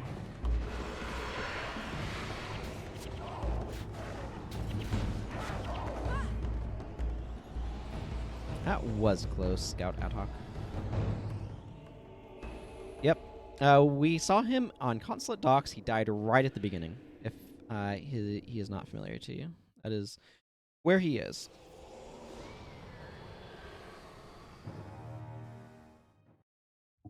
Getting pretty close now. Runic Oracle. I don't know if there will be anything I'm gonna want to get at the end though. I actually have some spare books around.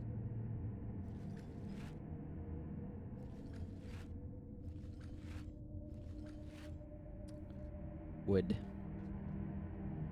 Would that it would have given me something more useful. Okay.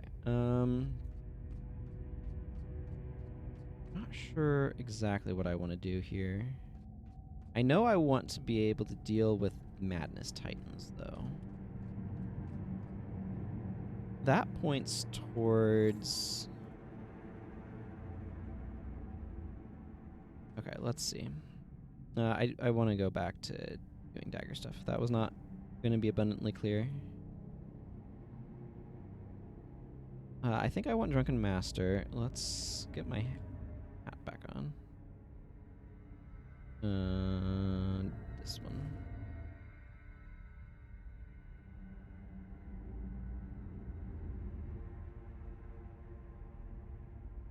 Okay, what I'm strongly considering is including Shattering Assault on my bar. Something kind of that. For its sort of base configuration, as it were. This will speed things up a little bit. I could go...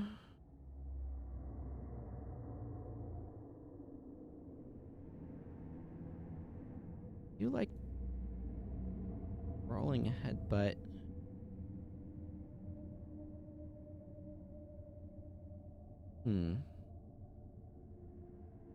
let's not do that pattern. Let's bring this. I could slot in the in Golden Lotus or just Lotus. This is plus 11 energy. This is plus 3, but occurs a little bit more often. I think Lotus is fine. This provides some energy management. I do get another PvE only skill, and it might be prudent to grab one.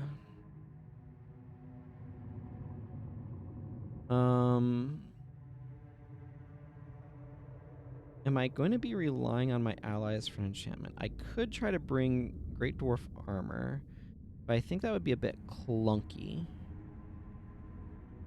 I think I can rely on my allies to keep me enchanted with, like, Vigorous Spirit and other defensive things. Vigorous Spirit, Healing Breeze. If nothing else, I could manually force a Aegis and Guardian stuff. I can manually force a Vigorous Spirit if I need to. So I think I would rather dedicate this spot to something useful. Bring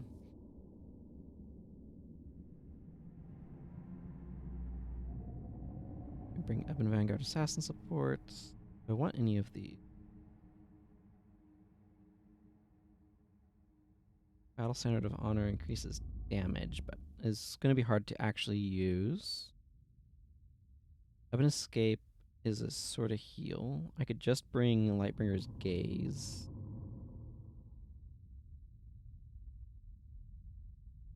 Yeah, you know what might actually be good here? I could bring Dodge this, which would add additional damage in. But I think I might want either You Move Like a Dwarf or Club of 1,000 Bears.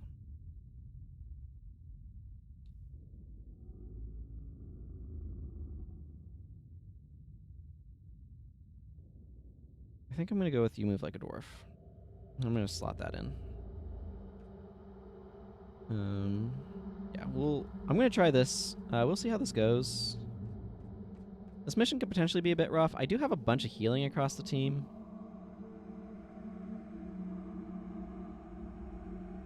So hopefully that is sufficient.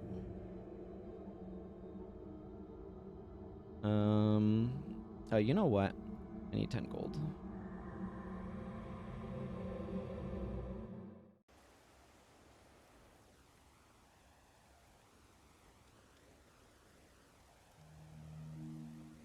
I want to upgrade General Morgan to...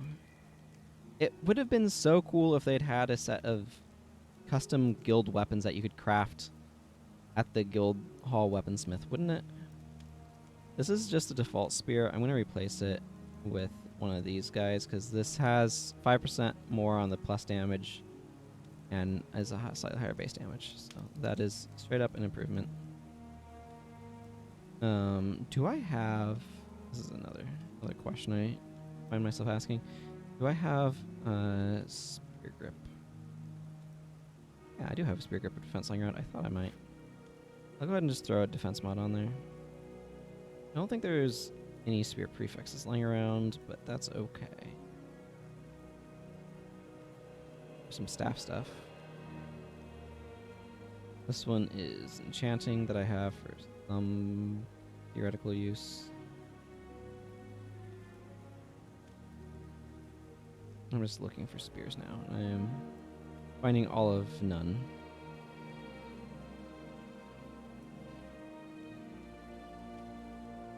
Okay, I think this is good. And will work for me.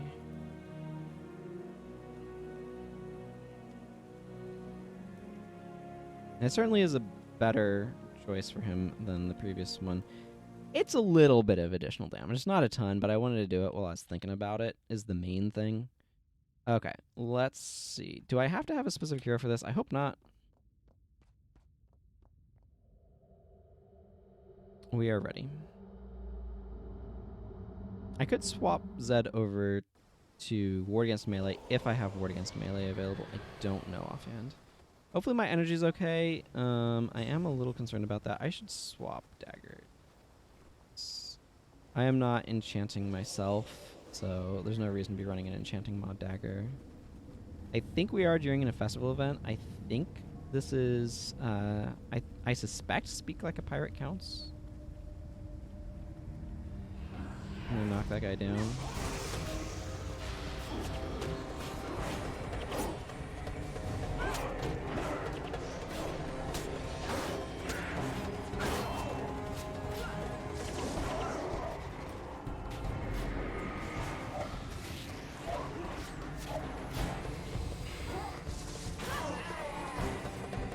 There we go.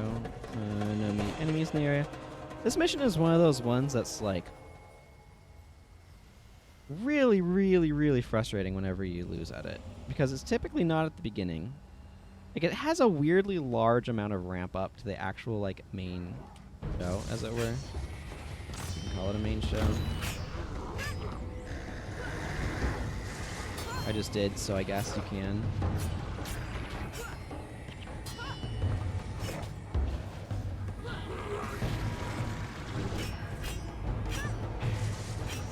Okay, I want to take out the Shadow Beasts first, and then we'll go after these Margonite.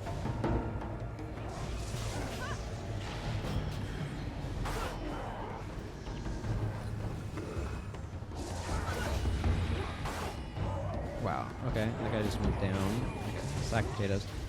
I suspect... wow. How did I get that much damage off of this thing? I don't usually think of Shadow Assaults as... Shadow Assault is super damaging. More of a control element.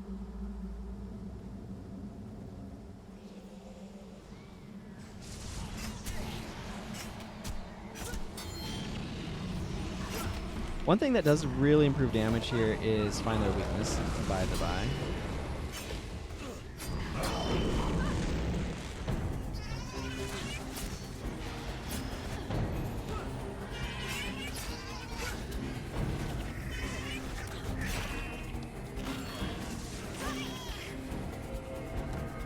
Guided weapon is another potential option that I could use to try to solve some of these issues. Okay. I want to give my team a moment to recover from some of these conditions, because we just got a bunch of conditions dropped on us, and our condition removal is weird. It's a foul feast.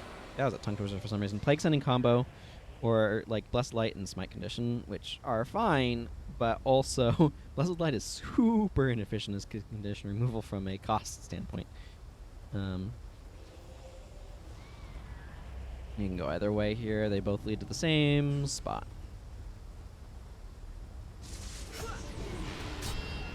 I don't know what made that guy just instantly lose all of his health, but I am here for it.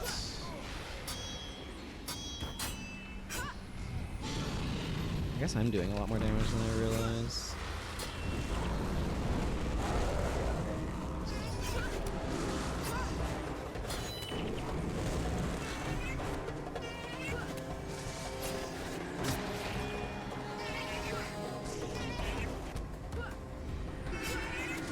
I just manually casted it like I said I could.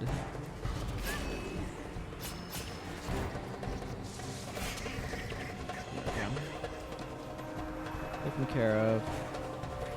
I don't know how much Shattering Assault's going to be relevant, but it definitely helps with the Madness Titans, but it also helps get through like Aegis and stuff.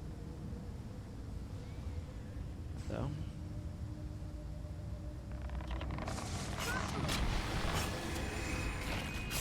Death Blossom is better damage, I think.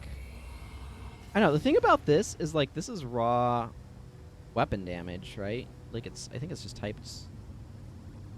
I'm not quite sure how that one works. It is armor respecting, so if it's a sort of situation where my, like, weapon mods increase its damage, then it could be a lot more powerful than I give it credit for.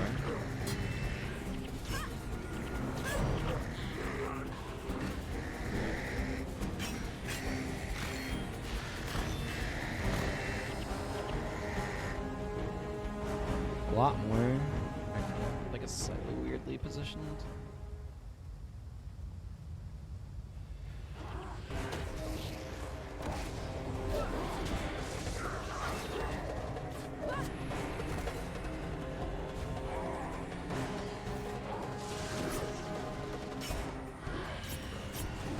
Yeah, it also allows me to get rid of Spellbreaker, which is pretty nice to be able to get rid of.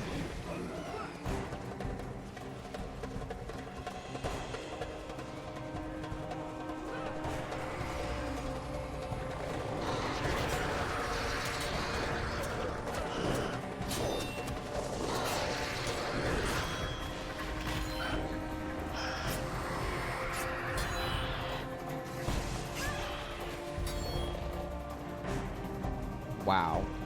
Our damage seems to be a lot better than I expect it to be, and I'm not quite sure why that is. Either my expectations are too low, or the damage is actually pretty solid.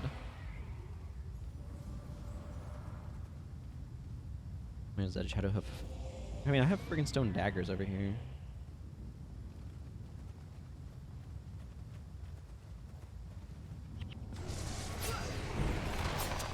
I'm just saying, when I look at this team configuration, it doesn't scream. Also, enemies die very quickly.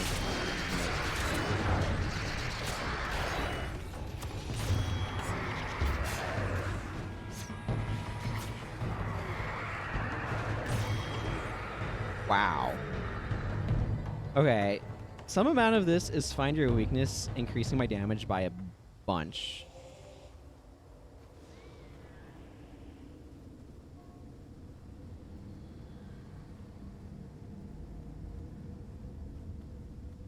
Also, this is increasing my damage by 10%, which doesn't hurt anything with that when it comes to killing enemies quickly.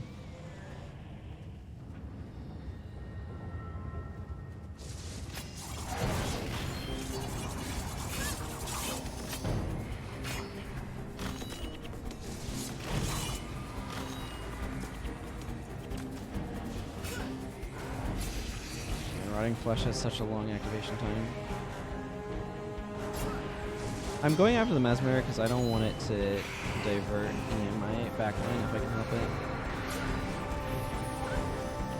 Restoration needs to go down.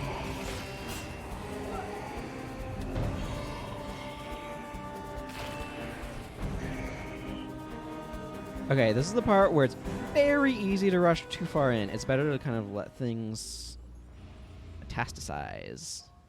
Yeah, we're going to use that word here. Why not? Why not, I say.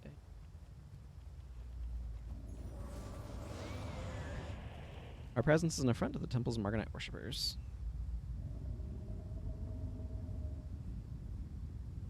Okay, this is a spot where, like,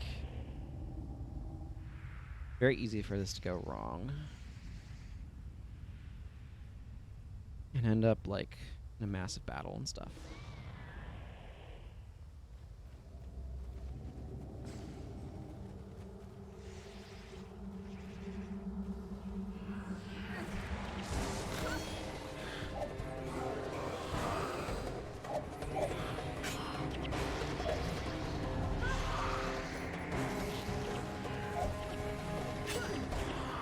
Okay, cool.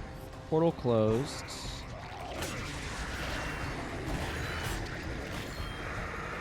Killed that guy and refilled all of my energy. That's how Lotus Strike works, I guess.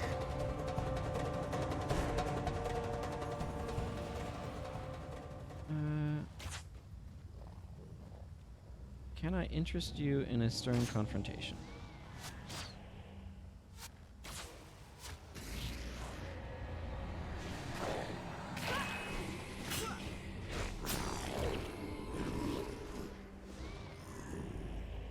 I wonder how much he's blocking stuff from General Morgan, and that's making it be less annoying.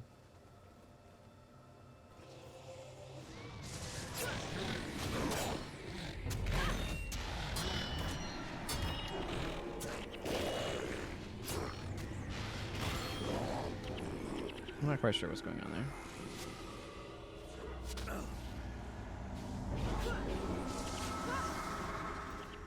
I just know I normally end this one, and I seem to be choosing to do the opposite here. And that's fine, I guess.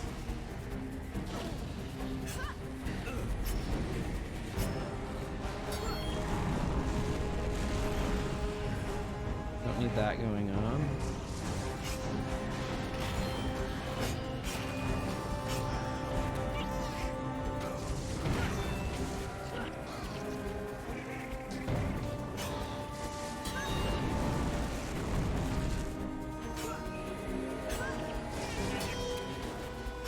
Here it's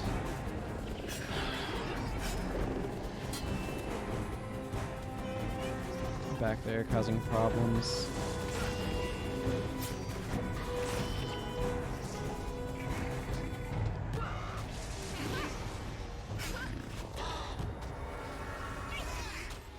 Didn't I just kill you?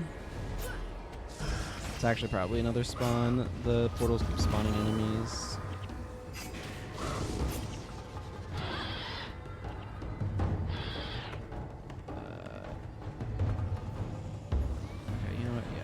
Get in here. Take some guys down. Step off of the eruption.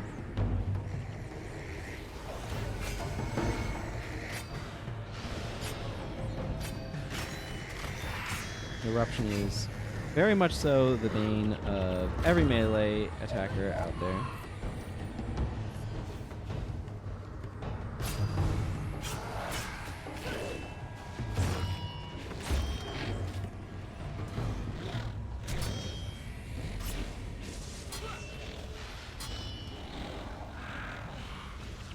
Yeah, maybe you don't.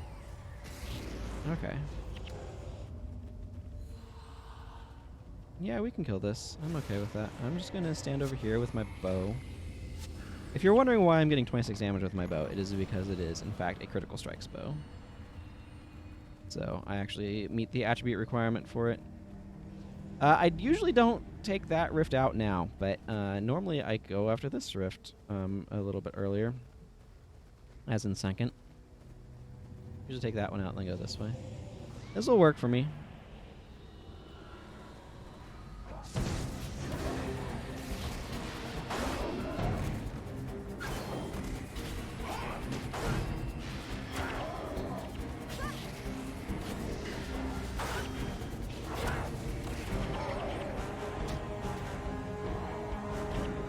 Bunch of Margonites.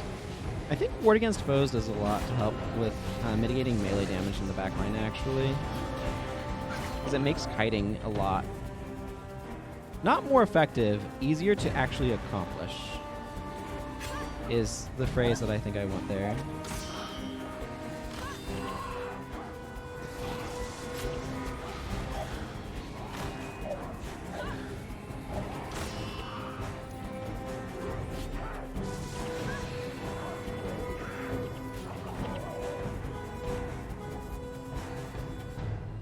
Well, you're next.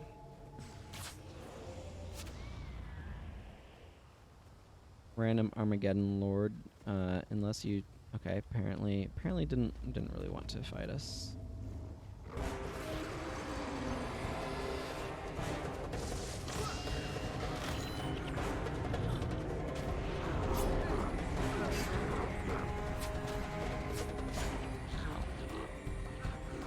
I think I was a little bit extended, and all of these portal wraiths decided, you know what, we should spike that assassin. All at the same time. Now the Titan cares.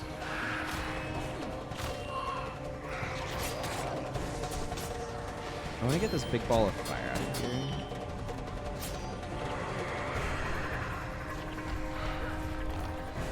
Okay, we close that portal. That guy's about to spawn, raise the passion hold.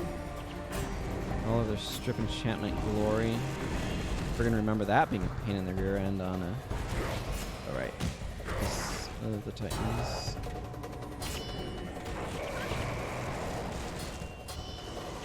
Yes, run from me. Run from me and give me automatic critical hits. You know what? I'm gonna wait slightly to let Dunkoro recover some of that energy.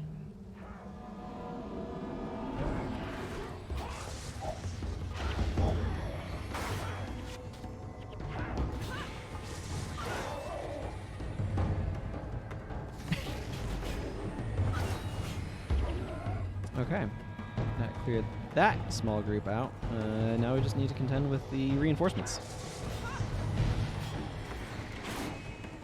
Should be pretty easy to do. Thank you for living just long enough for me to get some energy back off of you.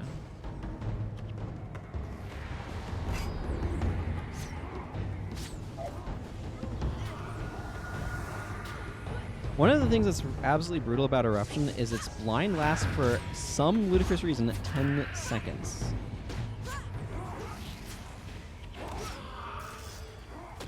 Why? I could not tell you.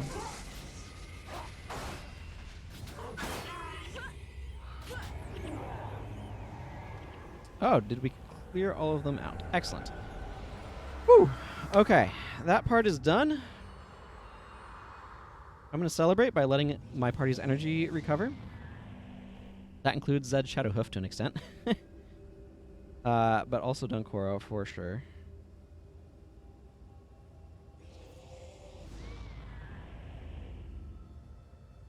This is definitely the mission that I'm most worried about. Because that's just a long haul. And this next part is, like, dangerous? What I'm saying is Shiro Dagachi and the Undead Lich are not pushovers. Nor should they be treated as such. They're not, like, the most absolutely devastating enemies ever, but they do a lot of damage and can really get in the way.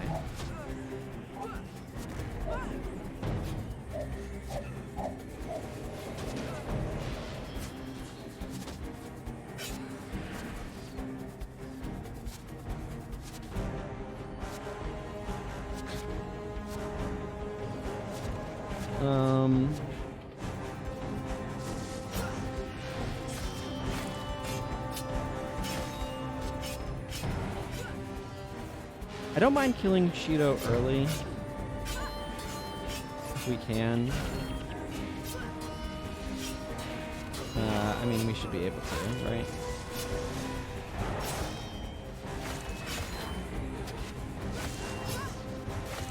I don't have blocking, which is maybe less than ideal.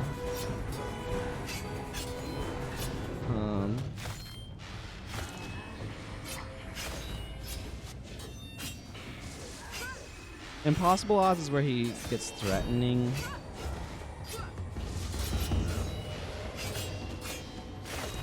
But also can absolutely just end himself. In contrast, the Undead Lich is not actually that dangerous compared... Like, he's not a pushover because he freaking wands like an absolute truck. Like, Dunkoro just died. The Undead Lich wanted him dead. Okay. You know this is going very poorly. Let's go behind.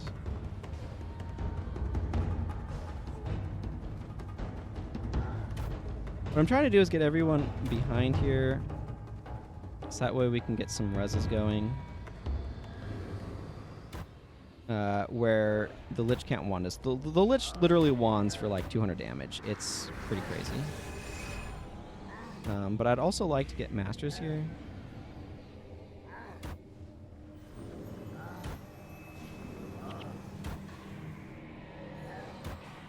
Do we have weakness on the party? Not really. Okay. Rather than flagging people, I'm just going to run. This will encourage them to disengage, but hopefully also defend themselves. By which I mean heal.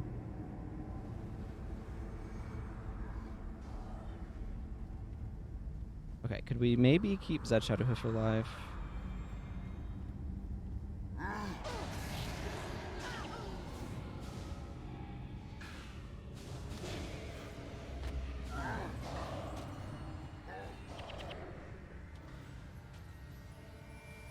Okay. Often the Lich won't actually engage much. Guild Wars does still have a population, yes. It's not as big as it was at its height, obviously. But it does still have a population in place. You can go to discord.gg/EW, and you can find most of the... or you can find a lot of players there. There we go. So, welcome, Colonel Sanders 3. So yeah, it definitely... Most people are either playing solo with heroes or doing some sort of like speed run, speed clear type thing. But you will find people that just have groups that have formed like externally to the game. Finding pickup groups that aren't doing Zaishin mission stuff is challenging.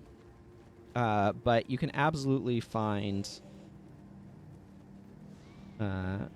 discord.gg/GW is the Guild Wars Global Discord.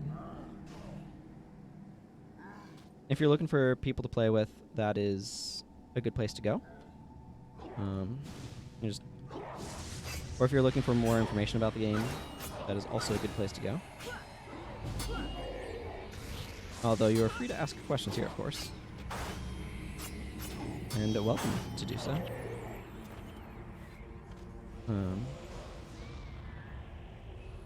Let's just go back here. But here. That should be the Guild Wars Discord, provided I spelt everything correctly. It's an unofficial Discord, of course, but... One of the things that's really cool about this, by the way, is you can see the animation for gaining Favor of the Gods from those statues. There are... The most dramatic one by far is Dwayne, which we just got, although I wasn't looking at it all that directly. I believe that's the Abaddon's... No, I need to go in here for the Granth statue. Livia's bar is completely covered.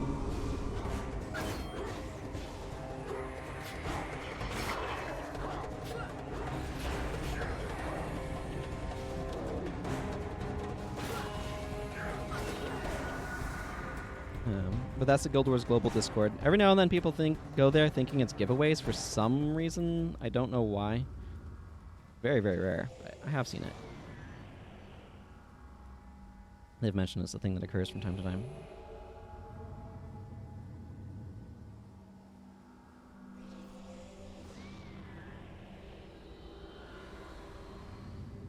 And active.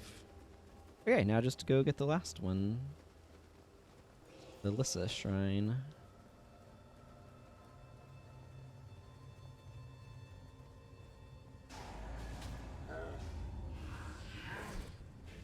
I'm gonna Imlad him so that way he can't follow us as easily. Nothing like telling the Undead Lich he moves like a dwarf.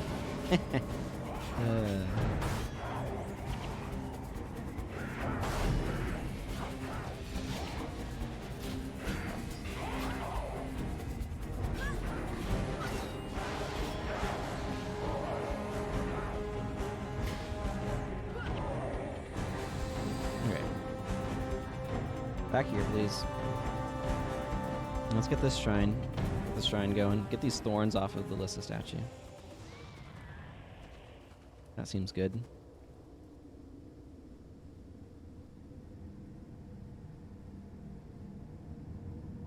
Any moment now. Just waiting for that bar to fill. Most exciting part of any time. Waiting for a meter to fill. Breaking. Now the statue is activated.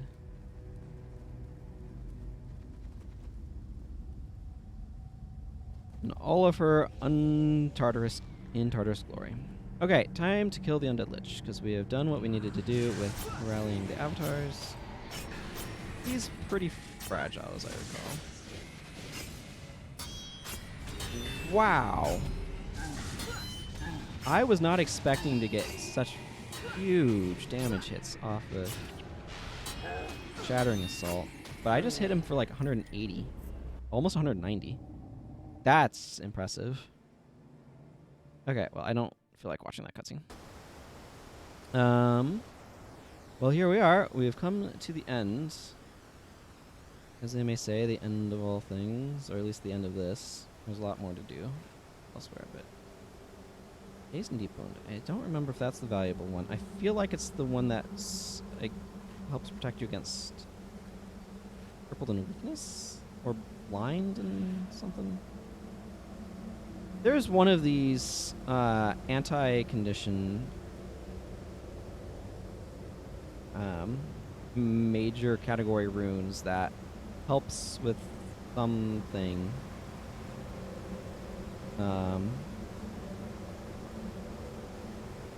That is valuable, and like all of the rest of them are not. Last I checked, which, you know, always a little bit subject to change.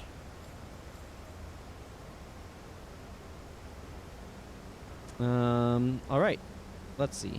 There's some things I want to do differently here. For one thing, I don't need Shattering Assault, and I want to be /Paragon. That's probably good. I don't really need these, so going for more attack speed is probably ideal. I want my elite to be Cautery Signet, because Cautery Signet, that deals with all of the stuff that gets thrown on everybody here, so that's useful. I'm going to bring I Am Unstoppable as well. There's going to be a lot of knockdowns. I'm just going to go with standard Jagged Fox dual combo, but I'm going to bring Lotus Strike as an additional offhand for energy management. I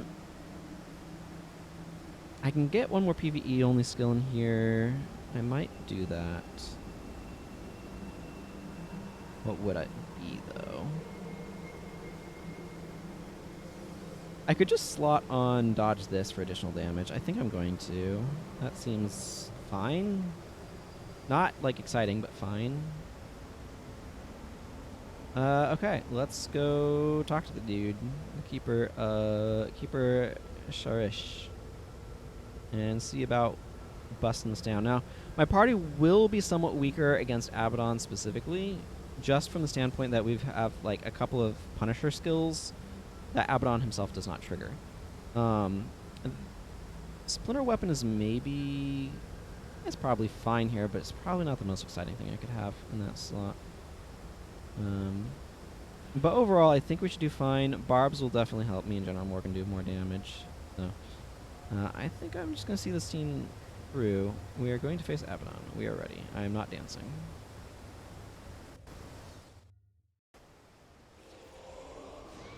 Can't see anything. There we are.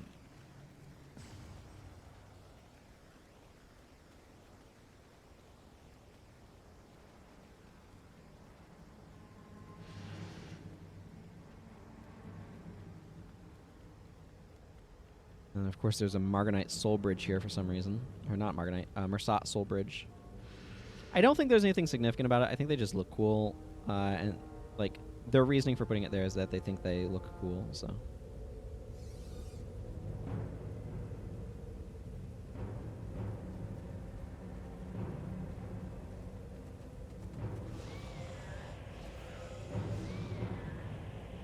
There, we'll take a fancy looking screenshot like that.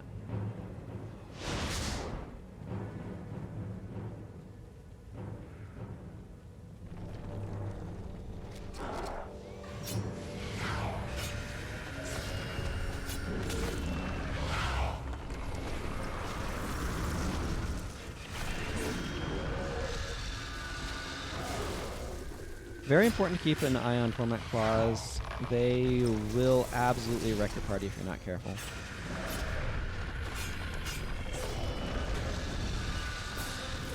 I can probably keep I'm Unstoppable up pretty indefinitely. You get a lot of morale boosts in this mission.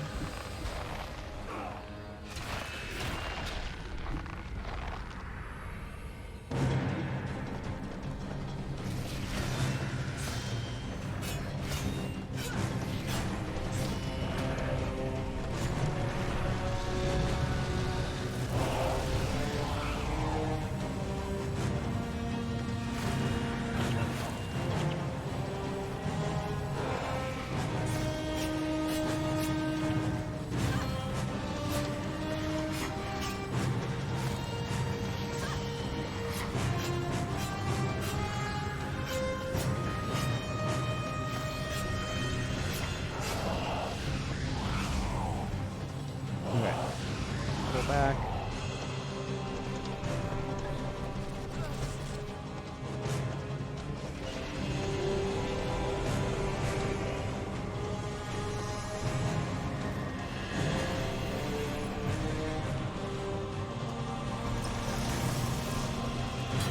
The real threats here actually are the Torment Claws. Weirdly enough.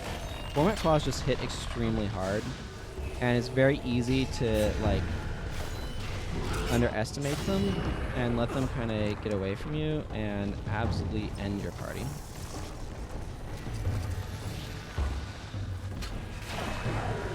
Yeah, you can see Olivia just got wrecked by that. Great monoliths are super annoying, though.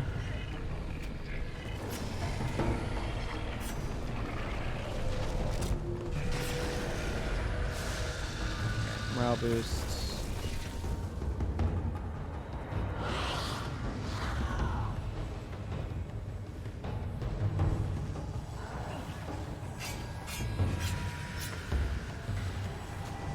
Get rid of the dazed. I am on fire for friggin' ever, but that's okay.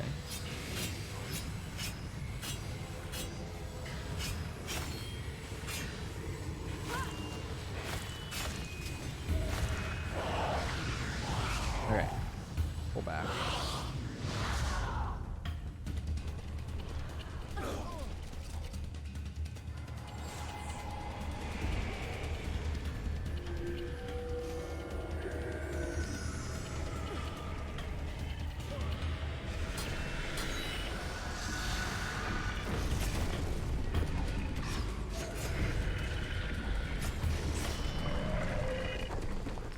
these guys would drop stuff. I don't think these guys actually drop anything. But I could go for some inscribed shards.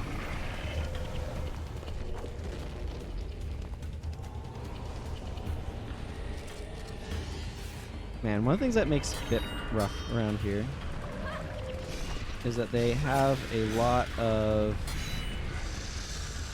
stuff, a lot of enchantment removal here specifically. Alright, I'm gonna use a screenshot of the fight with Abaddon as like the thumbnail for this video, so that's why, if you're wondering why I'm specifically like doing some weird angles there and trying to get some shots, that is why.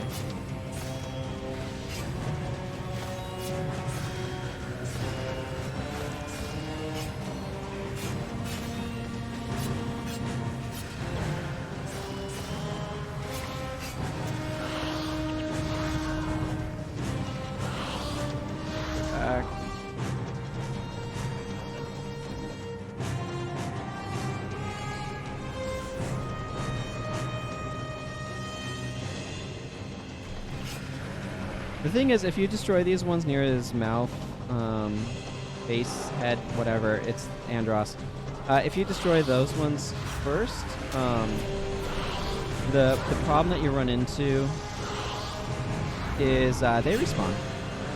He's probably going to die the moment we take these out, by the way.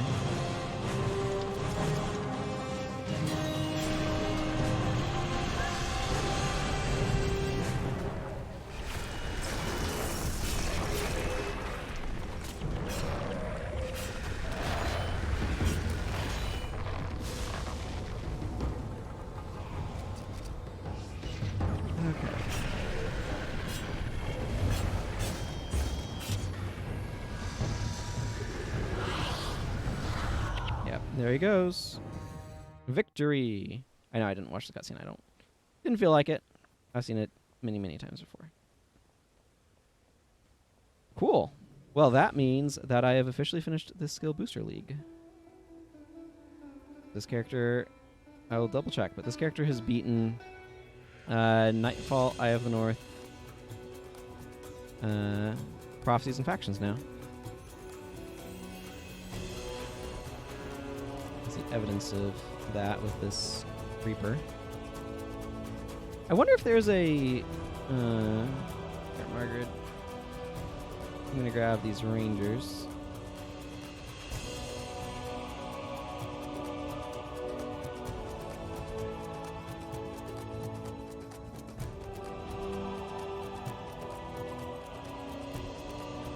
Foreign. Those three, right? Not missing anyone. And yeah, Cautery Signet is really useful in that fight to get the dazed off your casters so they can start doing some actual damage. Okay, I think that's everybody. We'll have to see if there's a Vampiric Scythe up here. Because if there is, I might be interested in that. Because I mine Elias, of course, General Morgan.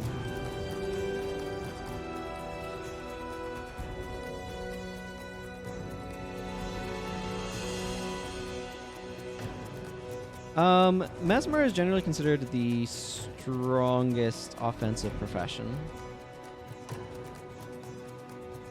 I mean, if you're just doing general stuff, they all can work well. But between those two, like, Assassin and Mesmer and, like, Paragon, basically, it kind of depends upon what you're trying to do. But Mesmer is probably one of the stronger ones. It is definitely a very high choice. So is Assassin. Necromancer is used a lot, but often in builds that are more hero type of builds rather than player type builds. So that's kind of like, again, you can do whatever with any profession, but if you're trying to go for like more advanced speed clear stuff, I'm not super knowledgeable about that. So that's where I would check the Discord that I linked previously. You know what? I'll get the Claw of the Forgotten. I want... Let's see. I'm just going to take a quick scan to make sure I don't already have... Yeah, that's a Sundering Enchanting Scythe. That's a spear, not a scythe. That's also a spear. Yeah. Okay, and that's an enchanting scythe. I will take Claw of the Forgotten as my vampiric scythe. That works for me. I need to go get that sucker customized. Okay. So that concludes the Skill Booster League. What I want to do now is I'm going to take a short break. I have 3 water cups next to me, and I've basically finished 2 of them. So I kind of want to refill those, and I also want to... I don't know, I just finished the thing. I need to take a short break, so I will be back in, I don't know, like 5 minutes or something. And then I will do some stuff on this character where I'm specifically, like, Skill Booster League is done. I'll go ahead and save in this league, so there might be a ding as I override the previous file. And I'm going to update title to indicate that the Skill Booster League is done.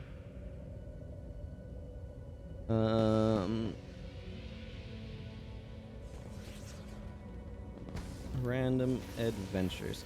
So what I want to do at this point is I want to just do a bunch of different like things. I want to go get these heroes. I want to turn in a bunch of like factions quests, and I want to there's something that I wanted to pick up. Yeah, and I want to get some skills, and I want to also get to the yeah, I don't know why the Keeper of Armor doesn't have. Hey, Gale Grey. But I also want to hang on, I'm getting distracted. What's special about these? Half skill recharge of spells is not special. I don't know why they don't craft the Forgotten skins here. Because, like, if you look at the Keeper of Steel, these weapons all have unique skin, but they're all sundering, so I have 0 interest in them. Okay, yeah, that's enough, like, rambly bits. I'm just going to do some, like, exploration and skill capping and other things, and, like, probably make my way back to Ascalon and stuff for, like, I don't know, the last hour and a half or so of the stream. So I will be, like I said, I will be back in just a couple of minutes. Going to take a short break here. So, BRB.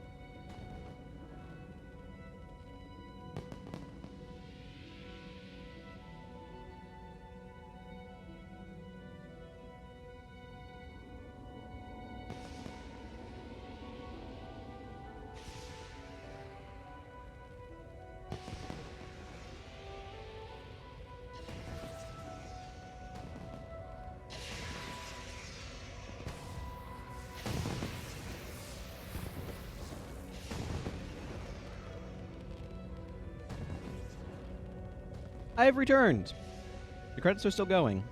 Did I leave my character dancing? I certainly meant to. I feel like I'm forgetting something, and I have no idea why.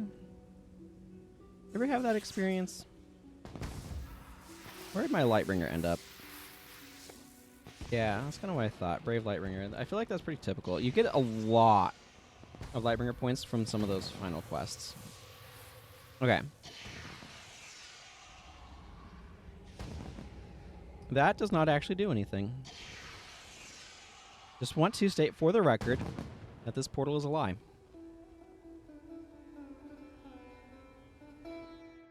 Okay, take me to Commandant. I don't like this cutscene. I'm going to let this one play. I'm going to eat some string cheese. Land of the golden sun.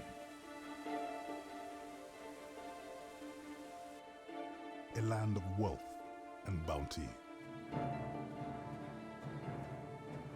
A land of heroes. A land protected by its champions. A shadow fell upon this land once. The shadow of an ancient and forgotten darkness. Night fell, and the time of the 5 gods ended. Yet after every night comes a new dawn of a new day, and a time for new heroes. In Ilona, the land of the golden sun.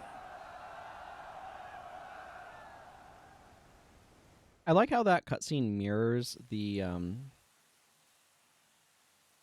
original cutscene.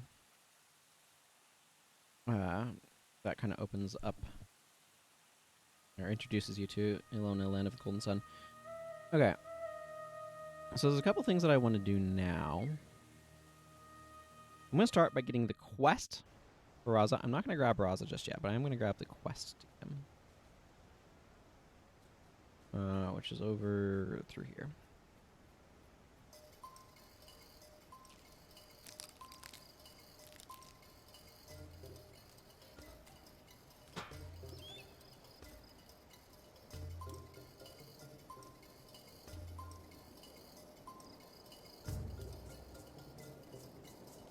I find it amusing that they position the statue in a way, or if you hold down this key to see stuff, you can actually see it from down there.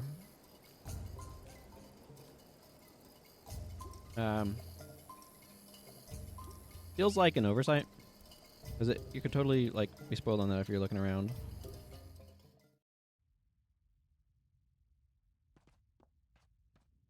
Not Zelix. I need...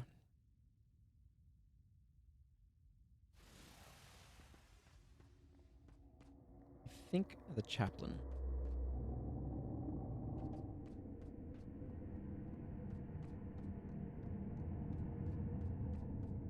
Like I said, I'm not going to actually get him now, but I want to have the quest so I can remember to get him. Okay.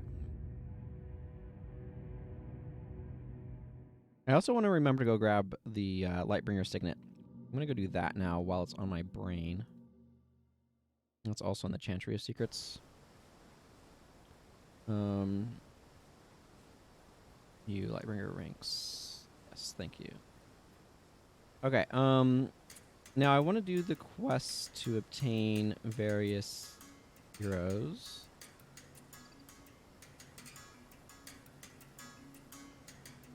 And then I can go do a bunch of other stuff. Gorin, Jin,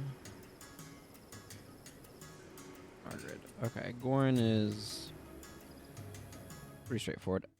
I don't think I need to do a whole lot here. In terms of running around and grabbing these guys.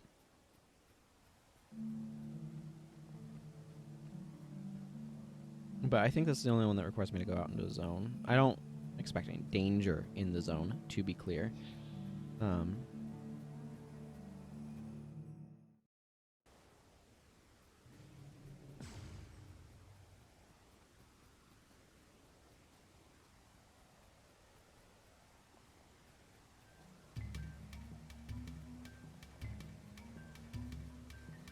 gonna be weird not actually using the restrictions of the Skill Booster League, because that's how I've been playing this character for the past while now. It's been quite a journey, but it's come to an end. If you're interested in seeing the rest of it, it is up on my YouTube channel.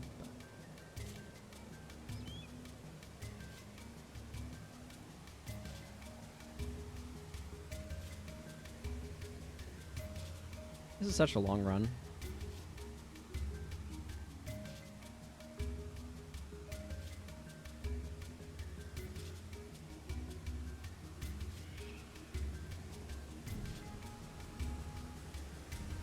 I wish there was a more straightforward route through, but it's just kind of what it is, you know?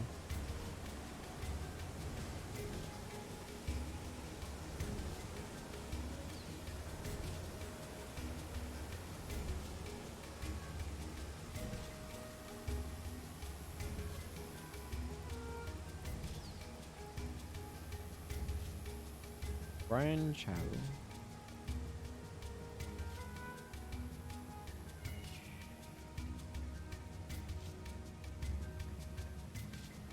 There's Prince Balka the Magnificent.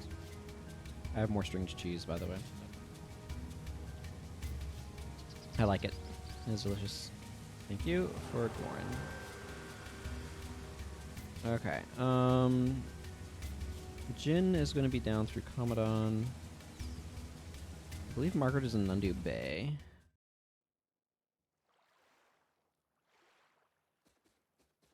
Or Unloved Rangers. Shifty Lem. That's who I need to talk to.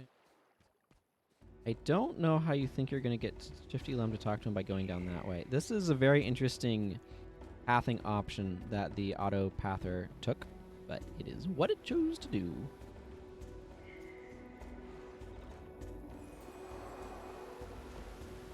Okay.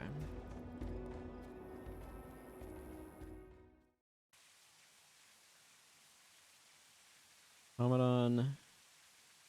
Duel of Easton. I have no idea how this ended up specifically being the trade hub.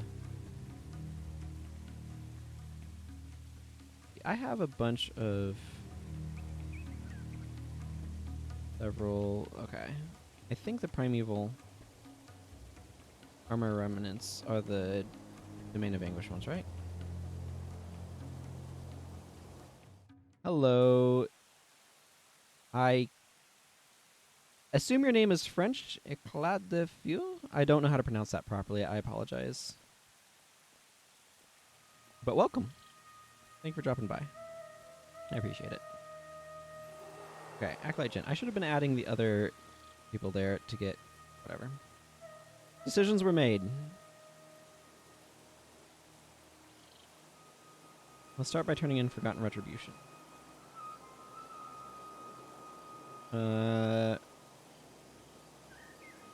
In Lair of the Forgotten. Okay. Heroes, Jin, Margaret, and Grin. I may consider checking some of the hero armors to see if I want to change any.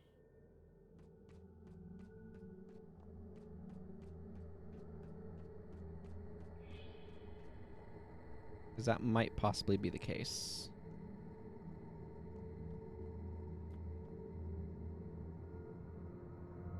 Yep.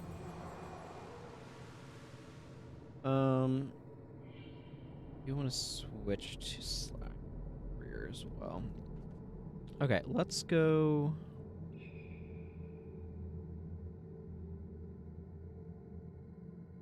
Do I have any other Nightfall quests outstanding? I don't know that I did.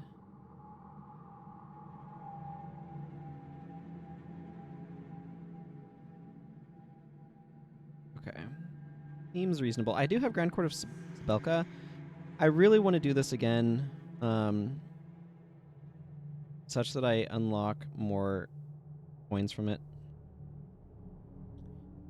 So that's not an immediate consideration. I think I'm going to... Yana Market has a skill trainer, right? I'm going to... Yes, it does. Okay. It has a Shun Light Chest as well. Yes, yes. There.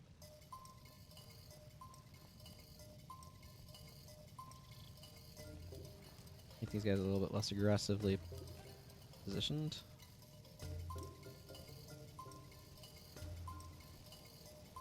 Okay. Where's the skill train?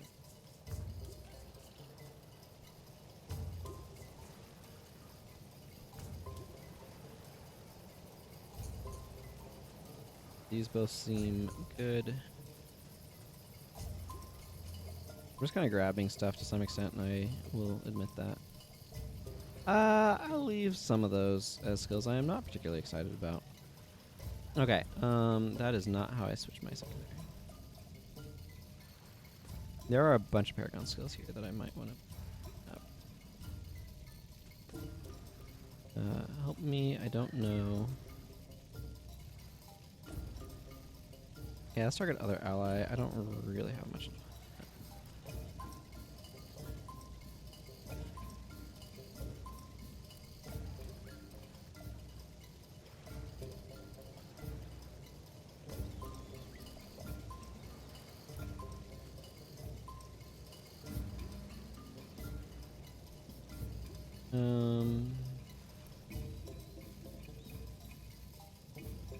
Okay, let's just grab the couple here that I really like. There.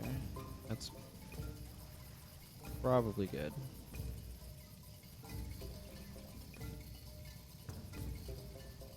Yeah, there's a bunch of dervish skills. How am I doing on skill points? 29. How am I doing on platinum? 28.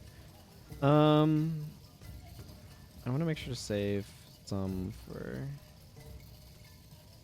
later.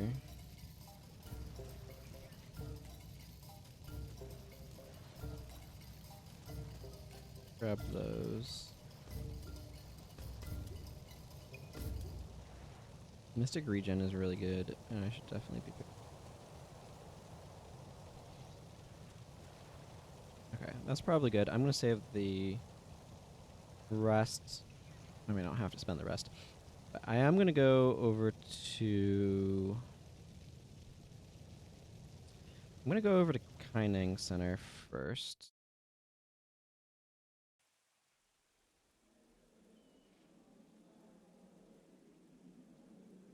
Very slowly, apparently.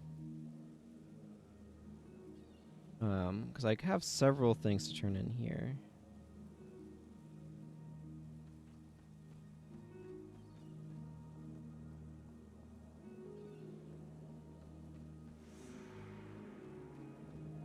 Okay, let's go ahead and tell Maharo about this victory of mine.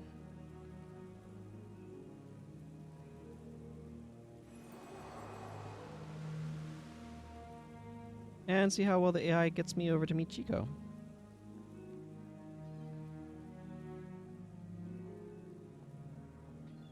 Because I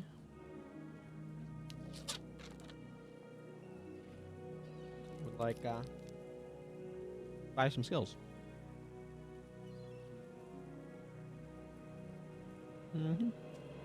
That seems good.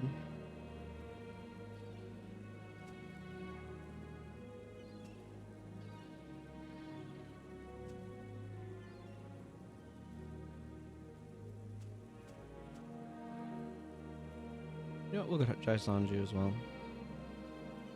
That seems good. Yeah, I'm gonna buy 40 plat worth of skills. What of it? And then I'm not gonna use most of them most of the time. That's just how I roll. Spend all my money on skills.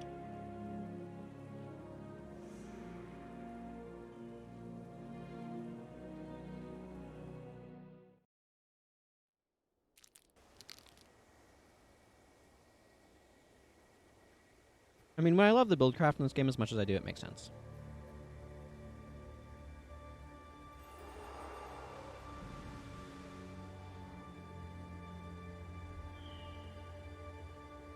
Let's, Tuscan Duffers.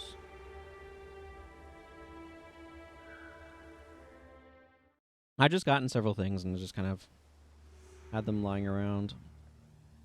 Juna's behind me.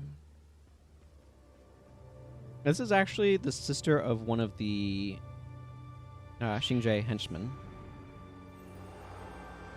What's really good about that is it opened up inventory space, which is very nice. I do need to visit a weaponsmith and get that customized. So weaponsmith around here, right? Yeah, Mathilde. When I told you to go walk to that person, I meant walked.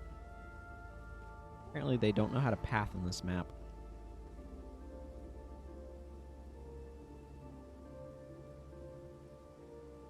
Ugh, I don't like that mod. I don't like that mod at all. Okay, where's Hada? I also want to customize this spear. I should do that while I'm here.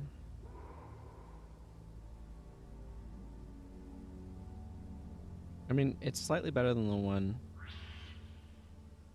General Morgan started with. Okay.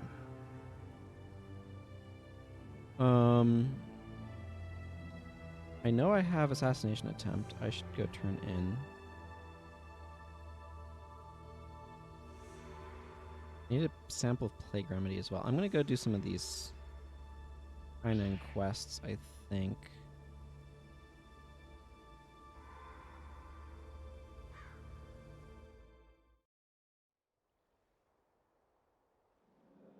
Okay, let's see.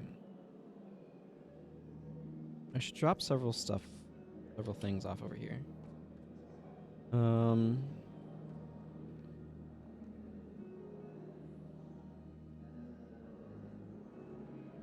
Equipment requisitions, imperial stations. I'm gonna just put these Lux into. I'll hang on to them on this character for now. Yeah, I do have those 3 missions to do to fill out that book. I'm gonna worry about that at a later time. I'm not gonna be picking up any more of those though. I can drop that off. No. I wanted to keep some of that out for buying skills. How did I rune up General Morgan? Did I make him... Yeah, he's spear-oriented. Cool. I'm probably going to make Hada commands spect then. So I can run like my typical sort of incoming fallback on her. Uses less spear. I'm just gonna grab a template here. I know this is the most exciting way of doing things. Enter party runner. Yep. Load that guy up.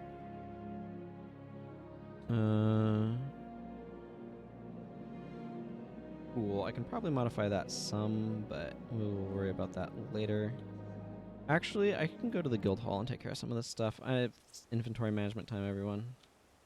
Everybody's favorite activity. Managing inventories.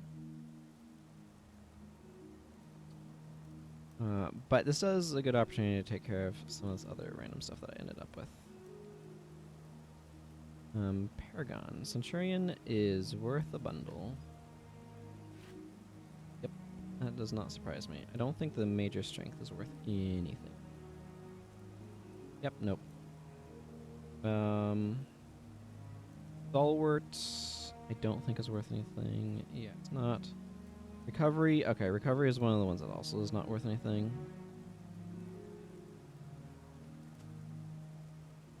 It's always hard to know. I feel.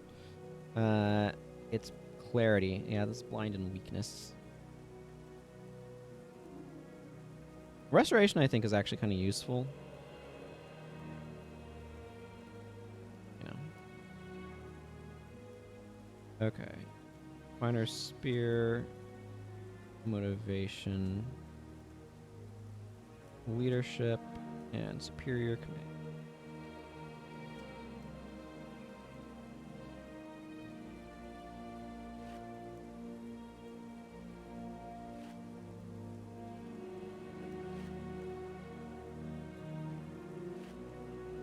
go.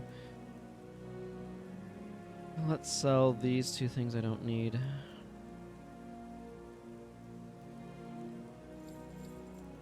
I should probably spend some funds on runes for these guys, but I am not going to. What I will do is do this. Acolyte Jin. Congratulations, you get that bow. You get this bow. And Gorin gets this hammer.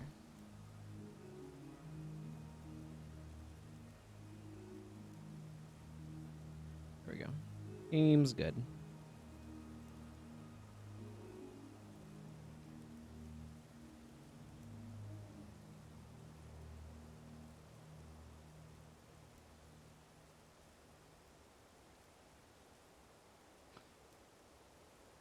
All right.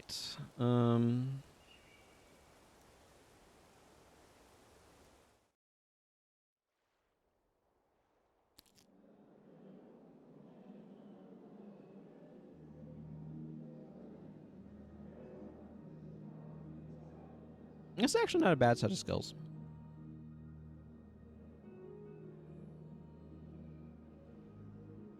I don't think I need I am unstoppable here, though. Yeah, you should not specialize in wilderness survival.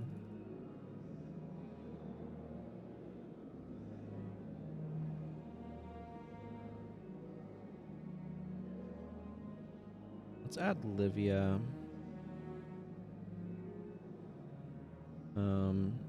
And let's actually go ahead and just add interior. There. A little bit of a dubious team, but got some healing and protection. Should be fine.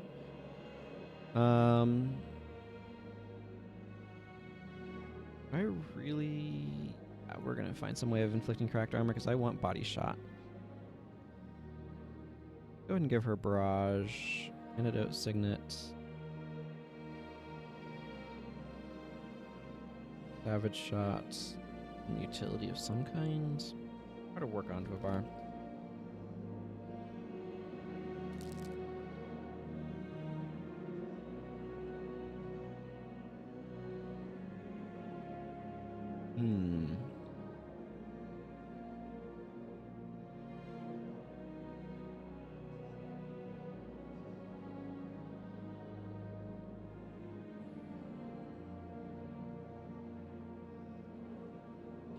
Yeah, okay. She doesn't actually really get much room for other random things, but...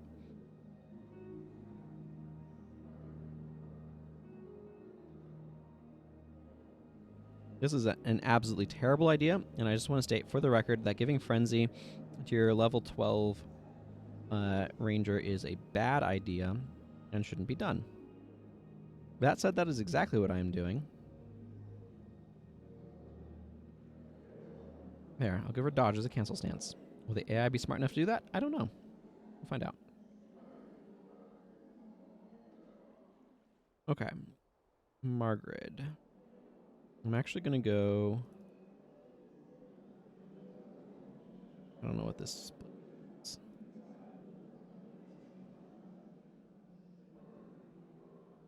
It is a split that you have to do when you're attribute poor. I'm going to give you Crippling Anthem. Also going to give you Barrage, I guess. No, I can't give you Barrage and Crippling Anthem. I don't know what I was thinking.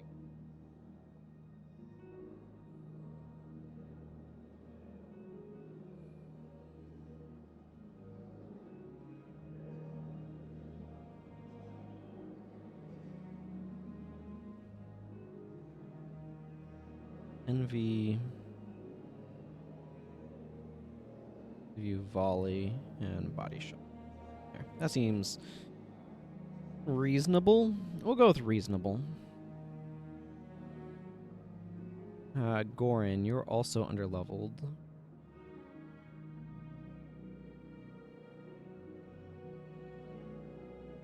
Make you slash elementalists.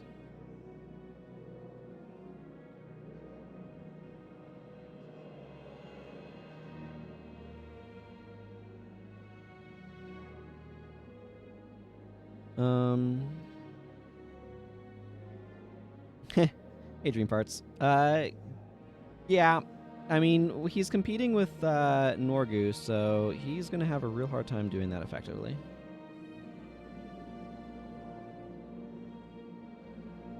Give him Lightning Touch, because this is a source of cracked armor. Which is what I wanted.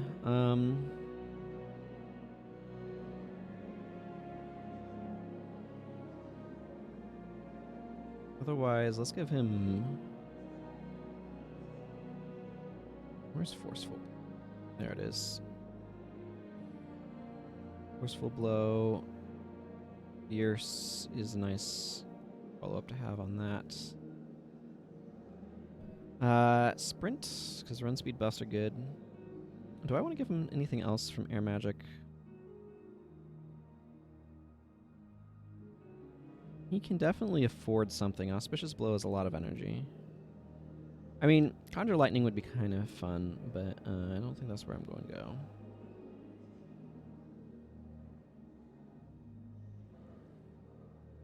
Yeah, he is competing with Koss. Koss and Jorah. But yeah, you get Koss early, so that doesn't help anything for our friend here. No, I'm pretty sure Lightning Touch is all I really want. I could see running Whirlwind, but that seems a little suspicious, a little suspect. You know, though, I think I might like...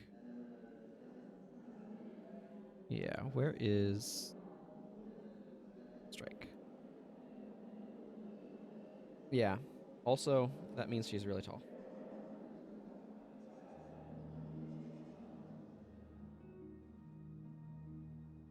And you get her pretty early on as well. A lot of people are going to choose Norgu. As I did, and then not get Goron until the end of the thing. Okay, everybody's all set up. It looks like, what am I doing? What am I doing?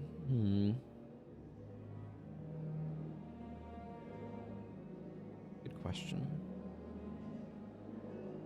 I think I'm gonna slot on Whirlwind Attack. And do I want a Skullcrack?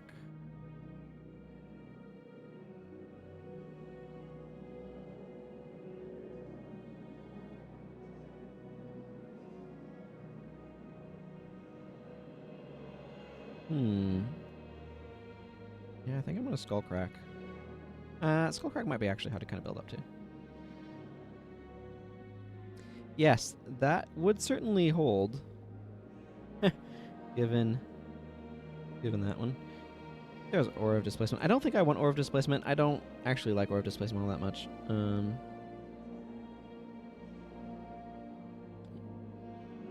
Yeah, I think I'll stick with Skullcrack and use it very, very poorly.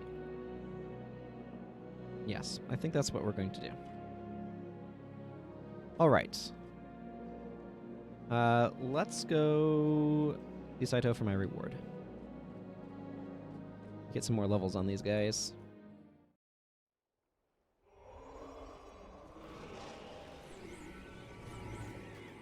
And also see if I can obtain a sample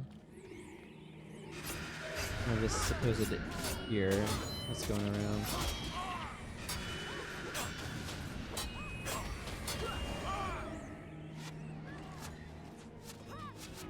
Might bring something other than dodge this. I like dodge this, but it's also kind of awkward to keep up with all of my other attack skills that I have floating around. I'm going to swap those. I want the interrupt to be a little bit easier to access.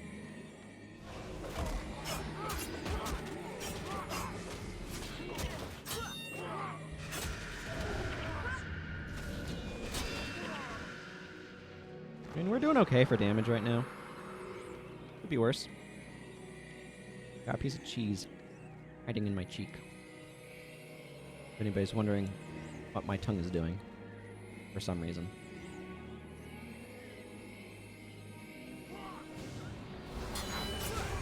Oh yeah, I totally flubbed that attempt at a skull crack.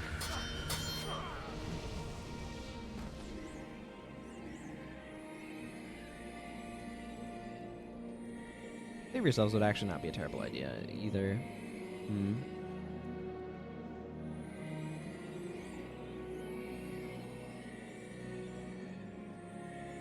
What, whirlwind attack? Yeah, it is. I think dodge this is fine. But definitely a little... Not the strongest of my... Not the strongest skill.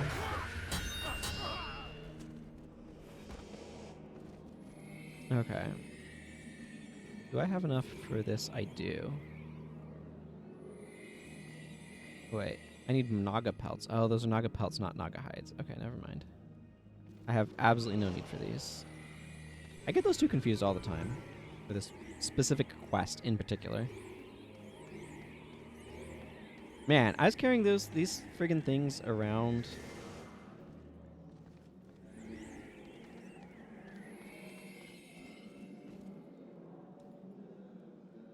From, like, the very beginning of the game, and they were wrong.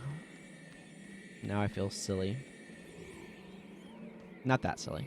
Just a little like, oh, I did it again. Took them to the realm of torment and back. To what end? To what end indeed?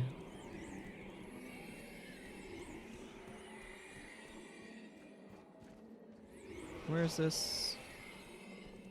Over there? Okay, we're gonna head over that direction then.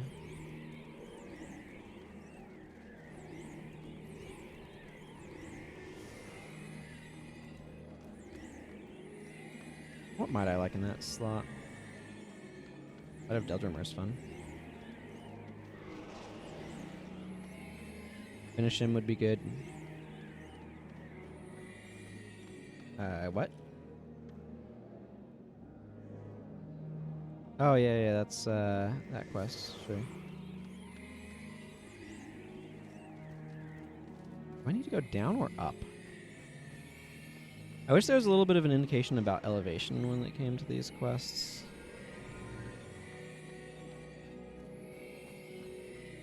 Really nice to have an incoming fallback on my team now, though. I was going without one for so long. Well, that's Imperial Guardsman Hanzing, who's who I assume this thing is about.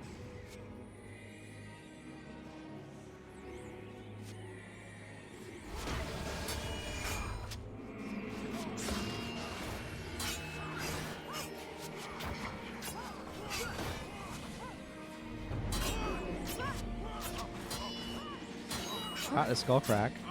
That makes me feel good.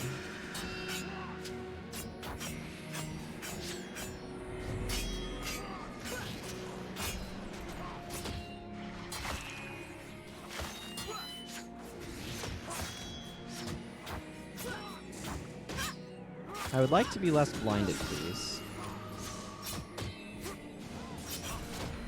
Okay, I see. Jorah has her hands full.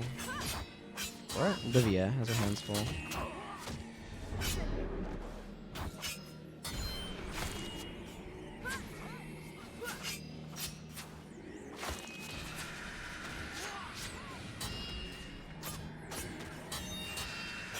This fight is taking an inordinate amount of time. I would like to blame my rangers for standing in an absolutely abysmal spot where they don't have good angles on anything.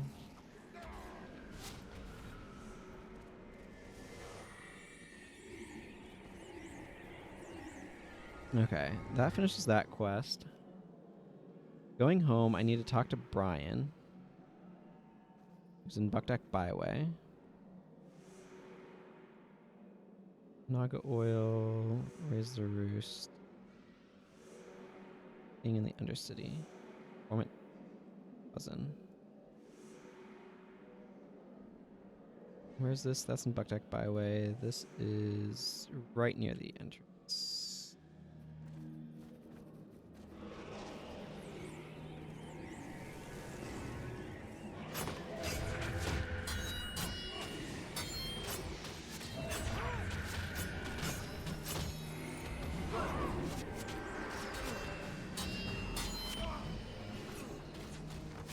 Fighting some enemies doesn't hurt much.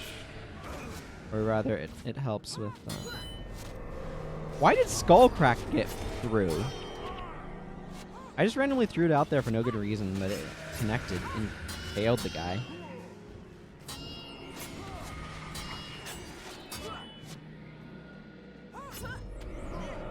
Is this...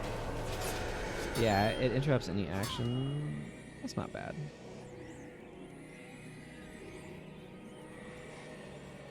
Okay. I want to boost her marksmanship.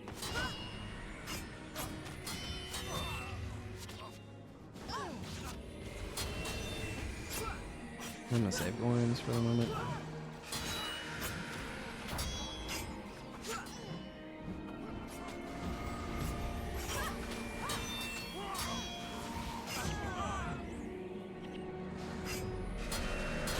Yeah, that's right. I skullcracked you out of doing a focus shot. How do you feel now, huh? Weird, probably.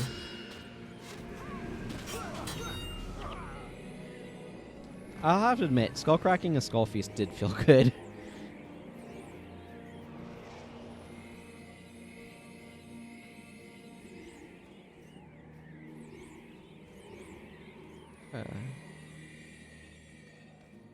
No.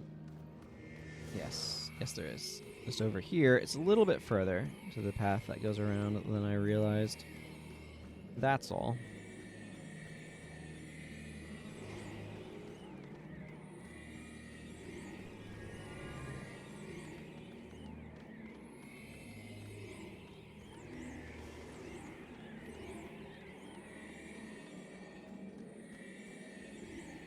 Also, I should probably swap out one of Goran's skills for a more effective way of dealing with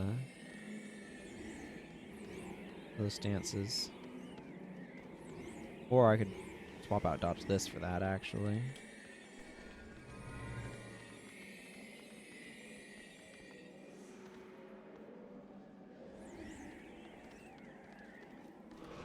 Okay, let's go turn in some of these.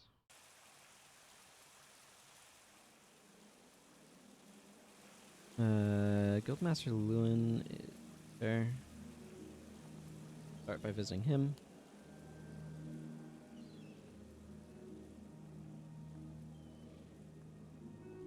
Thank you.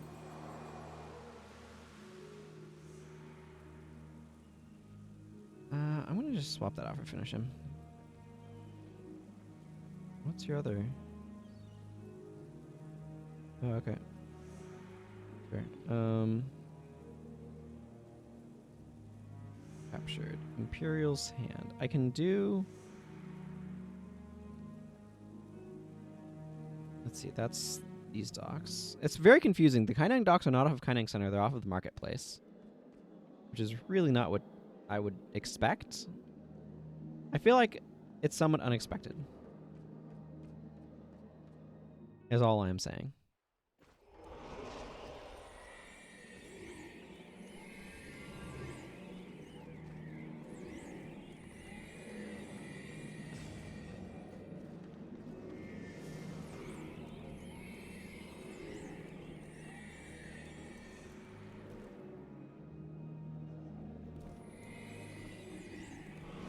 Okay, talk with some of the people around here. I believe that's the name. Yes, High Noon. That is correct.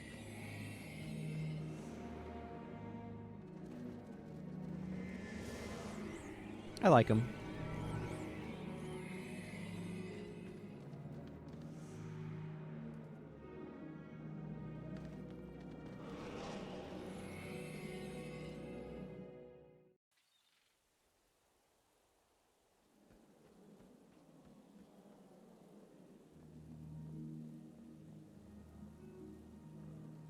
That was a really easy quest.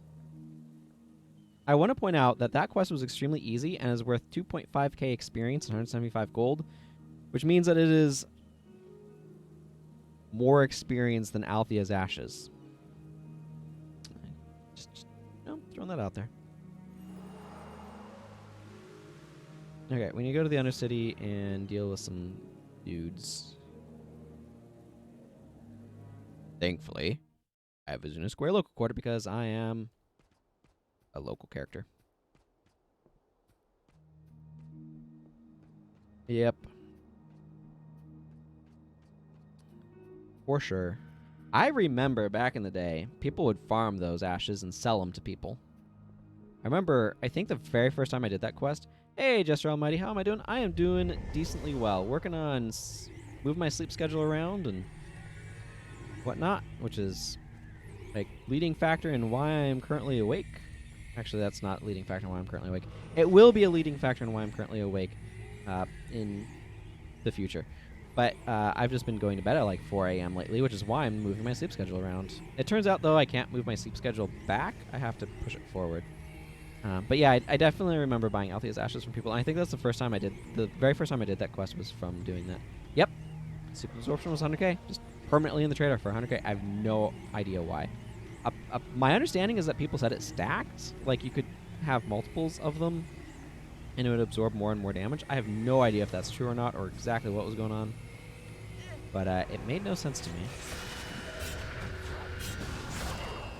It is definitely not worth that much now. This party lacks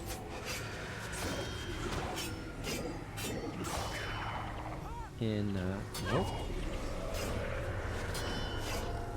Condition removal.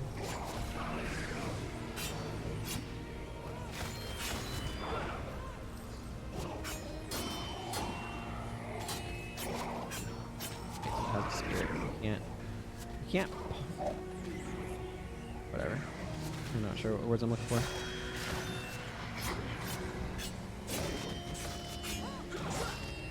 I see. Yeah, it was hard to always get enough monks for what you're trying to do.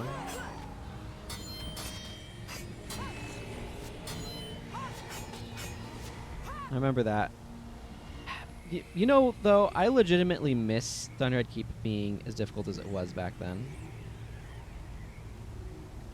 Okay, that's just sheer clean other side of that.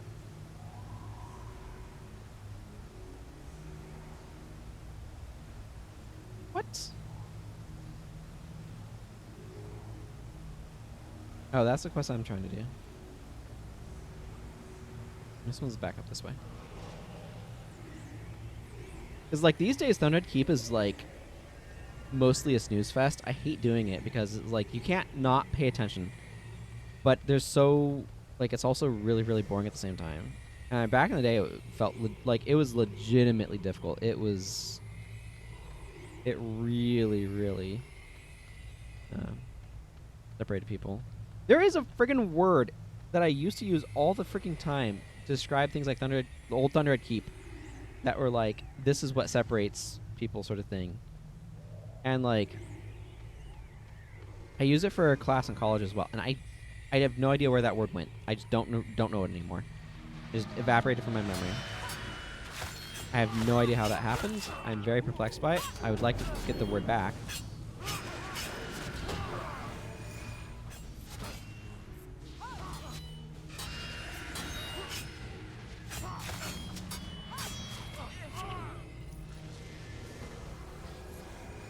Yeah, it was definitely a combination of those things. In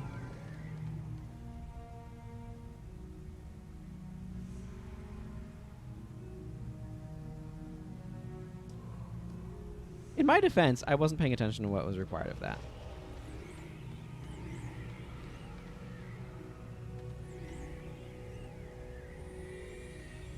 Yeah, Boon Prot was like huge for quite a while.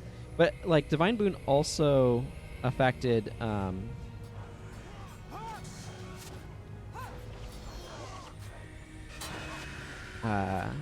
healing prayers back in the day. I wish it still did in PvE. I understand patching it out for PvP, but...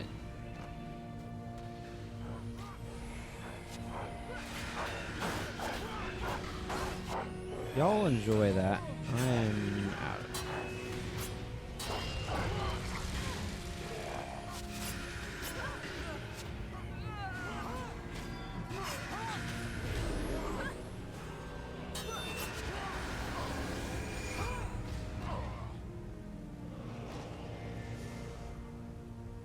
Okay, I can go see Waff my reward.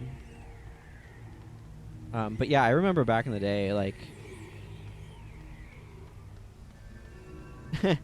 people running Boonprot with Offering of Blood, and that was back when Offering of Blood was 5 energy.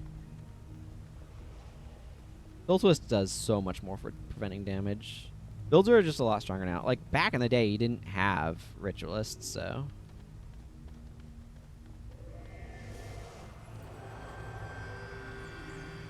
Okay. Margaret. I guess I will focus around expertise. These all seem fine, so. Foreign, can max out his hammer mastery and get another point of strength. I'm gonna just save up on her for now.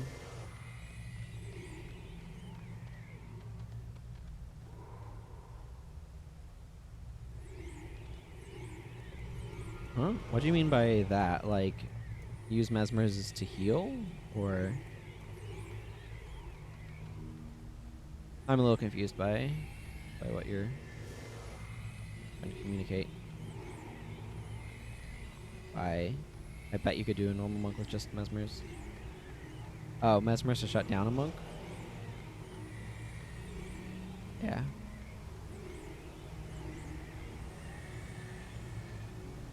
There's all sorts of stuff about positioning your diversions and things.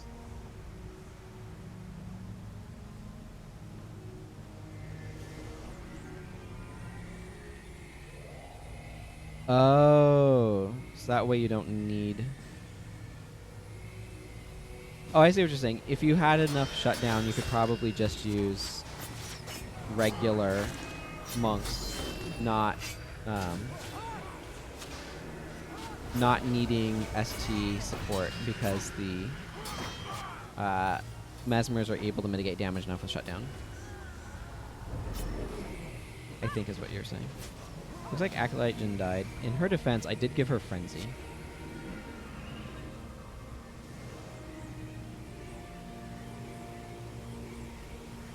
Sorry, that was...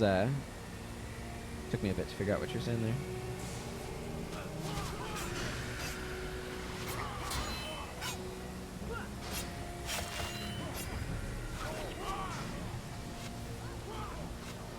And Finish Him is such a good counter skill.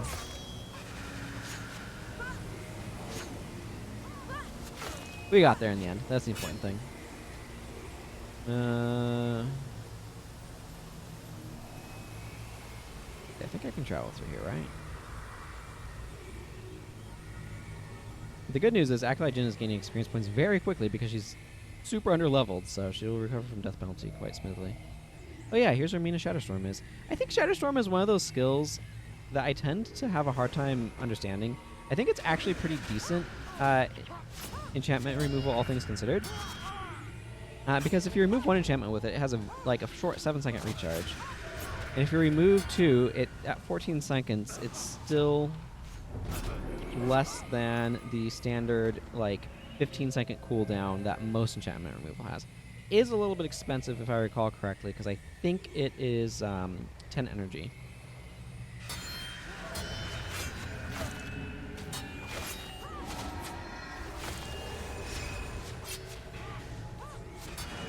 Moving images.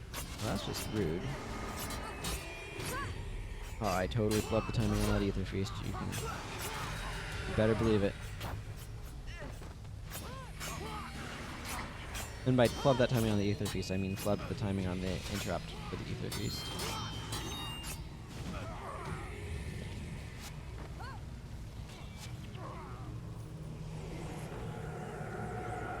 And fuck Ape.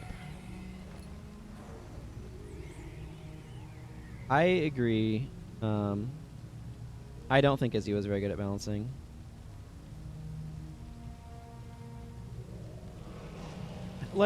I think he had some amount of understanding, but it really felt like he...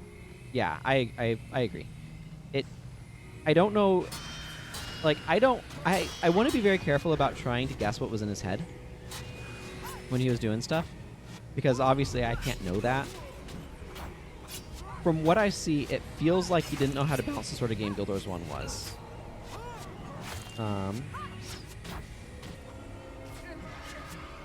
That's how it looks to me.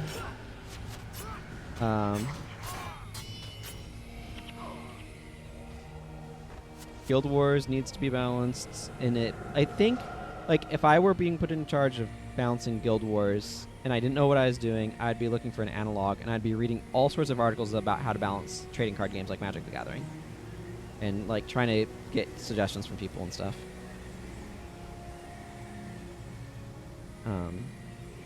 From what I see, I don't feel like his methodology. Like, I think he was good at identifying what things were causing problems in the metagame. I distinctly remember Ensign back in the day from Guild Wars Guru forums. I don't know if you hung out there and knew who I'm talking about. Strongly disagreed with Izzy about how to balance the game. He's constantly talking about how Flare was, or like Elementalist was underpowered compared to Warrior. I remember specifically a thread on that, like going into a ton of math and being like, Warrior gets all of this damage for no energy, and Elementalist is having spent all this energy to stuff. And like, energy storage is not a very strong primary attribute anyway. I can talk at extreme length about my thoughts on the balance in this game, though. I'm happy to open that can of worms. If people want to. Just want to point out it is a large can of worms.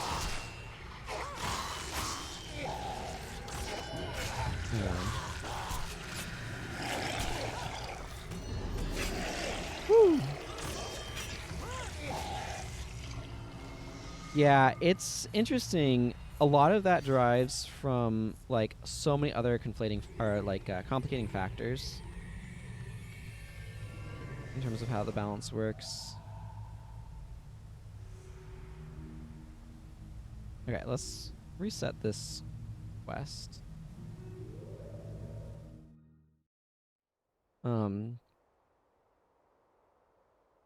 And a lot of what makes warriors, like, warrior durability isn't comparable to other classes, and their tools are a bit narrower. And the things that they are kind of better at are things that just aren't as important, or that you can kind of achieve in other ways. So yeah, I like warrior a lot, but like I fundamentally think the Paragon is designed poorly. I think the Ritualist has too many mechanics. I really like Assassin combo chains, but I don't think Assassin combo chains are balanced at all well. There's a lot of like potential in the design that is deeply compromised by the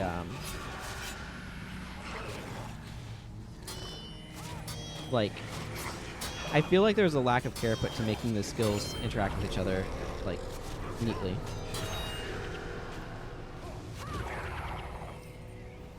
Yeah. I mean, a lot of it is like warriors don't have any durability benefits over dervish. And it's like, I don't know. I think there's things that could have been done.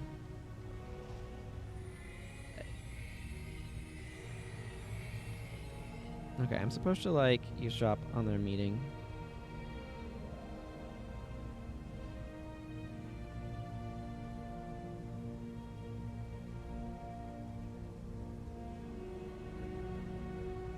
But yeah, like,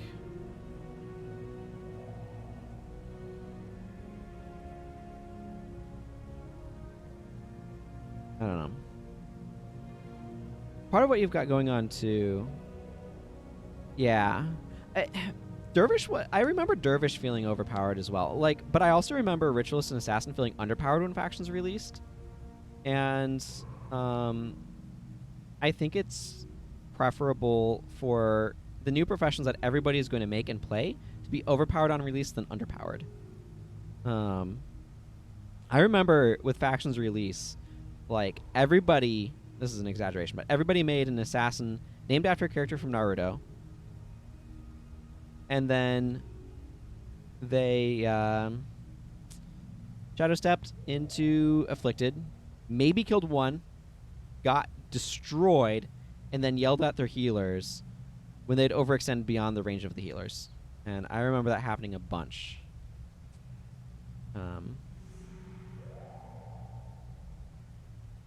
Okay, so I don't need to fight them at all.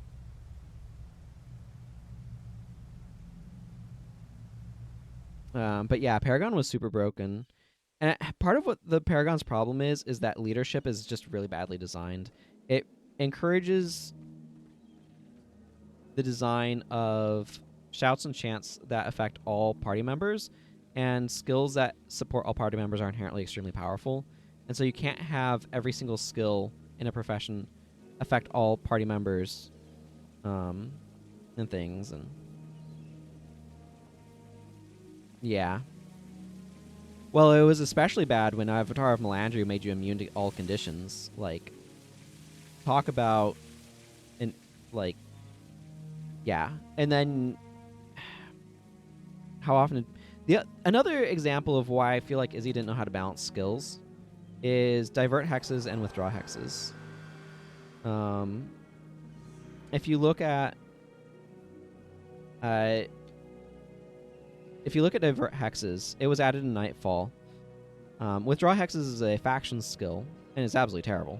But withdraw hexes removes hexes from, like, in an AoE from your party, and then recharges. Its recharge increases for each hex removed. Hey, Fear, good to see ya. They basically said if they release a new champion underpowered, people will stop playing him, and his popularity will never recover, no matter what they do later. They do it the other way around. The champ stays more popular even after nerfs. Yeah, that doesn't surprise me.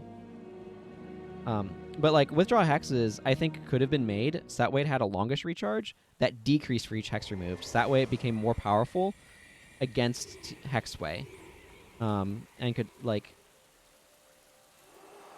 wreck it.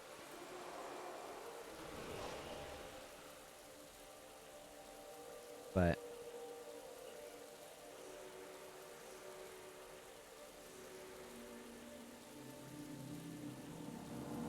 we need to go see Brian. I've got a bunch of stuff in Buck Deck Byway. Let's go into Buck Deck Byway.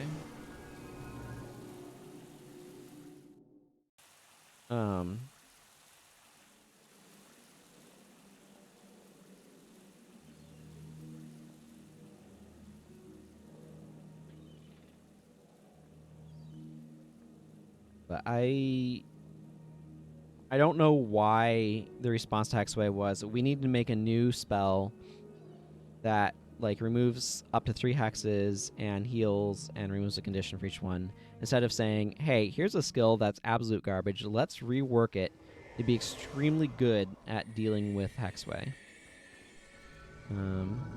That seems like it would be the better path to go. Okay, so that's all the way up there. Going home is much closer, so let's just start with that. Where's Shooting Light Agent? Okay, that's way down there.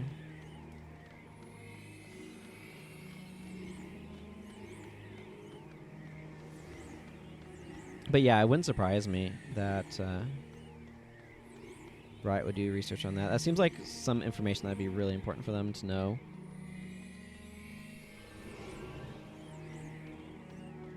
So is it like... I forget what your time zone is, Fear. Is it like 10 or 11 in the morning for you?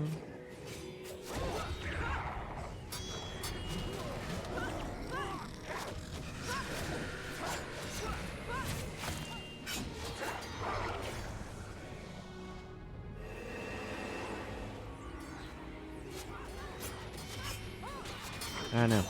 Someday I will make a game that uses concepts similar to Guild Wars 1 to a degree that I will feel like I am balancing a game like Guild Wars 1. It's something that I look forward to doing. It's something I'm going to work on after I finish my current game that I am working on. I need to make a new blog post about it, actually. Eating lunch right now? Gotcha. I'm glad you're able to drop by during lunch. Ah, okay, cool. I'm glad you're able to lurk, too. Yeah, I figured this weird late night stream would be a good opportunity for people to drop in. I am making an RPG Maker MV. I have been writing a lot of custom code. I feel like I need to say that because I know RPG Maker has a lot of sort of conceptual baggage that comes with it. You can do a lot of cool stuff with it. I will admit, I get very frustrated with the lack of a lighting engine. Because, wow, she has a lot of attributes. Cool. Because I am somebody who really likes lighting. And so the lack of one is something that I kind of have to just deal with. But, that is the game engine. Let's see, how do I... Gold account? You might try contacting support. If you have the old keys and stuff, that might help. It's possible that it got hacked and used to bot or something as well. But that sucks. Headless Medusa.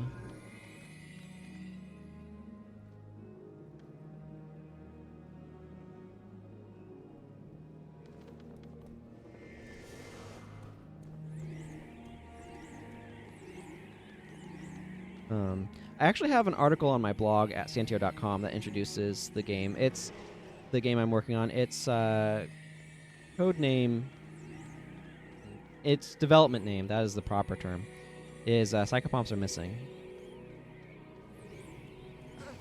I want to give it a better name than that, but for now, that is what I'm calling it.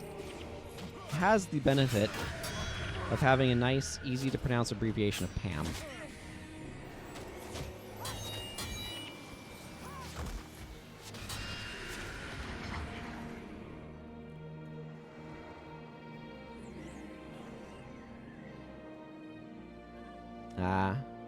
Gotcha. Okay, I need to go up. That's near where Kenshi is, if I recall correctly.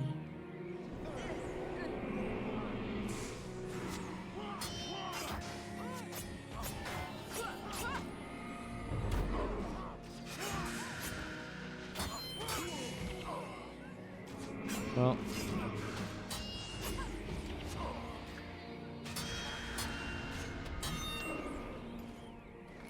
I definitely see a lot of people advertising. I feel like one of the things... do I know what ectos are worth nowadays? Somewhere around 13k-ish. I don't remember off the top of my head. I haven't been keeping a super close eye on that market, because that's not something I've been doing. Give or take 3 plat from that. I know that's a pretty big range. How am I supposed to go upstairs? You know what? I'm right by the Shunlai chest. Let's do that one first.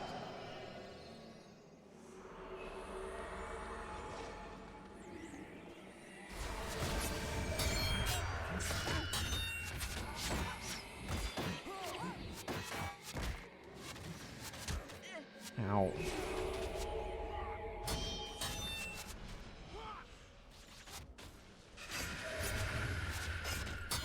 Okay right now? Okay. Yeah, I don't know what the... I usually would look at the rare materials trader, but like I said, it's not something I pay super close attention to. Sounds about where I expected it to be, though, so... Guess I'm not paying no attention.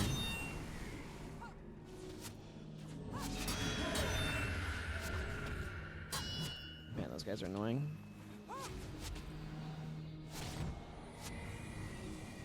They were much, much lower, and then the 15th anniversary happened and brought a ton of people back, and it spiked Ecto price.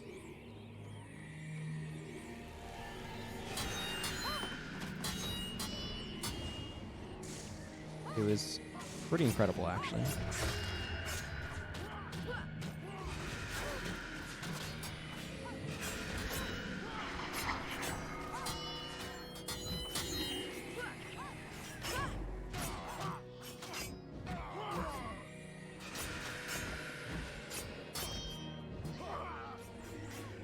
Okay.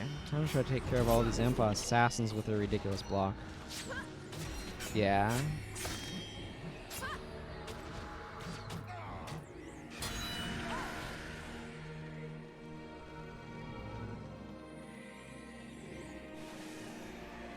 Did I just make that shadow step back to the Shunlai agent?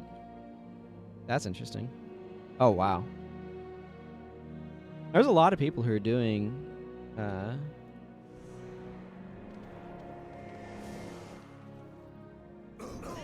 Domain of Anguish speed clears and stuff too.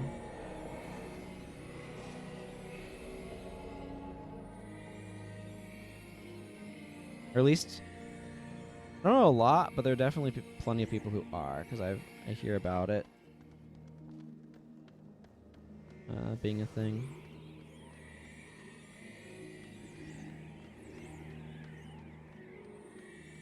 That's a lot.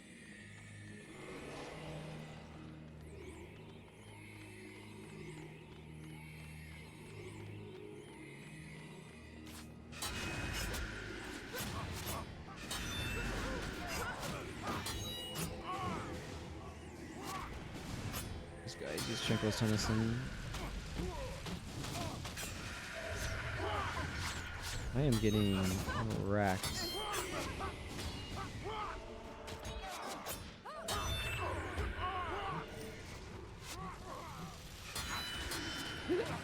I could Jin level up again while I wasn't paying attention specifically to what level she was. No. Okay, can she steal hands hanging out down here? I feel like I normally come at this from the top, so this is kind of an odd direction to approach from. Thankfully, he does not have the lock skill, Flashing Blades. He doesn't have Flashing Blades. His daggers are decent. Not like amazing, but they are decent. Don't give me that cloth. I wanted to pick it up.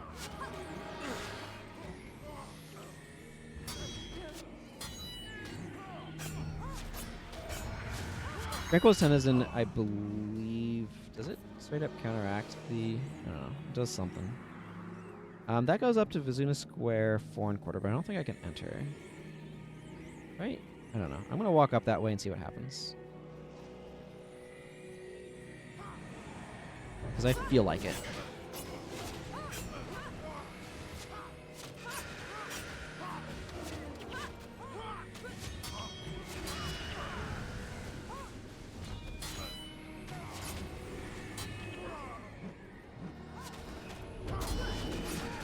Oh, wow. Did you do some DOA then at one point, Fear?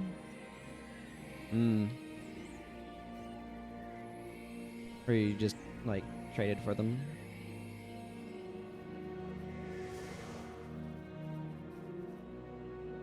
Imperial armor.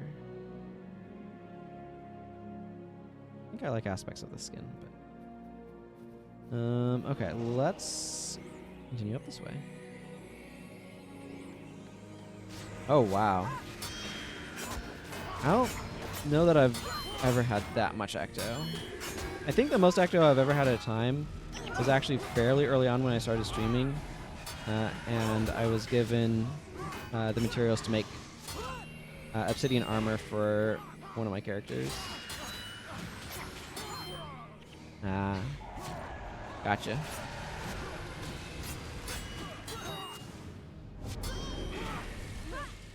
I have not done a whole lot of DOA. I've done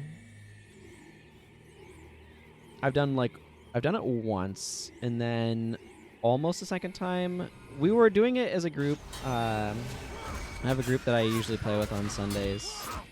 And we were doing DOA, but somebody, who will currently remain nameless, because you don't know him anyway, forgot to actually grab the quest, so couldn't actually go and fight Malix with us, and so like the whole thing just kind of fell apart. We never did finish that particular run. We've been talking about doing so, but have not yet. It wouldn't be everyone though. It would just be those of us who are kind of still active there. finishing off the Malik's battle with heroes, probably. I'd be happy to do more elite zones. I remember still Fear when we did UW. That was really cool when we did Underworld together.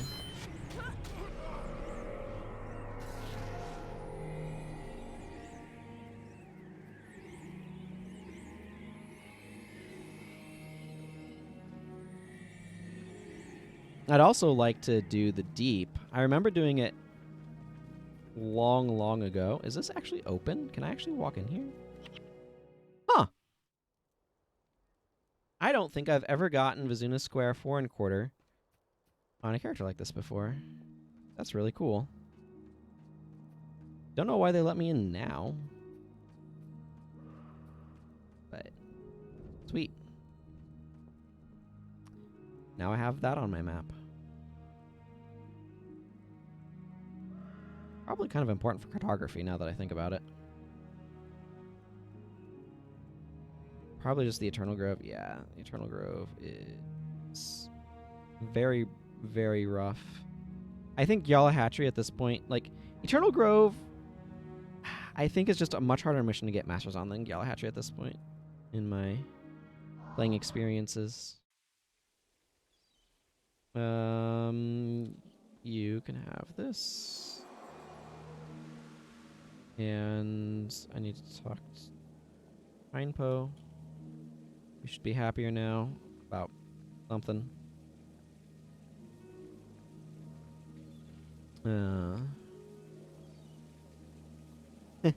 Yeah.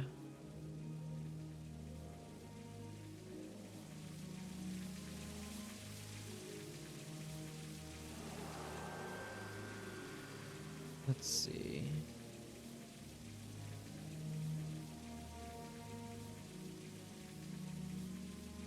Oh, I've got some Xingje Island quests. Heck yeah. That would be ridiculous to go do.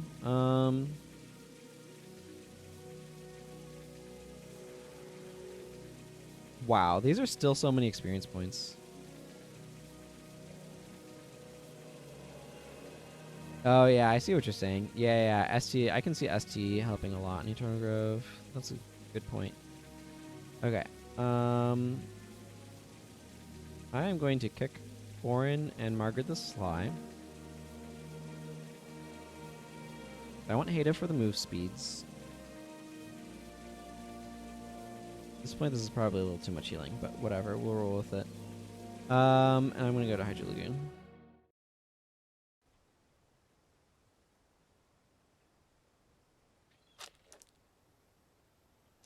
Yeah, so if you're keeping them alive, I can also see recuperation. That affects all allies, right? Being kind of useful.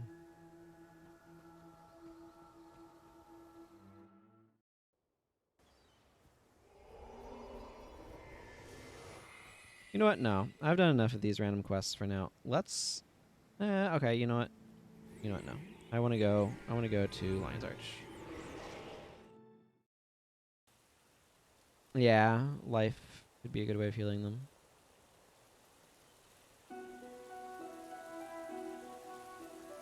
The biggest thing is, like, that gives me trouble in that is when some random enemy comes out of nowhere blindsiding me. Oh, this character has been all the way over into Ascalon. Sweet. I don't need to worry about doing that on her then.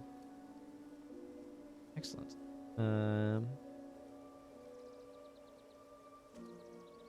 Really want that. Brood Swing is absolutely vital for running Hammer.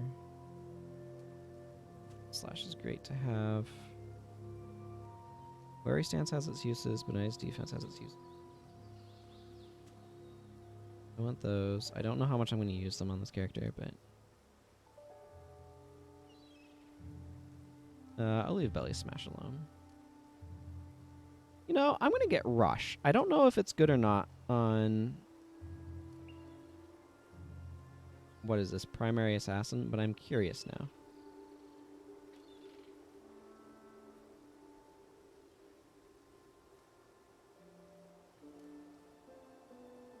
I will survive. This is a dumb skill to have exist. I Will Survive is the sort of skill that feels like it exists to show that warrior is not good about doing anything about conditions. And it's like, why have an intentionally like bad skill to demonstrate that warrior is bad at conditions? Like, when would you ever use I Will Survive over Antidote Signet? I mean, obviously, if you're not using secondary, but like, you're going to rely on your monks and stuff to get rid of conditions. You're not going to use I Will Survive to endure them. I don't know. I just don't like I Will Survive. I feel like this is a sort of skill that I don't know why this exists in this current state, because I don't know what role, like, who would ever want it and why. Okay, I am really happy to see that this character has in fact been all the way over to here. I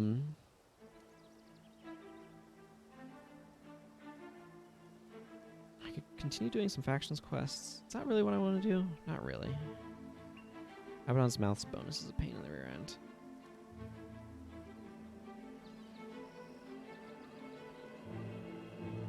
Oh yeah, Deepen Urgos' Warren. I do want to do those sometime. Feeling a little bit like... My plan was to go do a thing that I have discovered I've already done, so I don't need to do it. I'm feeling a little bit uncertain of exactly what I want to do now.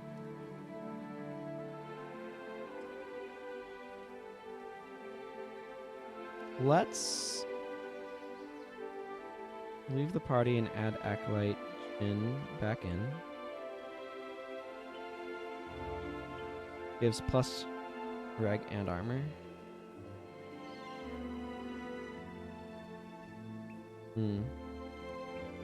I really don't like con sets. My objection to con sets is that you either balance the game around them existing, or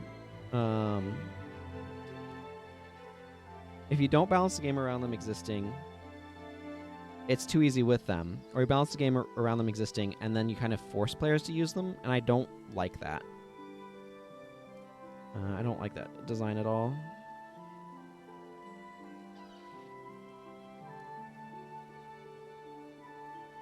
Okay, I need a monk. Let's just grab... let's grab Santir, but change his bar from this to something actually monkey.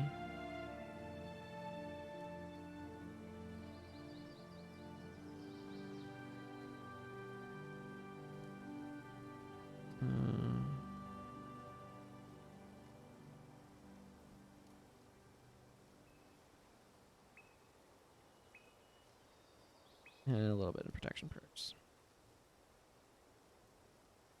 Okay. I want... feel like I'm going to want more condition removal.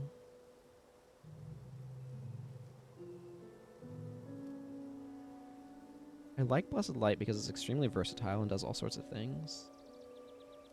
But also it's very expensive and not the most efficient skill.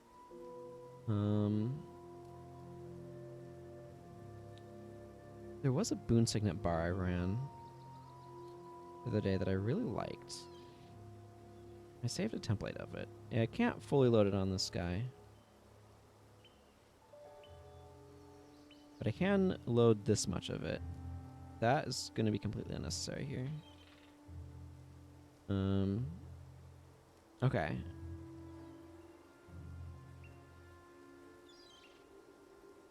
Yeah.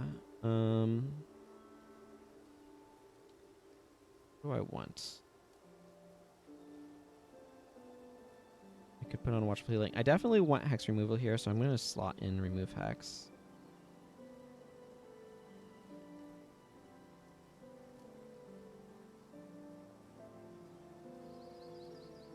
And go with Shield Guardian. Where I'm going, I just don't need the higher level stuff.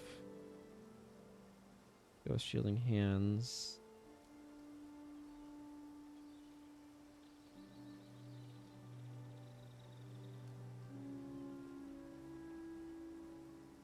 Frankly, I feel like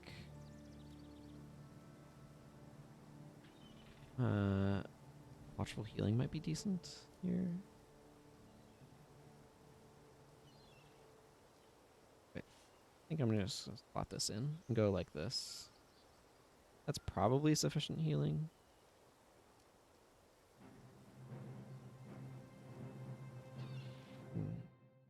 I'm gonna go do like Fort Rannoch. Probably just do Fort Rannoch and then wrap up. Maybe I'll try to do a little bit more to get Acolyte Jin up max level, but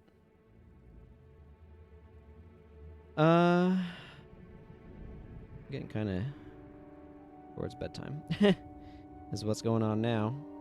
I do want something.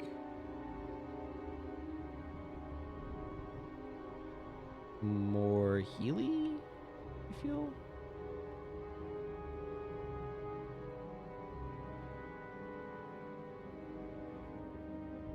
That's nice, though. I really wish Warrior had some generic, like, adrenaline attack in tactics or something. I don't know.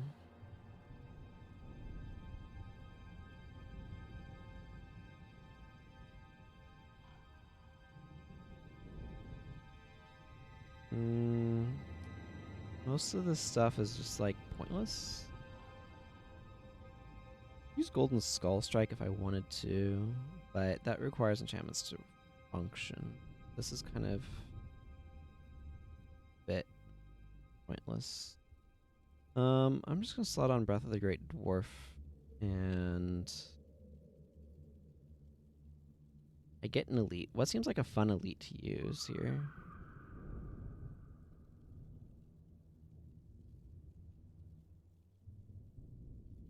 I could just go generic. I'll just go generic and just... No, I can't bring Shadow Theft, because that would be another PvE only skill, and I don't have room for that. Ah. War of Displacement I don't think is good.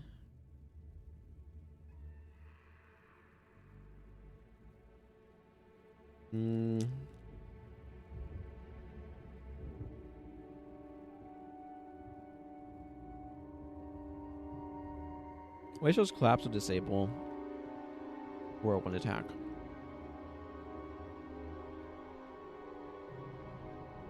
Ergo, it is a bad choice. One of the things I have a huge problem with this assassin is there's just not like a generically useful, like, attack skill. Mobius Strike is good, but it's like, it's sort of generically useful, but it's a little niche as well. And then your other attack skills are friggin' Golden Skull Strike and Temple Strike, neither of which are, like, amazing. So it's like, where are the... This is an attack skill. I just want to slot into bars. I guess Shattering Assault's alright. I'll bring Shattering Assault. I have no idea what I'm doing with it. I mean, obviously I'm attacking people, but... I don't know to what end. I should clear out my inventory a little bit before I go wandering off in places. Eat some cheese.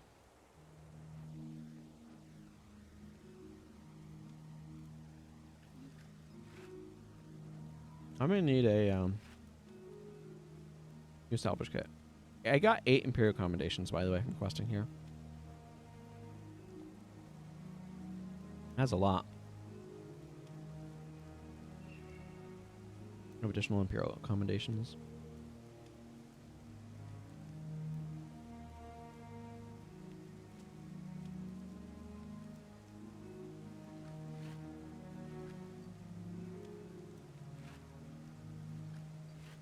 I don't know what I'm doing with all this cloth. I'm just accumulating it at this point.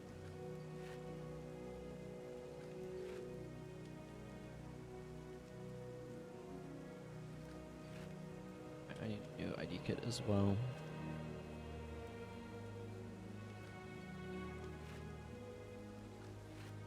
Ooh, improved sale value.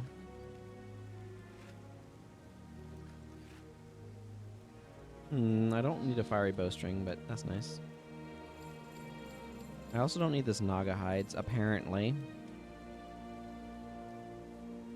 Right, how long I was carrying it around. Do I need it? No. Yes, please.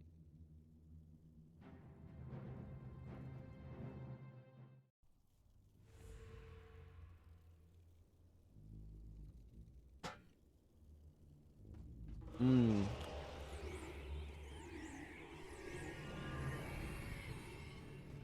So much nostalgia from these things. I should technically put on Rebel Yell, but I don't know how much it matters. Master Armin Saberling hangs out there. This is one of the things I love about Prophecies. Is there's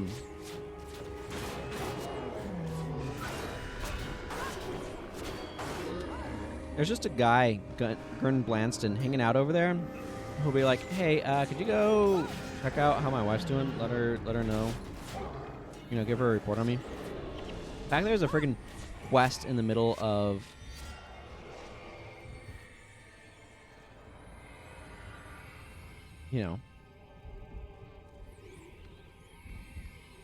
where there's there's Saberlin. But the fact that there's like a quest NPC, like an NPC who gives you a quest in the start of a mission like this, is like not a thing Guild Wars does, except for this one time. And I love that. I love what it kind of like hints about the possibility space of the game. I don't know. Ascalon's my favorite part of Guild Wars from a design standpoint, because I find it so interesting.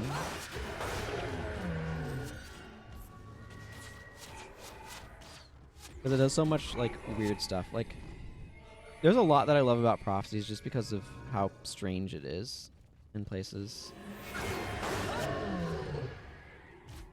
I'm gonna have so much like unlimited power, so much energy.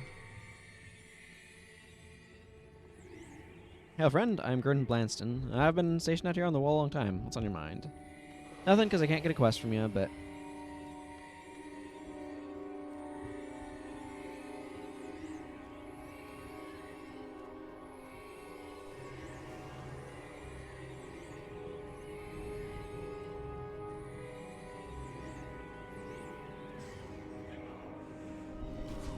I don't know, like, part of me wants a version of Guild Wars where we don't cross the mountains, we just stay in Ascalon, and we take the fight to the Char all the way up north. And you can, like, see cities and stuff getting rebuilt and changing over time, like a single-player game, probably. I don't know. MMOs kind of force a certain amount of staticness for, like, replayability reasons or, like, connecting with other player reasons.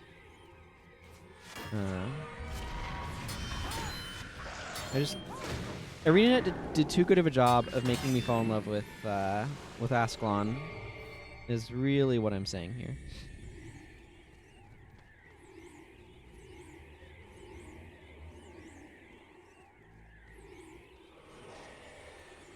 I think that's kind of the summary of my my sentiment.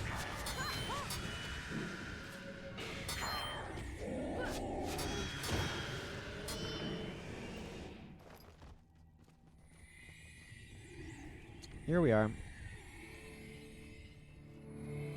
Very useful to come around this way. Well, that guy evaporated.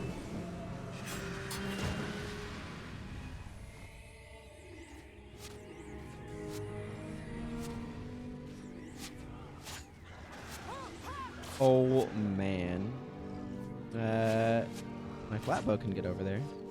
Not going to do anywhere near as much damage with this thing, though.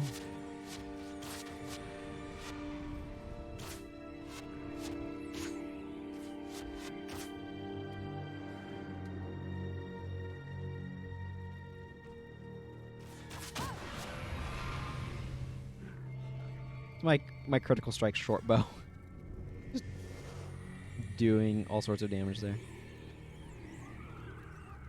Like, I don't know. I want I would love a game though that's like rebuilding Ascalon, like just an alternate take. What if Prince Rurik's Vanguard hadn't gotten so caught up in their point of view that they had to do things their way and instead were properly submissive to King Adelburn and the king's army and stuff. And holding to that. You know what would be a really interesting what if, actually, to kind of like kick that off? What if the Char had not kidnapped Lady Althea? And you might be like, what does that have to do with anything? Well, it's very easy to overlook because I freaking overlooked it for 15 years until I did the slow playthrough. I missed that the breach was not a breach caused by the Char in the lines. It was a breach caused by Duke Baradin trying to figure out what happened to his daughter. And like, if Lady Althea had not gone missing and incited Duke Baradin and probably to pursue her. And the other thing that we shouldn't forget, Prince Rurik was either married to or engaged to Lady Althea. He was certainly engaged to her before the searing. I don't know if they got married in their intervening 2 years. But how much did losing her put him in sort of a certain mental state that made it feel like Ascalon was hopeless? How much did he want to abandon Ascalon because it just felt empty without her? We don't know. But it would have been interesting if she hadn't died. Would that have, like, how would that have affected Rurik's mental state? Would he have been more wanting to defend Ascalon, the land, and stuff? I don't know. That would be a really interesting, like, yeah, I could absolutely see that, right? Where he felt like Ascalon died without her. And I would have liked to see, like, okay, how could things have gone if Duke Baradin hadn't created the hole in their lines, and if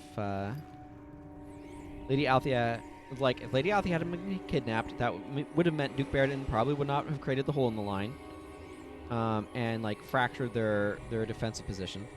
And I do not need to go up there. And it may have changed how Prince Rurik felt about everything. It might, like, her death might have made him more reckless. Might have made him not as hopeful about Ascalon.